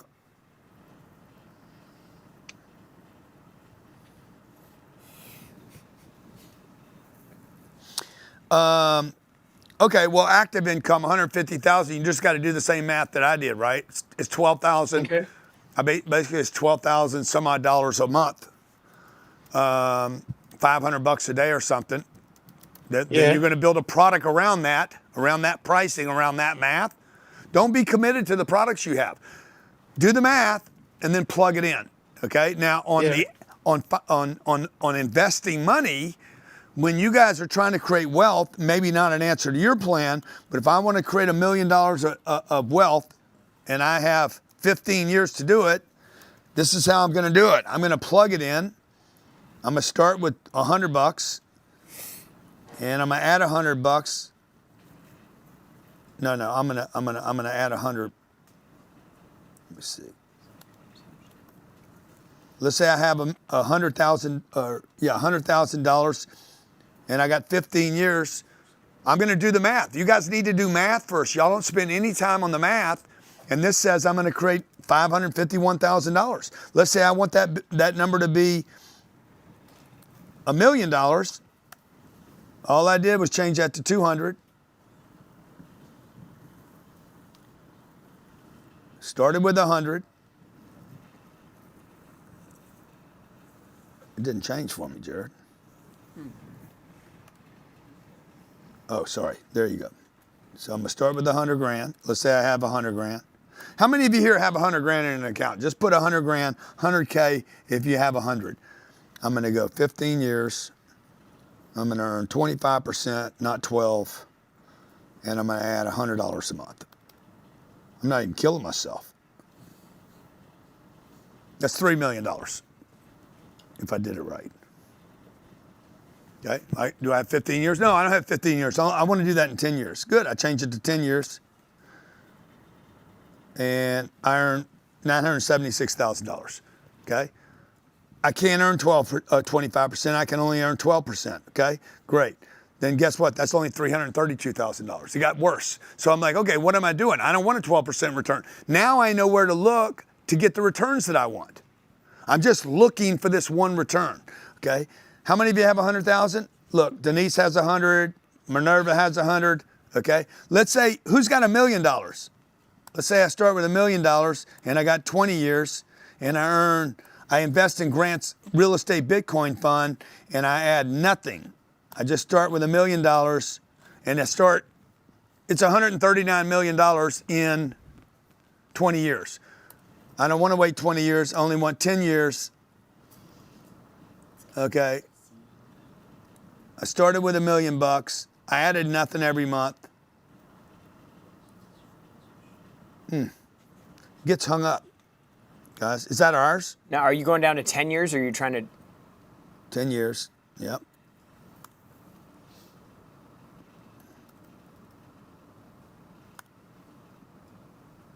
And I'm going to add nothing. You got to put a zero up. Oh, zero? Yeah. It's $11 million, okay? And how many years do I have? Only 10 years. I started with $1 million, okay? I literally 10x, 11x my money in 10 years. Like, start with the money. Nobody's teaching this. Start with the money. No course, no accounting, no MIT, no Harvard. Start with the money, pick the vehicle later. Now, a lot of the big guys are basically picking spaces first that are big enough. They're walking in with scale. But they already know the scale because they grew up around it. Bill Aikens, he grew up around Wall Street, Or is it Atkins? It's Akins. Bill Atkins. Atkins. He grew up, Ray Dalio. These guys grew up around New York. They saw scale everywhere. They grew up in the environment, okay? They grew up, the Waltons grew up around scale. They don't invest in little things. So watch what we're gonna do here in the last section on scaling. It could be George. Okay? Now you have roadmaps, you're on page 65 of your workbook. You have different problems at different places. From 0 to 200, this is where you're involved. Everything is about you. Okay, Kevin Cole, Steven, you guys that are focused on that 0 to 200. Grant Cardone when he's 25 years old. I'm a sales guy, I work for another company, and I'm trying to get from $3,000 to $4,000, $4,000 to $8,000, $8,000 to, 18,000. Everything's focused on me. That would last, by the way, for 25 to 30 years old, 5 years. Then I started getting a little confidence because I consistently was doing stuff. I had a second flow and a third flow. I had 3 flows, and now I'm starting to coordinate with other people to go from 200 to 400. Jared, how would you explain the producer integrator? Yeah, so basically, like, you start the business as you. So you're the one doing everything. So you're the marketing, your sales, your fulfillment, your accounting, your bookkeeping, your customer service, your everything. The next thing that you want to do is your scaling. Again, this is specific to going from 0 to $1 million. The next thing that you want to do is you want to identify the characteristics or the things that you do in your business that contribute the most income to the business. And then you want to start identifying the things that you have to do that take you time that are not the best use of your money, of your time, based on the return. So that's when you bring in a coordinator. Yeah, you're bringing in somebody. So then you else. bring in a coordinator. You basically list out the 18 most critical things to do in your business every day, the 6 that you love to do and are high value, the 6 that you hate to do and are high value, and then the 6 that are low value things that you have to get done, typically administrative work. That literally becomes your job description for the people you're hiring in your business. So this is where I brought in a partner. Somebody that can help you facilitate doing more of the thing that you're doing so that you can go produce more revenue. Then I brought in a second partner, Bob Moore, started producing my workshops, and a third partner, Dale Christensen, on my real estate. I had 3 partners. There was me, and then I wanted to scale me so that I could start doing more stuff. And he's bringing in partners. You could just be bringing in, you could start out as you, then your coordinator is going to be an admin person. I didn't have any money, so I brought in partners to basically scale new businesses that I couldn't work on. The third step is you're going to bring in a producer. This is going to be another salesperson. So by this point, you'd have documented processes for how to get a lead, run that lead through a lead management process, get an appointment set, get a call or a meeting produced, and then close a deal. Once you have that documentation, now you bring in another producer, a salesperson, into the organization that you can train on how to help you create more revenue for your business. Now at this point, you're $400,000 to $600,000 in revenue, and now you're gonna have to bring in your 4th step, which is an integrator or a manager to help you start managing the activity in the business so that you don't end up creating problems all day long that take you 50 hours a week to solve. And this could look like an assistant in the beginning. It could look like somebody just booking your travel. Like at some point you cannot keep, you're not earning 200 grand anymore. Now you're earning maybe 800,000. You're like, what are you doing booking your own travel? Okay. What are you doing booking sales meetings or calls? Like you have to start scaling out to other people. Mm-hmm. Now you got financial problems because you're spending money. You're trying to, like, I made more money. Sometimes some of you can make more money making 200 for yourself than 800 with other people. And you're going to trick yourself and say, oh, I'm better off just making 200, and you're going to slide back down the scale again. But that should not be the target. This is just scaling to the target. Go ahead. And so Grant makes a good point there, is you're like, I was making more money when it was just me. Yeah, but you didn't have anything of any value. You weren't creating value in the business. You weren't leveraging any time. You were doing all of the work. Like, just think about, would you rather make 200 grand and do everything and be going crazy, or would you rather make 50 grand and have to do almost nothing? And as you continue to grow and scale through the business through duplication and through hiring people and delegating different tasks, what happens is the business starts growing without you having to do all of those things. That's actually what a business is. The fifth step of the roadmap to $1 million is then you got to hire somebody for finance to start doing your bookkeeping full-time accounting to make sure your finances are in order, because remember, data, information, statistics, all the graphs, like these are the things that you make decisions on in your business. Yeah. And so that's basically the path from 0 to $1 million. Okay, now let me just show you what can happen, okay, once you're committed to this. It does not have to be, nobody said how long that takes. Right. That could have been 30 days, okay? I'm 25 years old. Oops, what the hell is that? 25 years old, 0. By the time I'm 30 years old, I'm in $1 million worth of income. I have $1 million worth of assets. I have 3 businesses that are rocking. I got my little deal that's making, I had a partner. I had 3 businesses, okay? This was 100%, almost 100% me. This was 50-50 right here. And the third business was 25% ownership. This was a real estate business. This was a consulting business. And this was me going out driving a funnel activity that I got paid on, okay? Okay, you guys, again, grantcardone.com/system. grantcardone.com/system. This isn't for everybody. This is for you. Those of you who want a big W, not a win, you want wealth. You want to build something, okay? Now, personally, I would pay anything to build what I've built. How many of you would pay anything to build what I built? Great brand, great family, bunch of employees, great products, great services, multiple flows of income coming from different places. See, at 30 years old, I had 3 flows. I had a speaking gig flow. I had this consulting company where we went into companies. I didn't do any of it. I didn't do any of this work. I did 0 work right here and got 50% of the profits.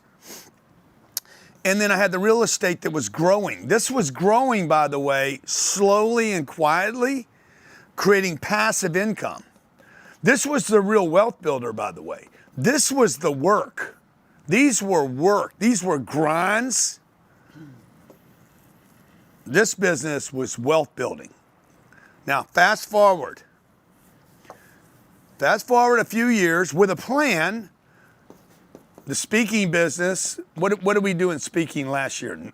Negligible? Probably $1.2 million, $1.5 million. I mean, nothing. Yeah. Okay? The consulting business, that second business, 1, 2, nothing. What did it pay us last year? Consulting? No, the speaking business. Oh. The second business. 0. Yeah. No 0. money. It went away. Yeah. It's still kind of there, but it's a consulting business for automobiles. This business,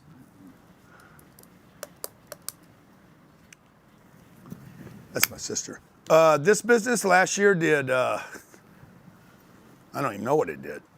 Which CV? No, real estate. $335 million? Yeah. That business, the real estate business, was funded by the first 2 businesses that basically last year did nothing. Okay? They failed. They died. They died out. As I scaled, I could leave them. I could let them die. Now, these would end up transforming into other businesses. These 2 things became something else that create tremendous amounts of revenue today. It's why you're here today, okay? Because we've reached another audience. I had to leave that business. This business failed. This business grew, and these other companies and the brand grew because I had to walk away from something. What am I telling you right now? Okay? For you to get where you're going, this is you right here. Today, in present time. To get here, this other version of you, okay? You have to leave here. Okay? I want you guys to make a list. What are the 5 things you're willing to leave to get to that version of you? What are you willing to leave? What things are you willing to leave? It could be 5 or 6 or 7 things.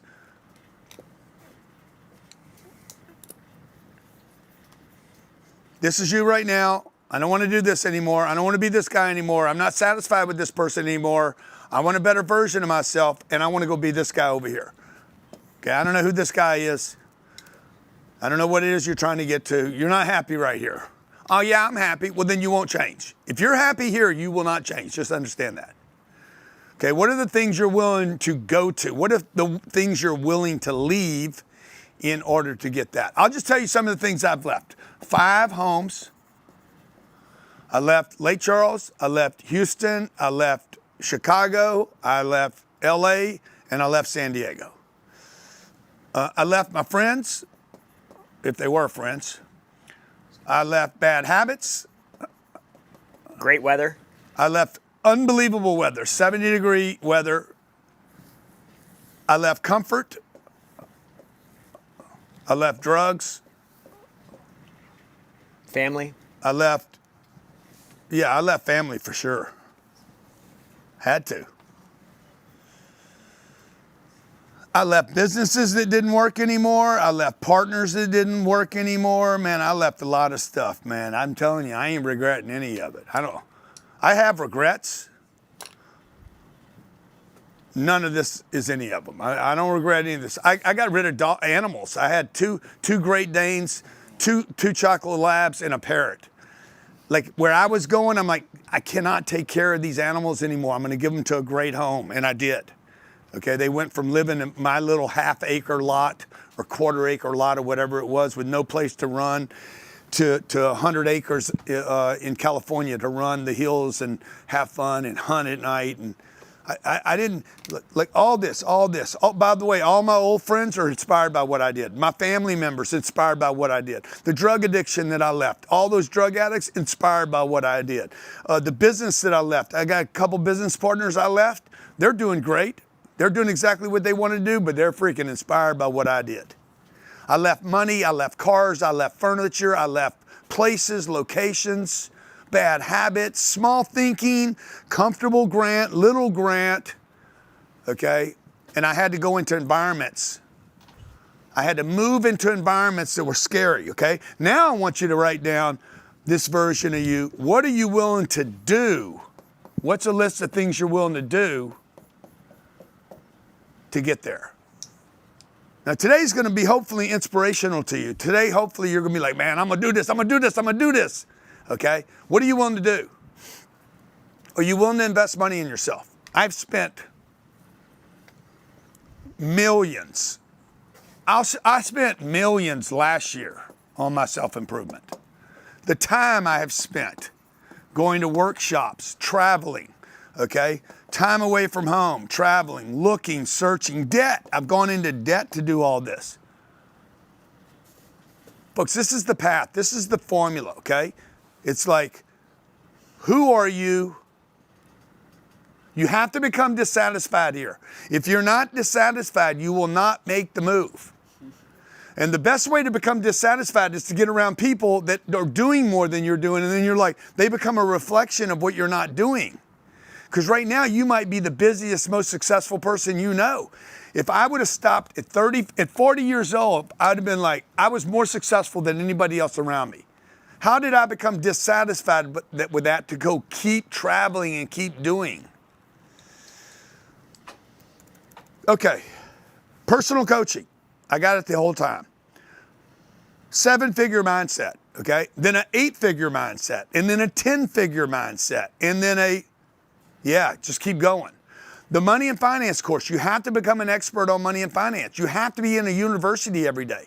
Whether you're meditating, praying, planning, you need to do it every day. Cardone University is available to you 24/7, 365 to you, your family, and your team at zero cost. The Business Acceleration Toolkit, all the metrics that we use in our company that has made me billions of dollars is available for you. The 10X Wealth Plan. I have been planning my finances since I was like 10 years old. One day I'm going to be rich. Looking at everything since I lost my first quarter, I have been paying attention to my money, my finances, and learning about it. I went to college for 5 years to learn about money where they taught me nothing about money. But at least I went there looking, okay? Where I met my accounting teacher who was a teacher making, I don't know, 40 grand a year as a college teacher that was actually making money as a landlord. That's what I learned from him. Bro, don't be a teacher, be a landlord, okay? The 10X Wealth Plan, we're gonna give it to you. The 10X Business Summit, we're gonna give it to you. Also, we're gonna give you the 10X Manager. And today, we're gonna provide this to you for $99.97. Now, those of you who should not do this, okay, I'm just gonna tell you, there's those of you who should not do this. Don't do it. Go back to the scaling. I want to go back to scaling. Those of you who should not do this are those that are interested only in that roadmap. That roadmap, you can probably do this without me. Okay? You just need to remember everything that I said in the last 2 days, and you can do this without me, and it'll get you there fast.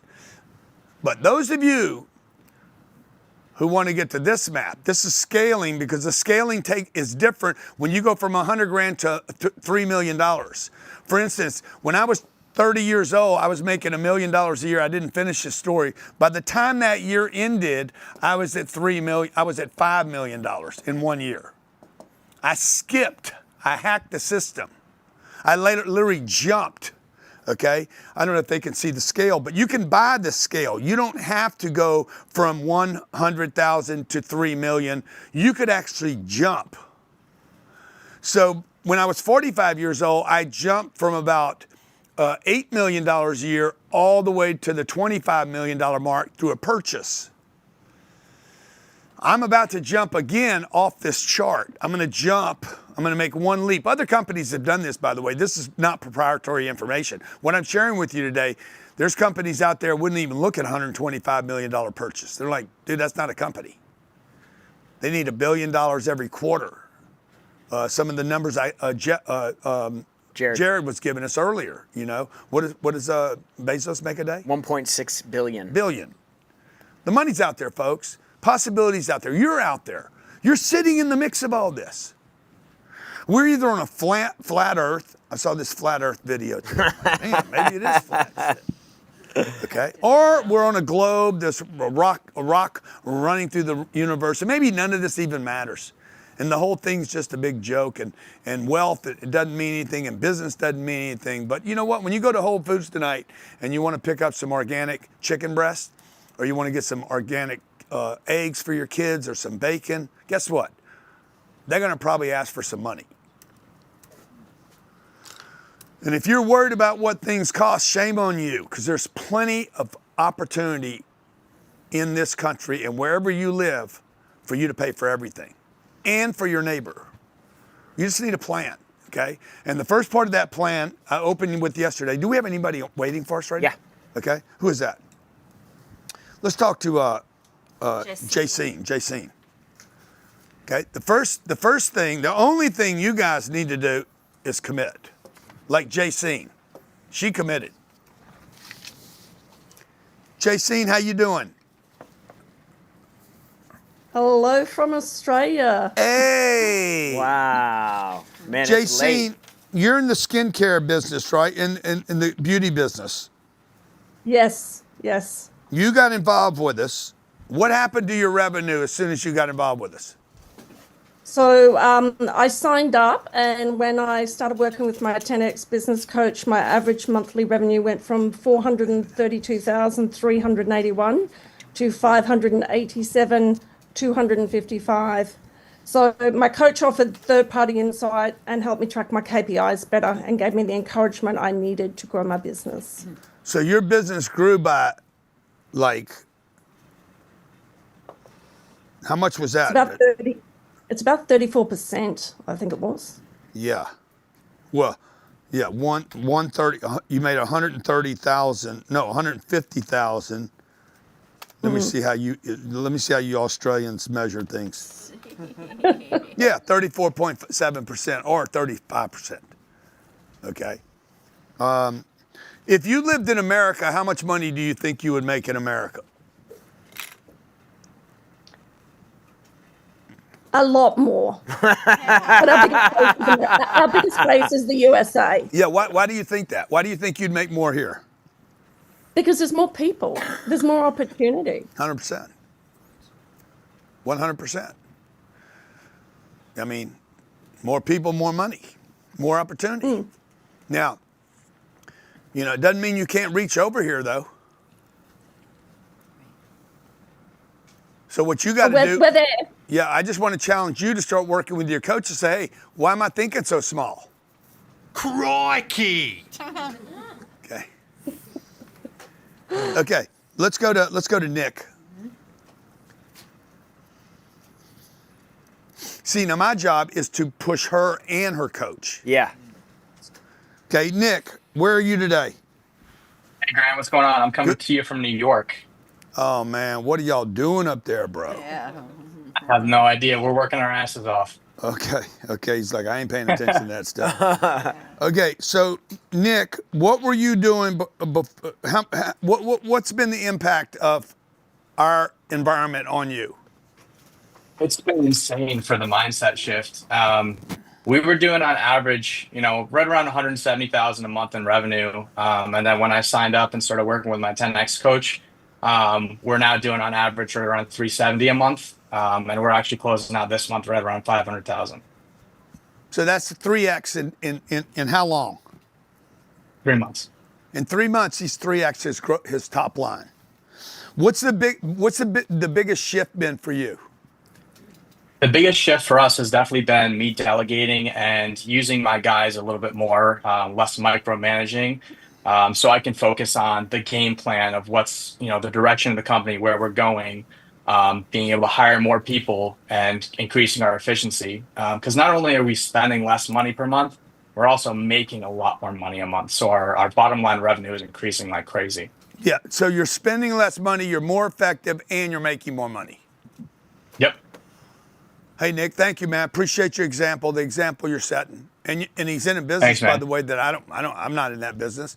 But this information is transferable from the beauty business, construction business, dental business, to the HVAC business. It doesn't matter what business you're in, tangible, intangible, life insurance, finances.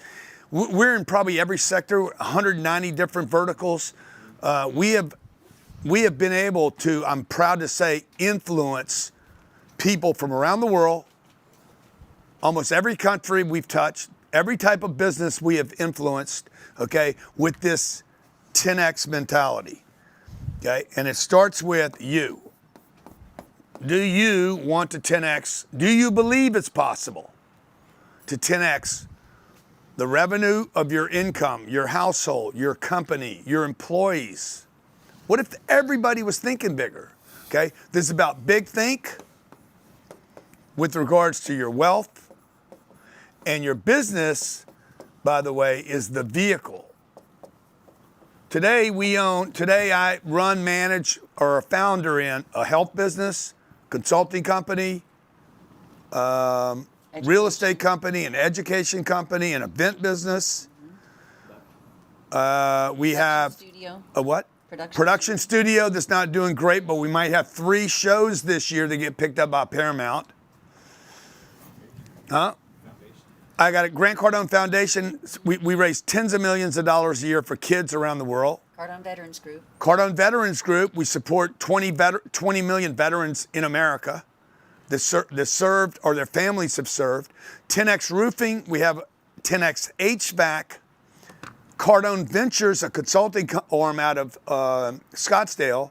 We have 2 locations in the United States that are busy probably 100 weeks of the year, bringing people in and families in, giving them direction on how to grow and scale their business. We're working on a platform with Market Rebellion and the Nigerians to teach people on options, puts, and calls. Cardone Financial Group. Cardone Financial Group is going to be an equity group where we actually fund startups.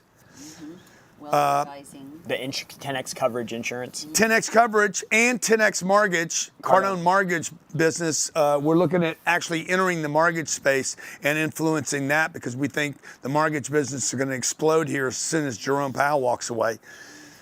The point is, I'm also a father, a husband, and I spend time in my community trying to make a difference. You guys are not doing too much. You're doing too little. Okay? You can do more. You can do better. And if you want somebody calling you out, saying, hey, you can become a better version of yourself. We are sharing with you specifically what we do in-house with our sales, our marketing, our execution, our culture, our training, our platforms, our procedures, how we organize, how we spend our money, how we invest our money, including you guys get the first look at the largest, most successful crowdfunding platform on planet Earth. We created that here. We're disrupting spaces, whether it's been automotive, social media platforms, or whether it's real estate, or whether it's consulting. We've disrupted a bunch of platforms and allowed regular, everyday people to come in and take advantage of what we're learning. Okay, last time I want to offer this to you, okay, then we'll leave you alone on it. There's 3 different ways you can get involved with us today, beyond today. Hopefully you've enjoyed today. Hopefully I have provided you with enough information, education, and takeaways that you're different as a result today, okay? 3 things you can do from here, 4 things. Number 1, do nothing. You do nothing today, go about your merry business, you listen to another thing, another guy, you did nothing, nothing happens. Or maybe not, maybe you got, whoa, boom, boom, and you blow up, okay? All right? B, join us. It's $10,000. It's the 10X Wealth and Business System. Okay, it includes the 10X business plan, 7-figure coaching calls with a personal coach. It also includes the collective mind. Each week we meet and do Q&A in our mentoring calls. You get one-on-one coaching. We included the 10X business plan, wealth plan, where we actually provide you with a financial planner to go over and upload all your expenses, all your income, and all your investment portfolio, as well as a path to your financial plan. I'm going to include the money and finance course. You keep that for life, Cardone University for a year, and we included the 10X Business Summit. It's in July, 18 days from right now, 19 days from right now, and 20 days from right now in Phoenix. If you can't be there, Miami and you can do it. You don't lose it if you can't be there. Pat said to me, I said I would include the 10X day planner, my favorite planner. Sales manager. Okay. And I said the 10X sales manager course, that course is $10,000 by itself. I'm going to give that to you. Okay. Now, tonight, when this is over with, you can still get the 10X wealth and business system, but it doesn't come with the wealth plan. It doesn't come with the 10X business summit, and it doesn't come with the 10X sales manager. Okay. And I'll promise you, it's still worth it. What I'd like you to do right now, though, is join us. Okay. Get started today. The second option is the $23,000 option, and that includes 2 years. A year. Okay, a 1-year extension. We support this. The D option is just the financial plan at $4,800. Okay, all right. Look, I know they all cost money. This one costs the most. Yeah.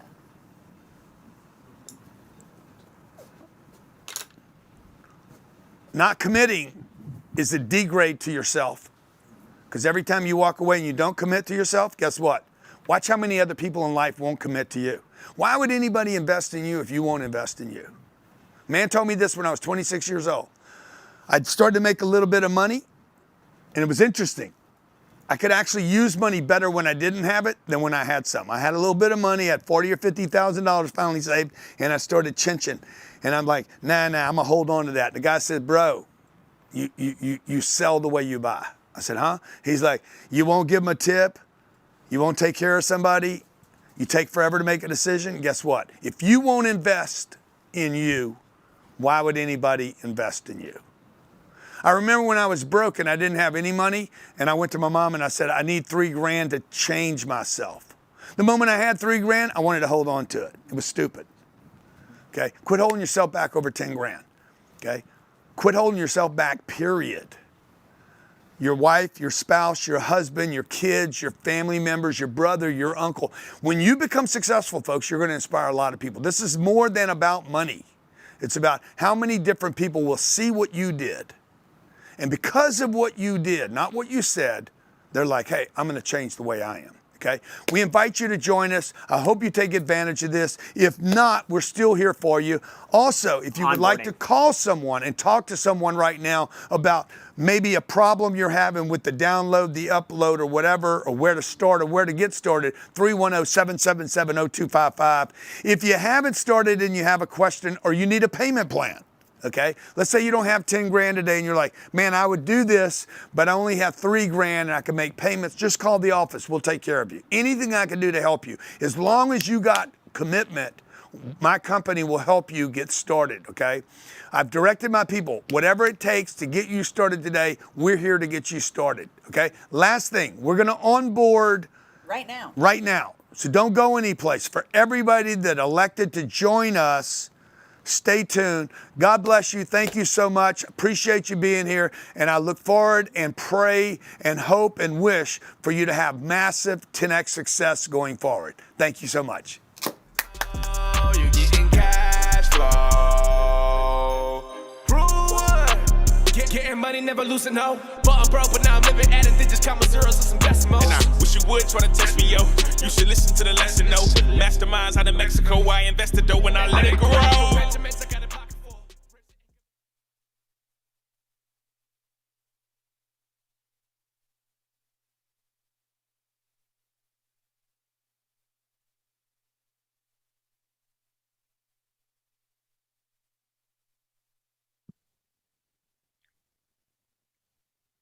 Hello, everyone. It's so good to see you all. My name is Christine, and I'm going to be guiding you guys through your 10x Wealth and Business System onboarding session today. So it's going to be our intention to empower you guys to understand how the program works and how to use the resources provided to solve your problems and increase your revenue. So get your notes ready and let's go over what's included in the 10x Wealth and Business System. So I'm going to be sharing my screen with you guys here.